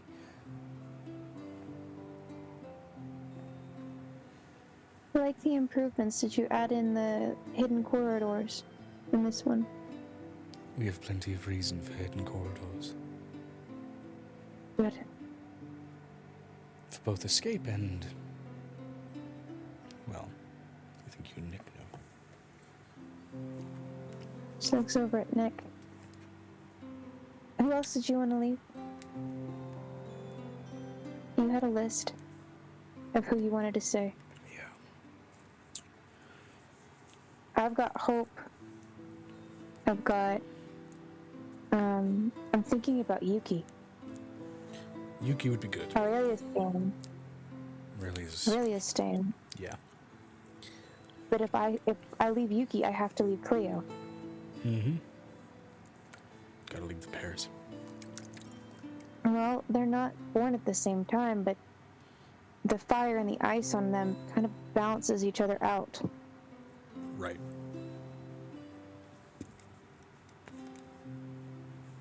So we'll leave them. What else should we leave? We've got... The only ones that haven't grown significantly are probably... I can leave Maya and Manami here. They need to stay for a while. Right. I think we can keep Atem with us. Yeah. And... she looks over her kids. Who wants to stay with Grandma and Grandpa for at least 3 days? A few different ones raise their hands. Some of them tentatively do. And I will say, for the sake of brevity, you take some time, you go through which ones stay, which ones go, and we can go over that specifically after session. Okay. She looks over at... she's like, I'm leaving Jamie and the Arkin here for defense. You okay with that? Yeah. So, yeah, that's what we're doing. And then I think Mariana's gonna come back with the bat baby. So, we'll see what that holds for us. But these are all the ones we have right now. I can't bring the vamps here yet. So I need to, because we've got She looks over at her grandfather. We have 2 of our kids, the adoptees, as well as one of the other adoptees, which is 3 of the adoptees are now dating vampires. Oh, are we looking to get that cured or just... We don't know. We're seeing where it goes. Right. Were they vampires by choice, by affliction? It's by choice. It's a love situation, so it's not Adds a bit of a bad. wrinkle. Not bad. But the oldest, the one that you like to talk to, Right. is currently with the leader of the vamps right now. Oh, And she's enjoying their time together. I see. They're almost just as old as each other. Almost. Understood. But that's you can give her a call in your own time. Absolutely. She probably would like that. Right.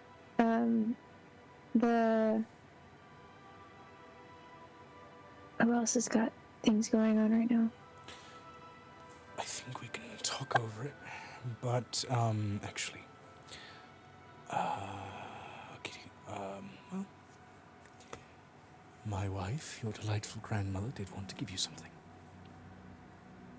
Hey? And she rushes over with a massive, I mean, like if you've seen like a military duffel bag.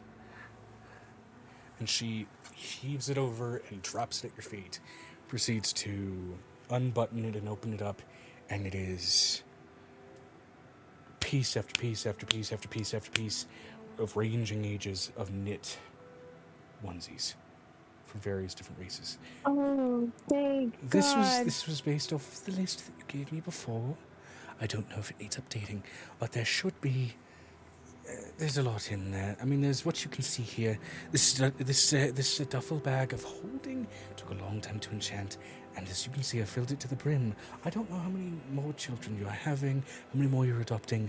I've made a range of ages there, even some buttonable onesies for larger children. There should be one buried in the bottom there for Paul. Oh, good. She pulls out the mercury. What do you call that? The dragon, like the dragon, the long Asian dragon that's on the top. What do you call that? Imperial. She takes out the small mercury imperial. I think that you can teach this one, you and Grandpa. Oh yes, certainly. I also think it's because you're more in touch with his mom than I am, and he needs his mom once in a while. Oh yes. He's kind of mean. So there needs to be some correction there. I'll get it straightened out. Good, because he bites. So do I. And they won't like it when I do.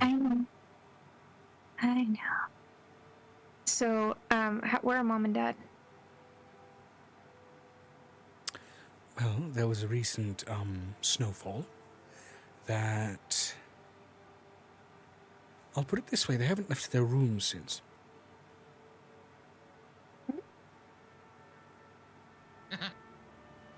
Now what? There was a recent It didn't snowfall, come out through my... and they haven't left their rooms since. The pink snow. Yeah. Pink snow. Got If I it. may be so bold, I might be suspecting or expecting new grandchildren soon, and you some new siblings, given how little they cared for quieting the noises they made after the silence crystals were destroyed. What she does is she goes and picks up her younger siblings. And how are you doing? So. Oh my God. One just full-on palm grabs your nose, just... Ah, it's my nose, okay? You gotta take your fingers out of my nose. You can only pick your own nose. I'm gonna roll for child inclined impulse, and I'm gonna roll for how real it is. The fingers are extracted from your nose and promptly go into this child's mouth. Oh, lovely. I had to be real with it. Well, that's new. How about we do something cool, okay? Guess what I brought with you? I brought all Feel stuffed another animals. one of your younger siblings just completely latch onto your ankle. Ah, that is a moving target. Angie. Another nickname you got. I am. Angie is going to basically make you some lunch. How about that?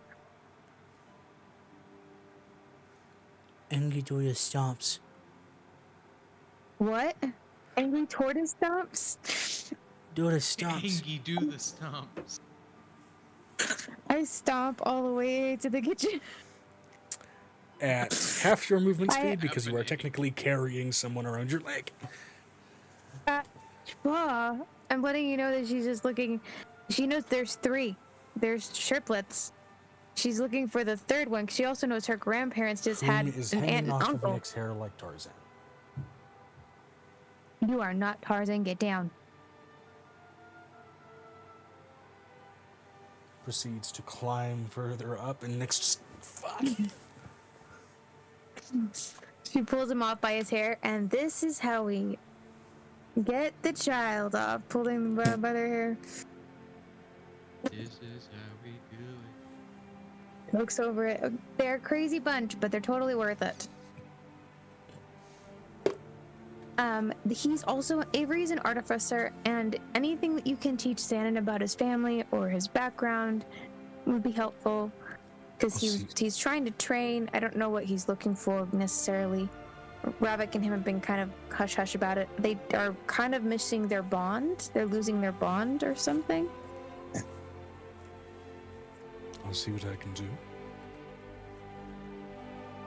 And as far as the rest of the aunts and uncles, they're welcome to teach the girls or the boys anything they need to know.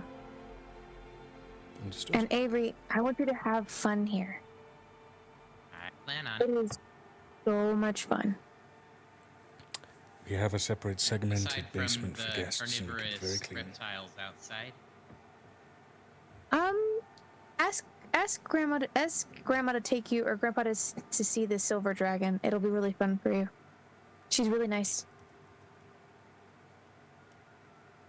I'll ask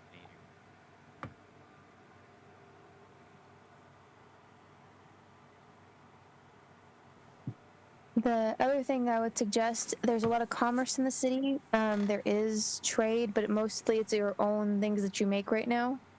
We're kind of in a feudal system right now where it's traded by goods It's craftsman and bartering. and crafts.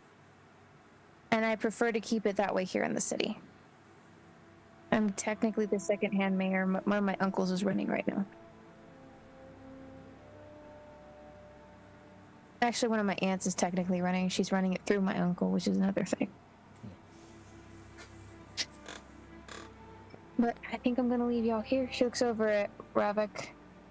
I hope you enjoy your time here. It'd be nice Hope to so, stretch too. my wings. She looks over at Shannon. I want you to have fun. You can train with the Rock Genasi here, who's one of my uncles who's also a barbarian. I'll try. This massive They're lumbering pretty. form, slightly taller than even you, Xanon, just comes up. You can feel this literally rock-hard pectoral rest against your shoulder. So she said you want to train.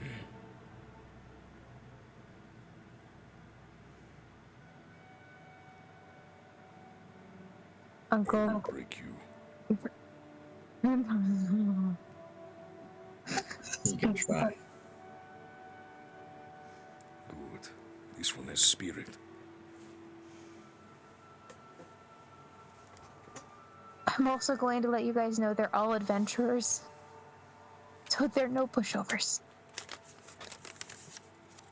And should you piss one of the wizards off or one of the sorcerers off in the house, that's not my business. You've screwed yourself over. I'm so sorry. I may look cute, but I'm actually really terrifying if you piss me off. Like Adam. I don't want to hear his name. You She looks swear over you see her him walking the grandfather. street just eyeing you as he passes through a building. I can't. He's a griffin right now. She looks over. She looks over at grandfather. I had a for ceremony. hallucination. No. She looks over at her grandfather. I had a ceremorph baby. Like, walk out of me. What? What? You're gonna meet him eventually. You're gonna meet him eventually. His name is Adam. He needs to learn some manners, but he's full grown.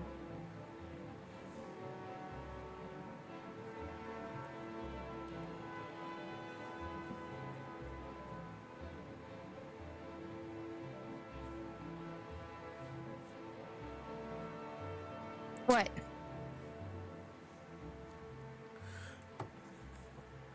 You didn't Say happen, it. You didn't happen to fuck on a Velix shrine, did you?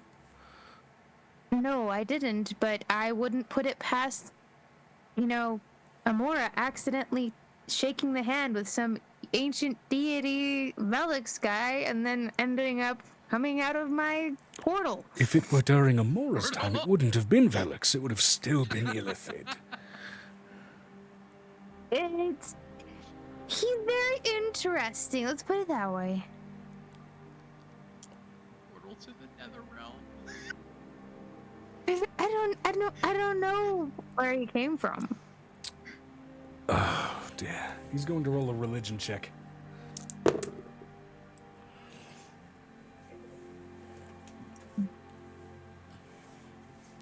Oh. Oh, no. What? Amora had some very hands-on methods for diplomacy. I'll put it that way. Yeah. Yeah. What does that mean? Okay. So, while the Velix remnant was still somewhat prevalent, it's rumored that she may have made some deals for them to just not attack Amora's shrines. At all. And what way would she have gone about that? To them.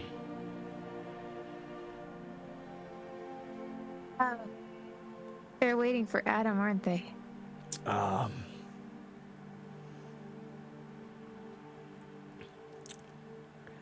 You may have given birth to a mind flayer chosen one, according to their religion.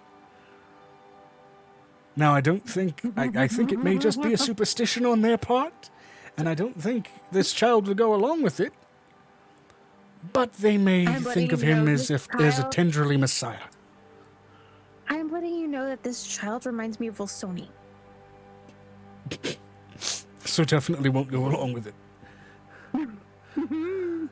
I'm letting you know Avery has taken first-hand situations with that one. And you say he just walked out of you full grown? Yes. He walked straight into our room. Well, we were, having some intimate time. Congratulations, I think you've been chosen as a disciple. It's a joke, by the way. I don't even think the kid's probably aware of what the hell the Velix think about him. I don't think he knows much. But this is my shithead old adventuring days coming out. If you get swarmed by a bunch of old Velix, play it up that he won't leave you alone. Maybe you can turn that to your advantage.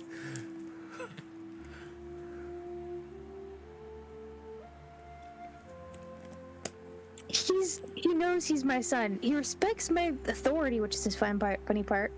But he doesn't really respect people's boundaries. He needs to respect your authority. He respects my authority. Ryu's gonna not the roll an issue. insight check on you, Avery. Actually, as a matter of fact.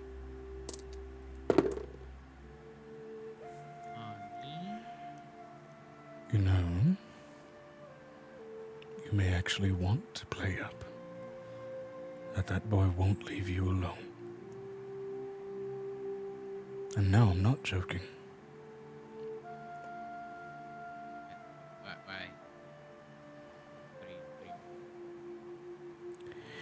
You're scaring me. What do you You mean? echo like a deep well, boy.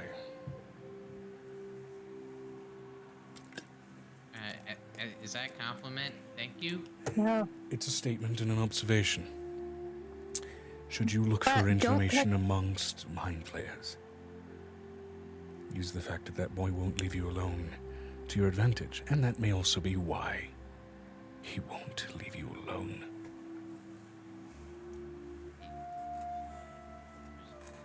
Make a mental note of that. I'm sure you're making a mental lot of things. Okay. So I'm gonna leave, and I'm letting you know this Xanon doesn't talk much, but he loves to train. I think that him and Ravik having a mental connection for so long has just made it where him and oh wait a minute, where's Alana? She looks so real. Alana, she's like, where'd she go? Look around and you see her climbing up the gutters to Ryu's house. This is weirdly easy to do. If you want this place defensible, you should get rid of this many footholds. I think you should get down because there's not just things at the top. I would be careful. Oh no, I can see him. Hi, how you doing? Oh. I always have a great worm that lives around the house. Fine, I'll come down. Give me a sec. And she proceeds to climb down with as much plain and obvious dexterity as she did going up. There's no stumbling, no hesitation. It's like a complete reversal of a recording almost with how smoothly it goes. Okay, so this is Ryu, that's my grandfather, and this is Kimiko, my grandmother. Nice to meet you both. You my do mother not look feels- old, either of you. We've been in Orma for most of our lives, and we don't age very fast here. We don't age very fast at all.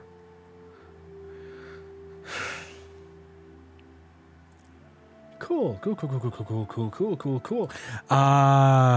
we pick our rooms? Are we assigned rooms? What's going on? They're going to probably give you a room considering Ravik and Xanon are larger creatures as far as the situation goes, so they're going to have to find a space. Right. And those will probably be in the upper rooms. Cool. Near where my child lives. But she's really nice. She takes a lot of she's very socially wise. She looks over at Xanon. I think that's a good thing, though. And then she looks at her grandmother. I think it's a real good thing. Fair. Right. Well, should we get on with it? Show them to their rooms? That would be good. It's everybody. She's gonna help everybody get situated, and then they're just gonna go home. Fantastic. All right. As you all get So, situated and settled into, respectively, a pair of guest rooms in this manner, things aren't too dissimilar to a lot of the decoration in Mochizuki Manor, for example, but where in Mochizuki Manor it was a lot of sort of biofungal illumination in the rooms and everything, here it's a lot of crystals and glowing leftover dragon bones and things that seem to kind of provide lamplight in various sort of different hues in each of your rooms, though it is fairly standardized for a guest room. The only seemingly major variance is like the positioning of wardrobes and the beds, though, you know, the blankets themselves are all animal skin, animal furs, and otherwise silks that, to your shock and concern, Xanon, the silk is made of Titan dream spider silk. It's harvested from them. Though, to be fair, there's not that many other sources of silk in Orma. So, Still, having gotten it from something so predatory is mildly disconcerting.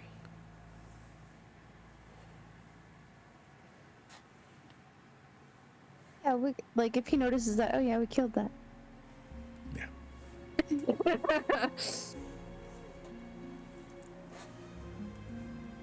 Nick went back for the bigger one.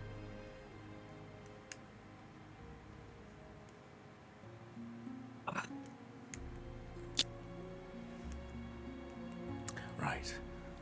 Now, if you need anything, dinner will be, and I'm sure you each have. Oops, so you don't have a clock in your room. We'll get that fixed as he's looking at your room every. Either way, once I get a clock in here, dinner will be at 6 p.m. sharp. It will end at 7:30 p.m. sharp. Breakfast will start at 6 and end at 7:30. Lunch will go no later than 12:30 to 2:30. Lunch is the longest meal because, honestly, people are most active during the middle of the day. I don't see why it shouldn't be.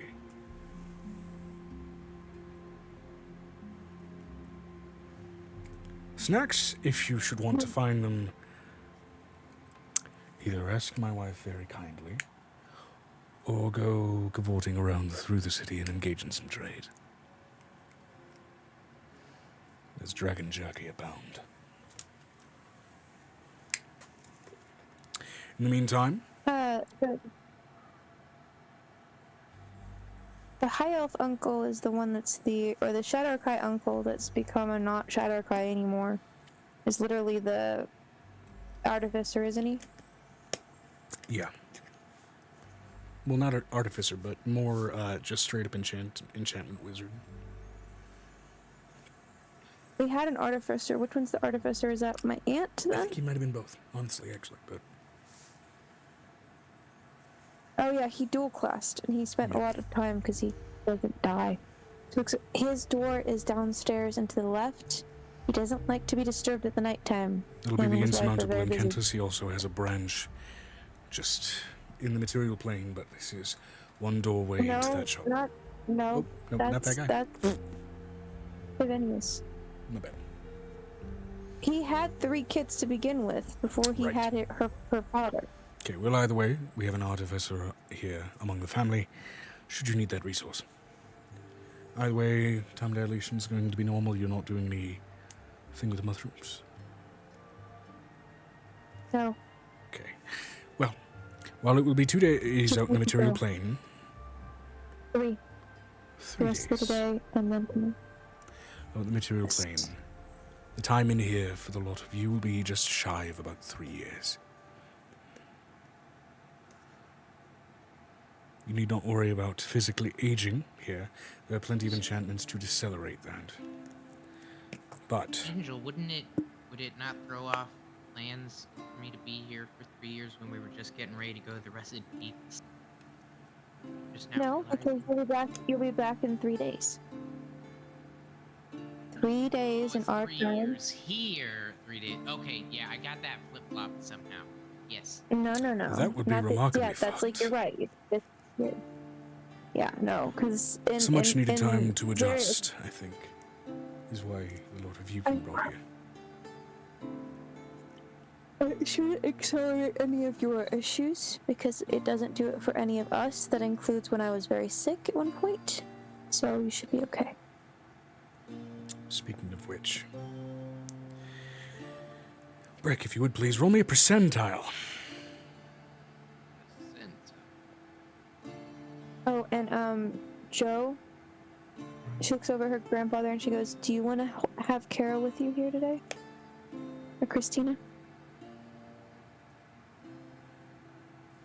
You haven't gotten her by yourselves. She still hasn't picked her magic type, and she hasn't found or discovered it yet." Understood. I will take advantage of that. 75. 75. Good to know. Thank you. I would also let her spend time with Dad. Understood. But she does like her gnome tomes. Like every one of the kids will fall asleep to it. Of course.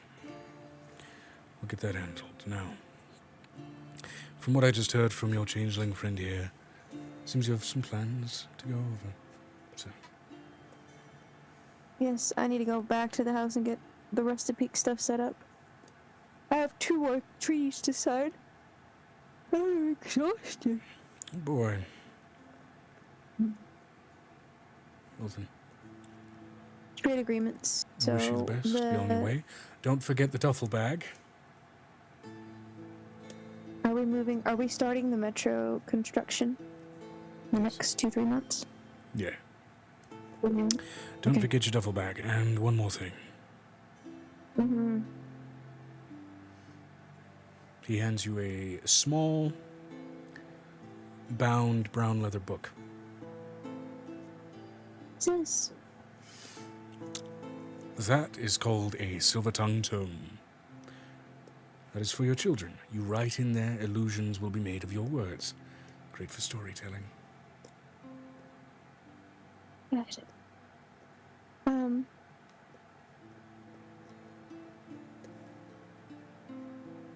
I did want to tell you, it's getting worse. They nearly killed Menedna.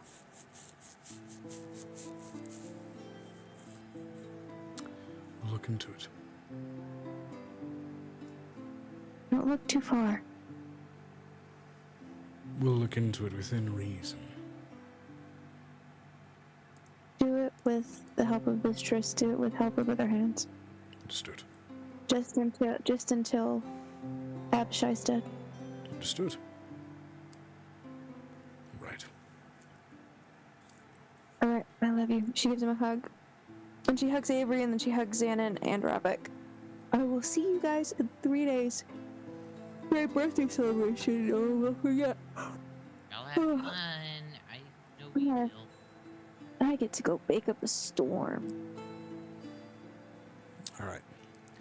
With that, I will gather some notes from you two over the next week, basically just for how that essentially downtime goes between the two of you.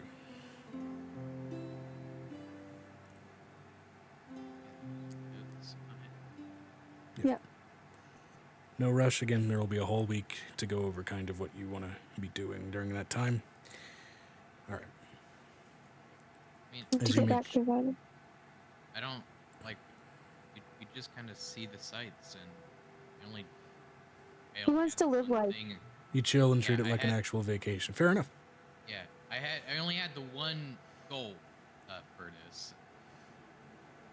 Getting those mecha blueprints.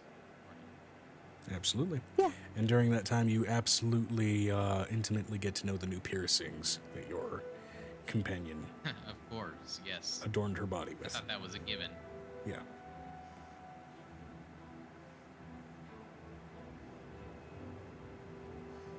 And Ravik, too, when Ravik and Ends Xanon up want to being train. 3 years they're- of the most involved game of heads or tails you've ever experienced.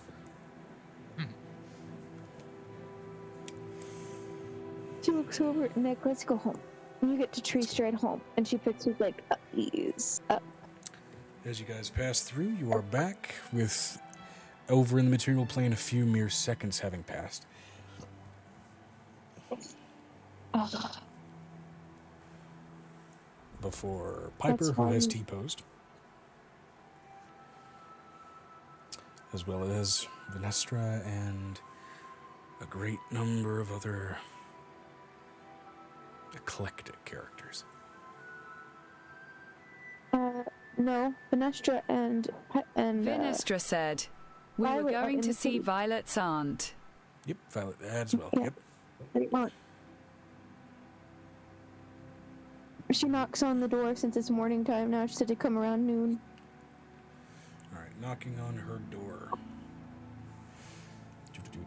Do.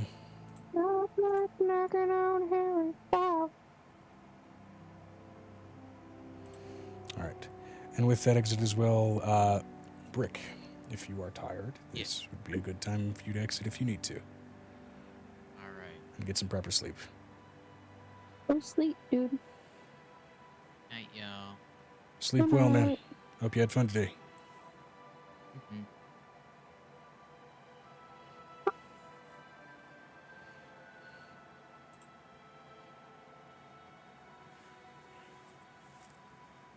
All right. And let me go ahead and pull up the notes just so I can get her fucking name. Because I have the informational capacity of a goddamn goldfish some days.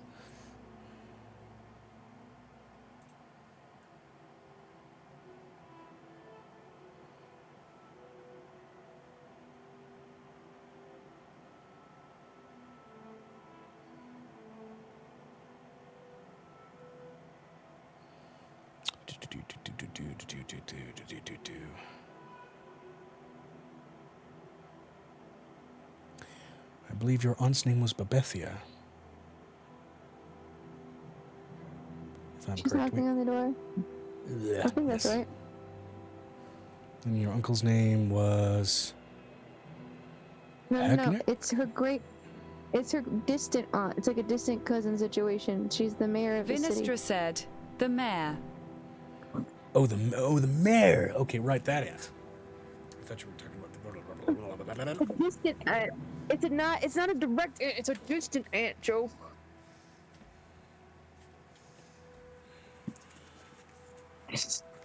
Hold on. It needs to reset my phone. Ellenwood, okay.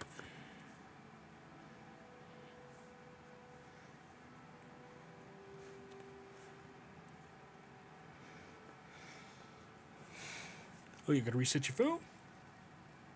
How dare you?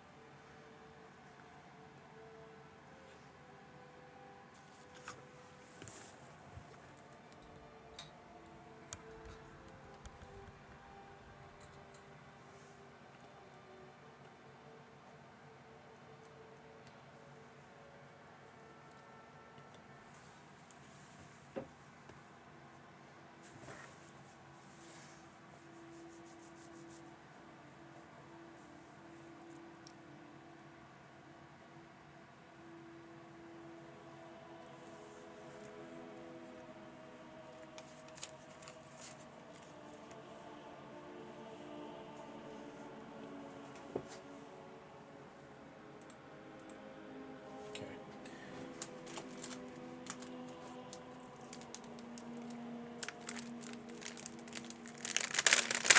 And there, the connection is gone. We'll give it a minute.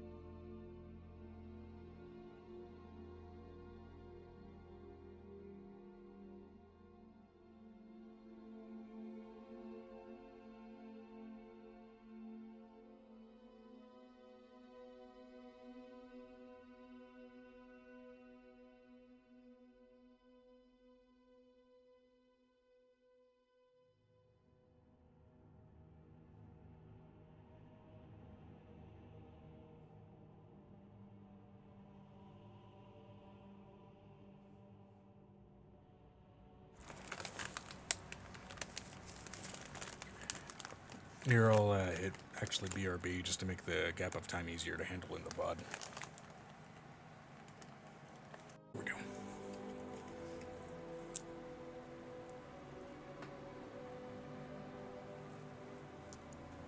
Angel's not Angel. As you pass back through the tree, far less of your company in tow than previous.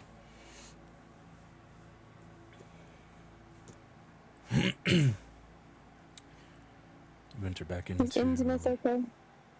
Innsmouth? Mm-hmm. You can tell me afterwards.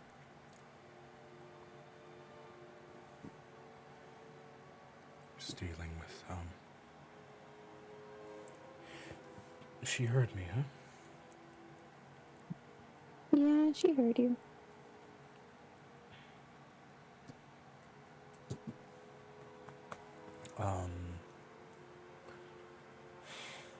She'll be back.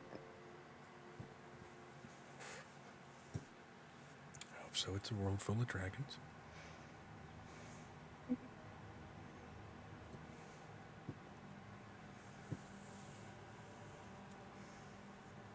Unbeknownst to him, Hope from inside the necklace was just singing Dragon Tales the whole time.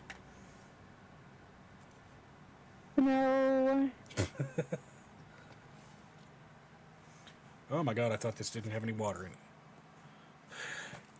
Thank you. I need to hydrate properly. She looks over at, she knocks, Violet knocks on the door for this woman. Of which, again, she's also off and on present for much of the delegation. She is still the mayor of the town. It needs to be found in an easy location. So, yeah. She answers. Well, hello. How is everyone doing? Doing good. I got a notice of increased notoriety for yourself and the company of Zavorcizor, particular expanded funding for the Adventuring Guild as well. That's good. That may result in an increase in visits to the town.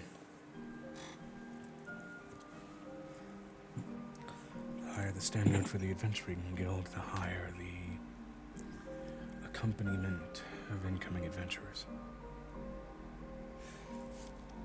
Or a profession though it may be, this frozen stretch of land does hold a number of secrets. Plenty, I'm sure, that hungry adventurers would love to go after.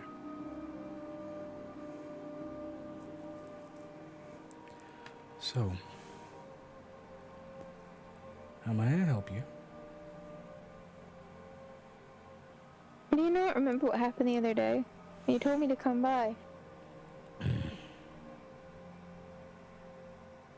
Forgive me, but the eldritch being who controls my every word has had a lapse in brain power and might require some reminder. We used the sound to basically break the spell on them from the witch.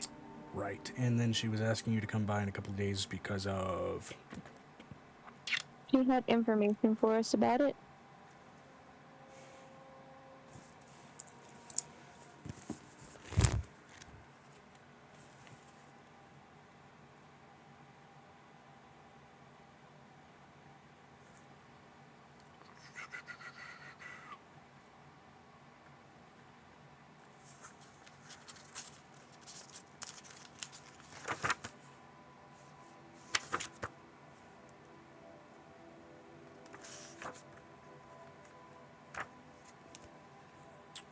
Right, okay. I have taken some time to both peel over my own memories and question some of the good and unfortunately afflicted townsfolk.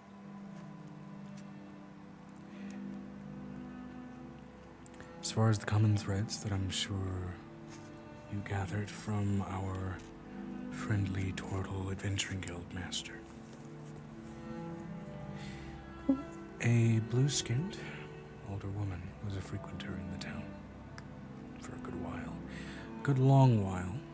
Nobody knew exactly when, but after digging up some records, a best estimate has been at least a few centuries.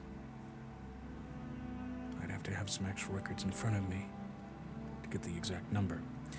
But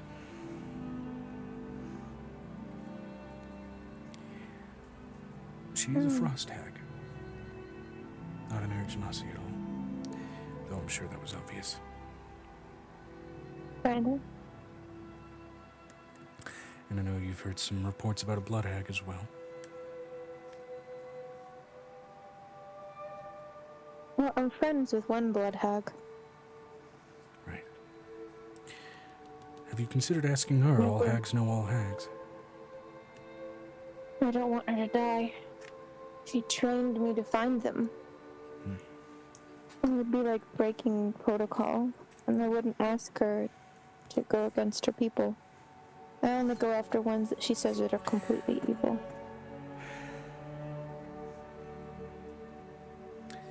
From what I can tell, she had a number of names based off of the people that I've asked. Which hags having different names depending on who they're dealing with makes sense, but as far as a common thread between most of the townspeople that were locked off, sealed off from remembering her, most all of them had apparently, at one point or another, lived in close proximity to or had reasonable exposure to, and I'm sure you saw the old white dragon fossilized beneath the ice.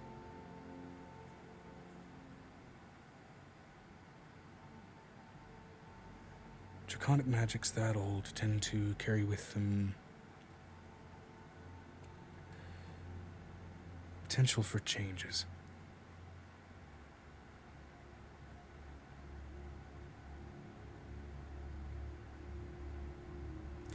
And I suspect at least that common thread is what drew her to this place.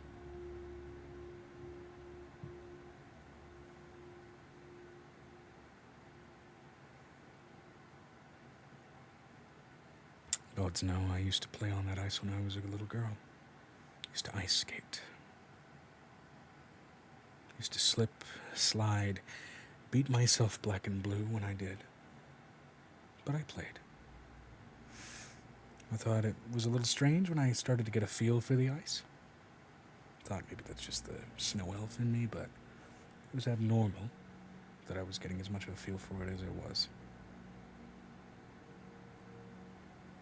Which would answer kind of why.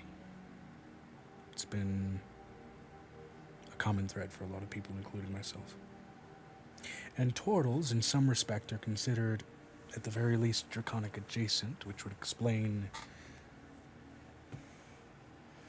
why our friendly little guild keeper had some experiences as well.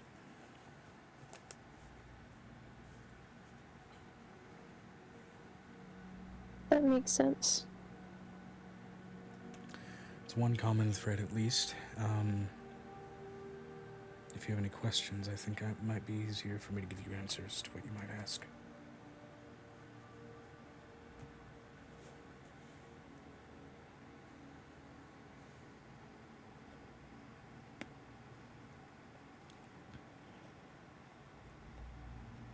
Other than the general common thread being that excavation site.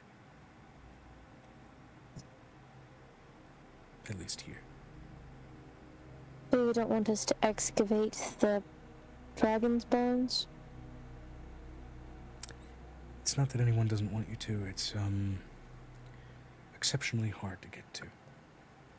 Especially after it's been frozen that deep.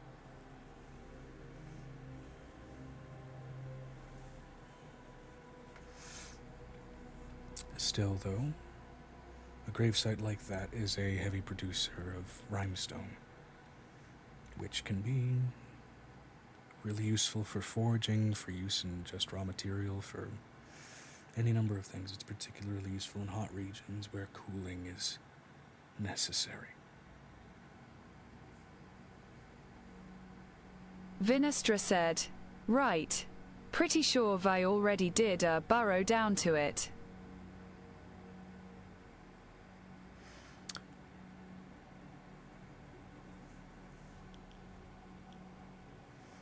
Yeah, which you weren't able to gather much, but you were able to gather some.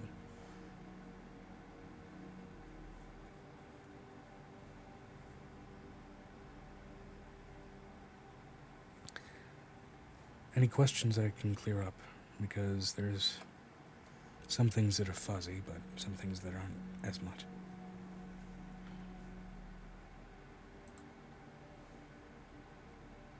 It's in the last 30 years that she was here. Could you It's less than. clarify? The children were bewitched. Even at this young of an age, there were children and adults. She still visits.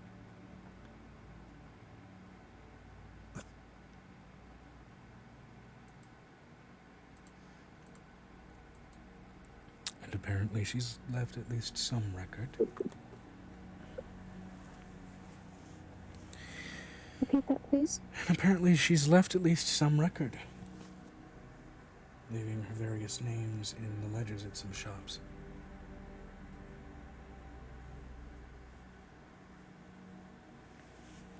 I need to find the youngest child that was affected. I need you to help me oldest? find them. Youngest. Youngest.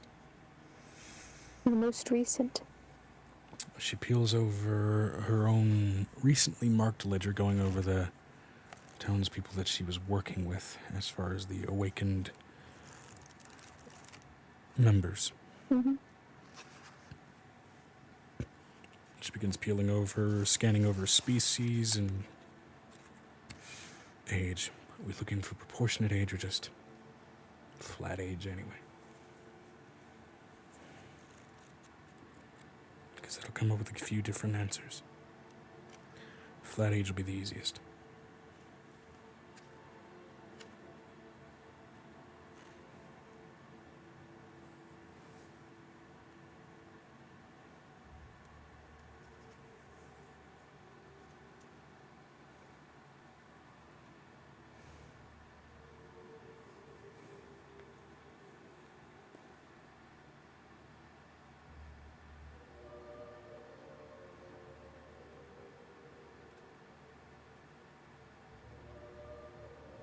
Guinea?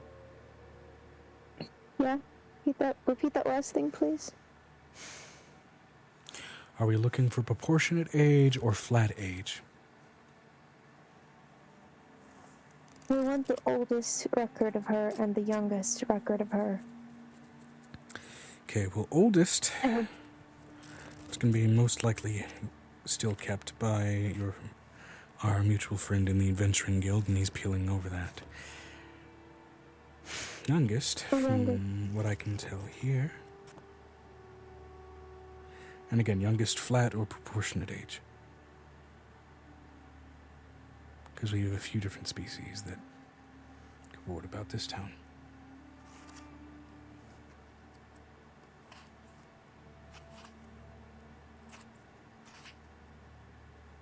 They like this town.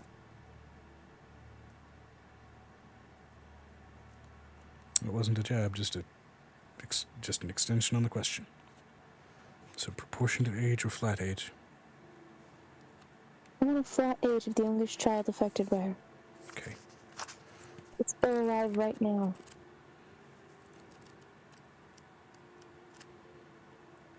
She peels over her pages and eventually lands on... Okay. Right.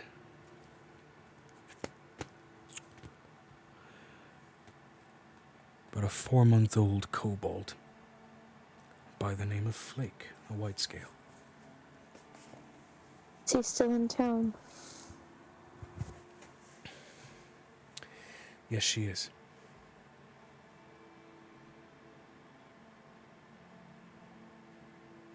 What happens if I bring ink to this island? Who's ink? Ink is the kobold that died. Right. I mean, what happens if you bring him here? You bring him here? You know, I don't have any presumption about magical effects, one way or another. Orcs go after the things they've eaten before if they didn't get to eat their soul. Right, what they wanted. They have a flavor for dragons. I want a curfew put on the city for anyone with draconic ancestry. Understood. That's where I go. Now, draconic ancestry may be a little bit vague, because again, some of it is just literally proximity to the tick site. of which I was also prone, and I have some history with that hag as well, so... Memories, though, are a little bit vague, as I was only a little girl at this time, so... I need you to come to Mochizuki Keep in the morning tomorrow and talk to a man named Zeus. Okay. And I want you to bring every single person affected by this person that we healed to that keep. Would you want to talk to Flick today? Because I can get her summoned here. Be easier than telling you where to go. That would be great. I'm just tired. Alright, then if you're willing to wait here for... She is a kid. I mean, kobolds grow up fast, but... Let's say 25 minutes? I don't know how fast her little feet will carry her, so... I can wait here. Alright. She takes out this, like, pallid, matte white bit of scroll work, signs onto it, and the paper immediately burns away in a flash of sort of this light golden white fire. The order's been sent out. She will be on her way, escorted, of course, for safety. If not carried, depending on how quickly she can move. Alright, however, wait right here. Whatever you tell us to wait, we'll wait. Understood. Just... And after about 20 minutes, being actually carried aloft in a guardsman's satchel, with the head poking out kind of from the leather flap, this small, big, bug-eyed, white-scale kobold with these sort of short, sort of nubby horns that kind of go out and around sort of the ear hole, and ears that seem to extend out. Most kobolds have more of a draconic lean, but there are a rare few among kobold types, depending on the region that they're from, that do have seemingly actually present physical ears, and they seem to go up proportionate in size, almost to like what you would expect to see on a rabbit, except scaled and pointed rather than rounded and soft. And this is one such example of that, as she looks out with these piercing, soft blue, ice-colored eyes, before then stepping out and then landing softly on a couple of clawed feet out of the pack, wearing, it seems like, some small basic furs just to kind of keep modesty, and she seems to have give me just a rough intelligence check to see if you can kind of really pin down what occupation she seems to have just based off of what she's carrying.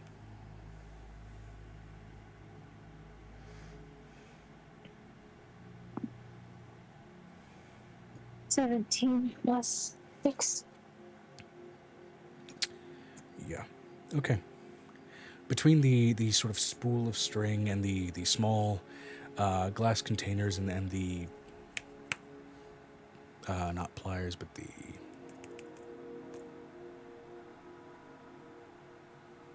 I'll say pliers for now. Looks to be mostly the equipment of a candle maker.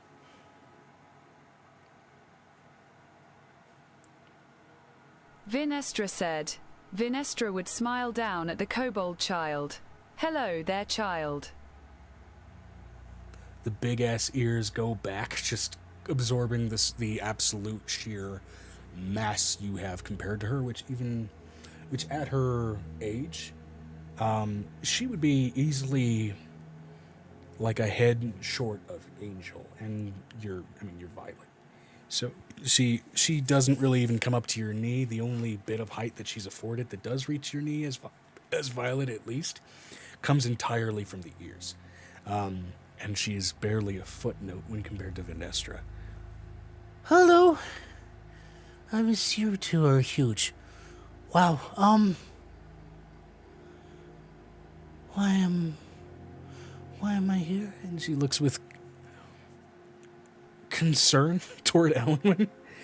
before these two essentially transformed titans, at least in comparison to her own height. Just here to answer some questions for the two of them. Am I in trouble? No, we're not in trouble. Okay. It reminded me of my little friend Ink.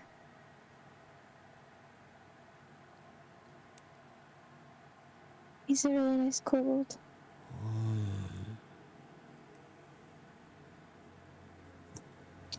I wanted to ask you, when did you see the evil lady across the big pond thing with the dragon bones on it? The ears immediately again fall back, just out of sheer, kind of almost dog-like concern. We're not in trouble.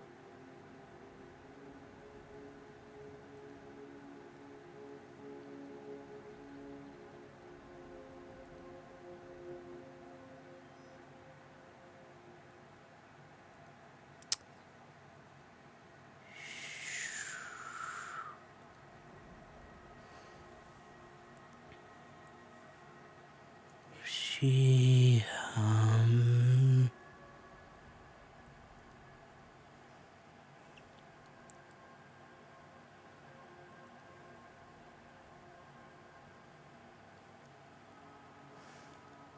She begins to count on her fingers, her four-fingered hands, and then holds up her hands.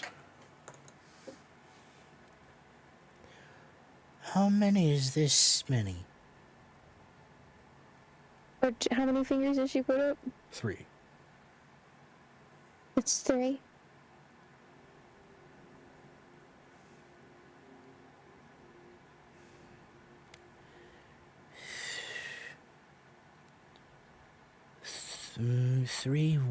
Three weeks, and this many days. As she holds up full four-fingered hand.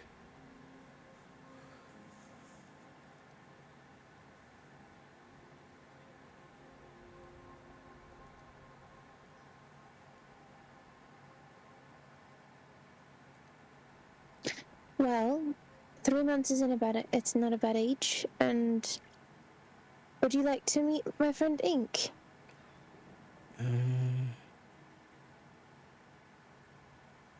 Would you like to come to the castle tomorrow and meet my friend Ink? She actively, cautiously kind of scoots a little bit behind a guard, one of the guard's legs, seemingly very kind of stressed and shy at being... She pulled out a little locket with his face painted in it. This is my friend Ink. He's my brother.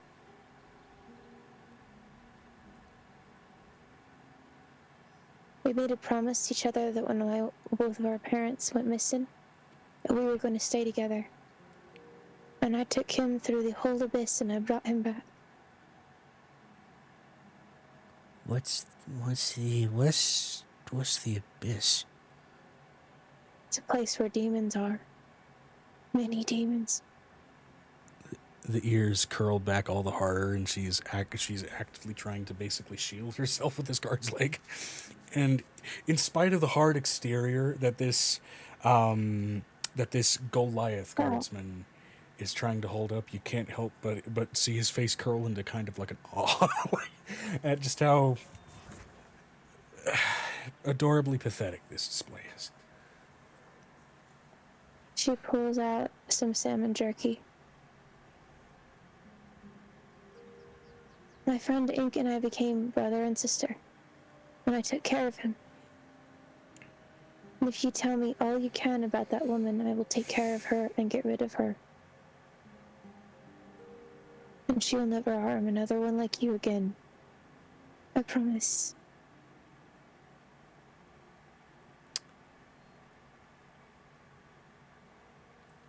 Make a persuasion check.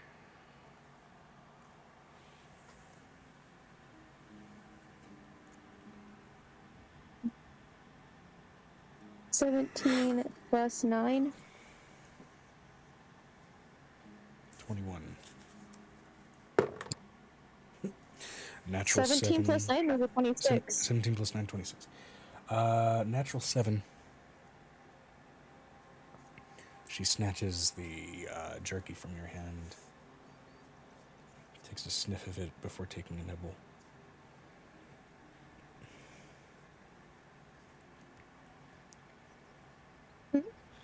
She sniffs what? She takes a sniff of the jerky before taking a nibble after snatching it out of your hand. She comes tomorrow, you're going to... Huh? She what? She used to just take my shed and then she would take loose scales and then she would pull out spines before they were fully grown in, and that would hurt. That's what she's been doing. She took my... She was there when I hatched, and she took my shell.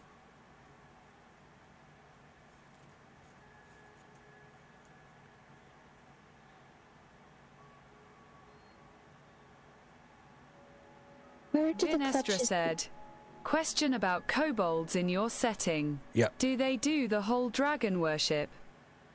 A lot of them do. Not all of them. It depends on kind of where their societal exposure is. It's a lot more prevalent in the realm of dragons Ormer. However, here in the material plane, at least, the dragons in en masse have not been around in about 200 years. So, at least this current subset of population for kobolds is not really presently dragon worshippers at the moment. So right now, she's only strictly intimidated just by your size. Not much else.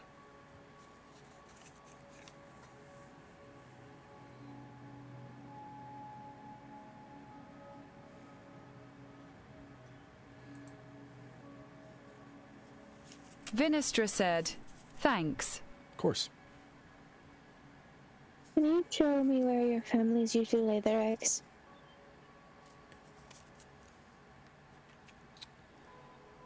I don't know.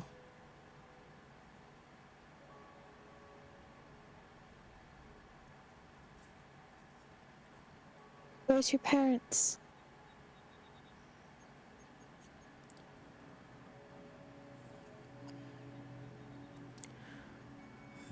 What are those? To which the guard answers, her egg was washed up on the coast a few months back. Likely her clutch was probably on a drifting glacier, if I had to guess. There are a few, call them drifters, typically pirate bands. They'll steal smaller ships that pass by and things, but on occasion things like this will happen, and at the very least they're afforded an opportunity to be a little bit more civilized, kind of a raised by the village sort of thing. Okay. Well, I know somebody that's not much taller than you, and she's pretty much like a warlord, like a queen. And she has a friend who's much taller than her, who's her dad, and he will see the memories, and we can see what she looks like, and I can find her.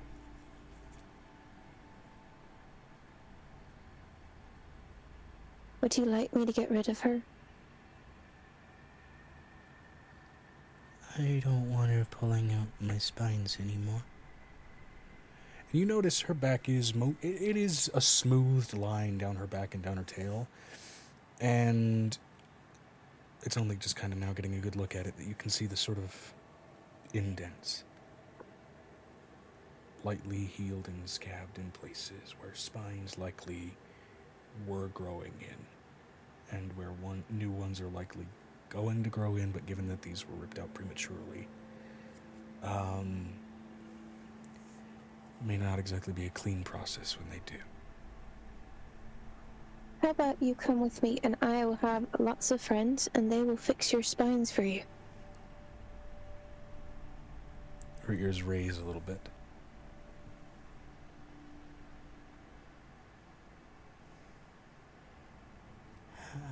How are they gonna fix him? With magic.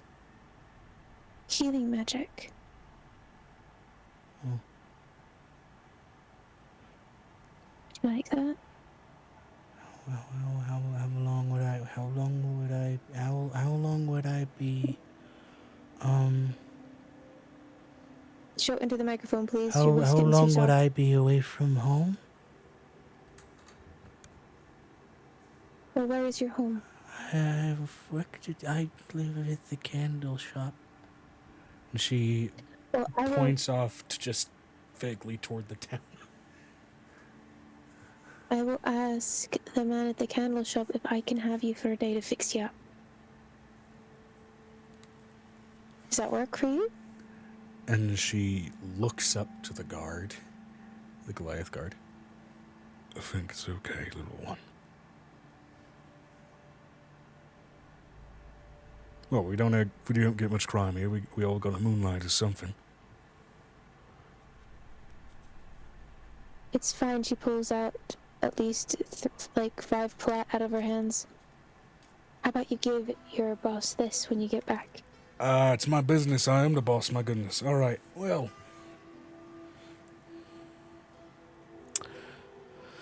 Yeah,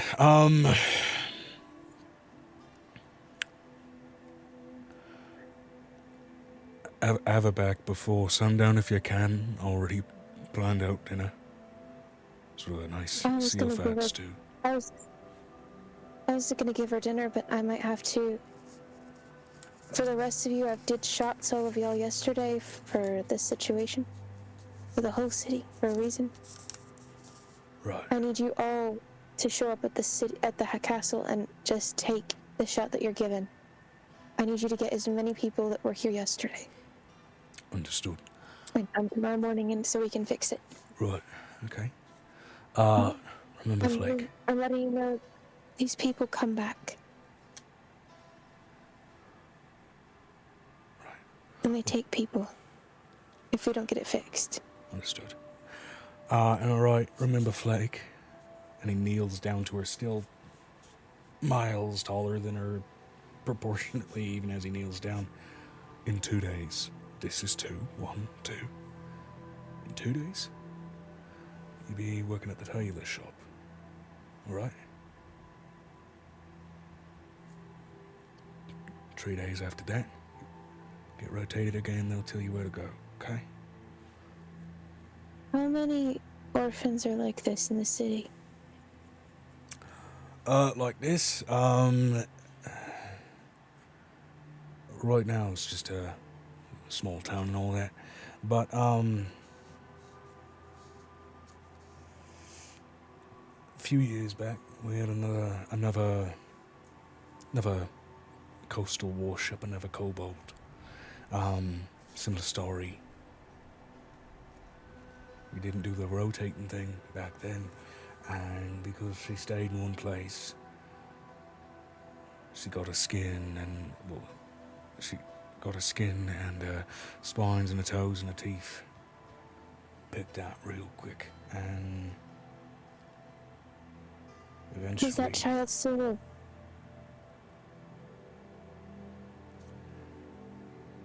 Gets in real close to you and whispers in your ear, despite the size of the ears on Flake. I doubt it. Because eventually, the whole kid got taken too.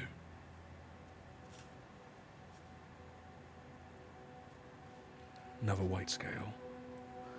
Of course, but, yeah. Bring them all to the keep tomorrow. Bring them to the keep tomorrow. I'll bring the folks.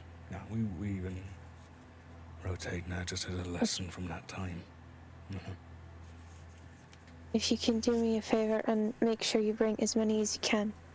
the whole city if you can get them out here. They don't have to go to my manor, but it would be good if they would at least come to the keep. I'll see what I can do. Well, what we can do. It's only just my turn over. Like, are you ready to come with me? You're gonna sit in my hair, how about that? Yeah. You get to be really tall. Make a persuasion check.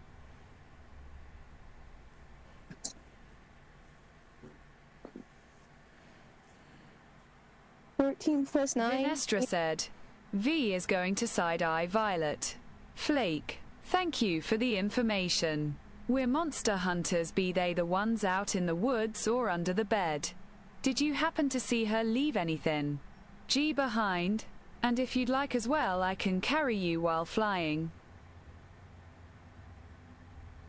Now looking back and forth between the furry and the flying offer.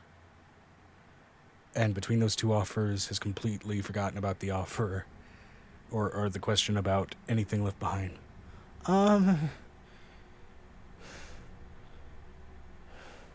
Fuzzy or flying, fuzzy or flying, fuzzy or flying, fuzzy or flying, fuzzy or flying, fuzzy or flying. We have lots of plans we can take you flying when you get there that you can help. It'll be much closer to the ground. Venestra's very good at holding them, though. That is a good question, Snowflake. Anything you can think of that got left behind?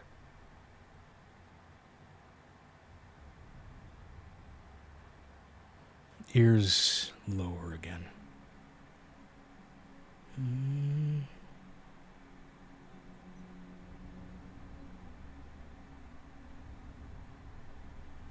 I'll roll a history check for her with disadvantage at the moment, just because small kobold girl is a little overstimulated.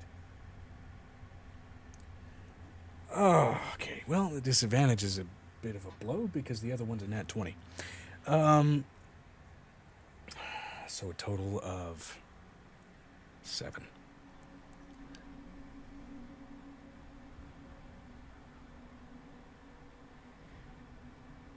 I don't know. Clearly trying to look back on a hurtful memory. It's very possible she may not have even been looking.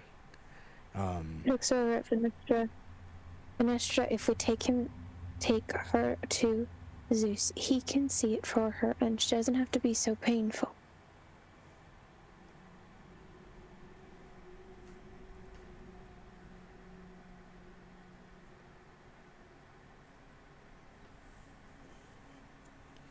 Vinestra said, very well.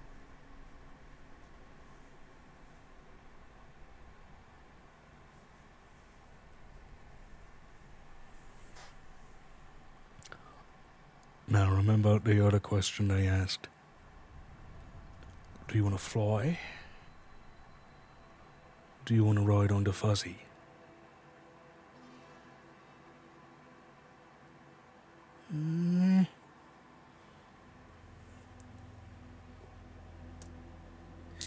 I'll need a couple of fresh persuasion checks, while I'm also going to basically roll an eeny, meeny, miny for the indecisive and admittedly incredibly nervous kobold child.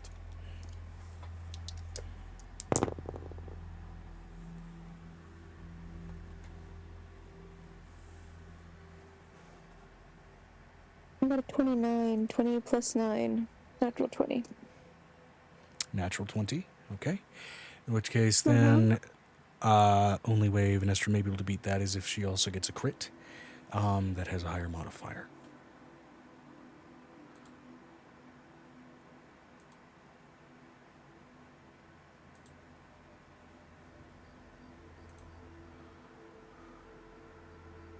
Vinestra said, don't think I will. Fair enough.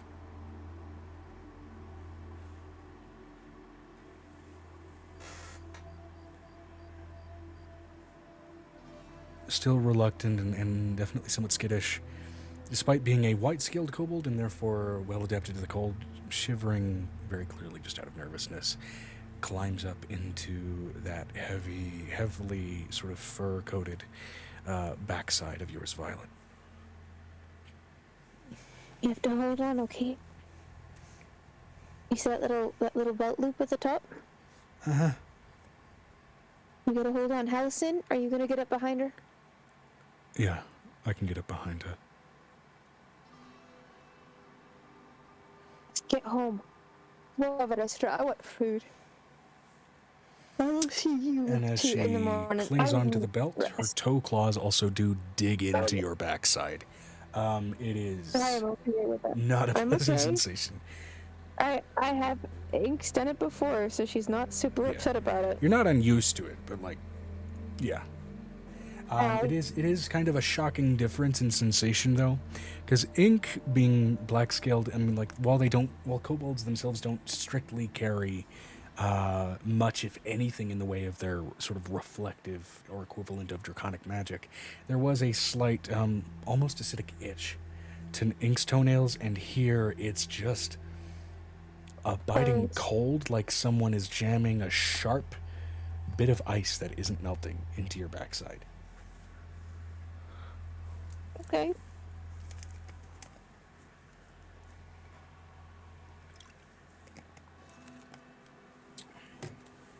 As you all trudge back, steadily on to Evergreen Estate and Mochizuki Keep. Now,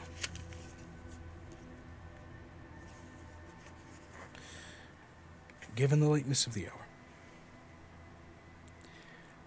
I think picking up with that questioning motion fresh in mind, along with a few more present voices, might be a good thing for next session. Yes, please. Okay.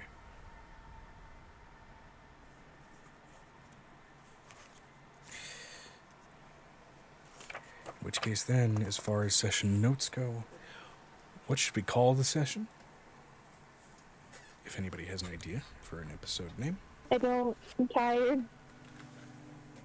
Say that again? I don't. I'm very sleepy. Don't, I'm very sleepy, okay. Don't, I'm very sleepy is one option. I just said I don't have one. I'm very sleepy. I know, and I'm making a joke about it, yet at the same time it is somewhat fitting given at least how the session started. Any other suggestions?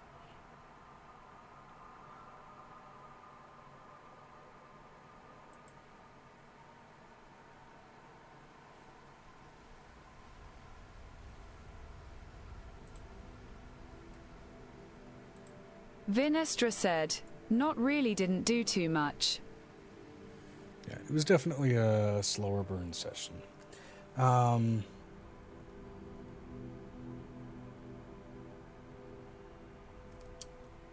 Honestly, the working title for the session that I have up for the stream might as well fit just as the title of this one.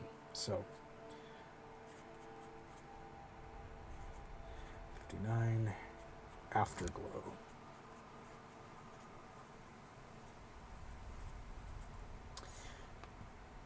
All right.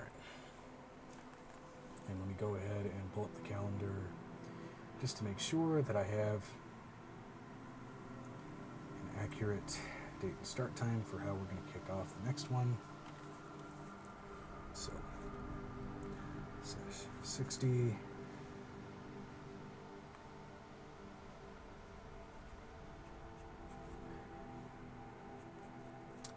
Add a cast. 5th.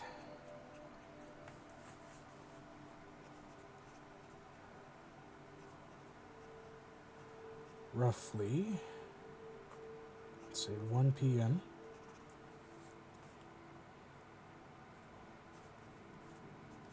I'm going to question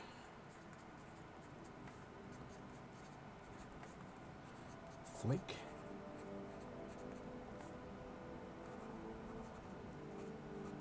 out Hag.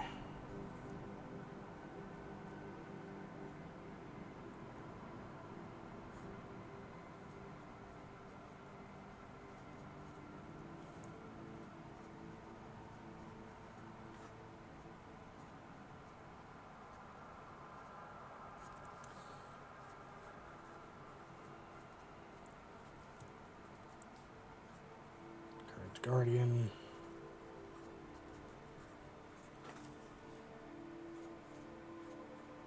Cockney Goliath Guard.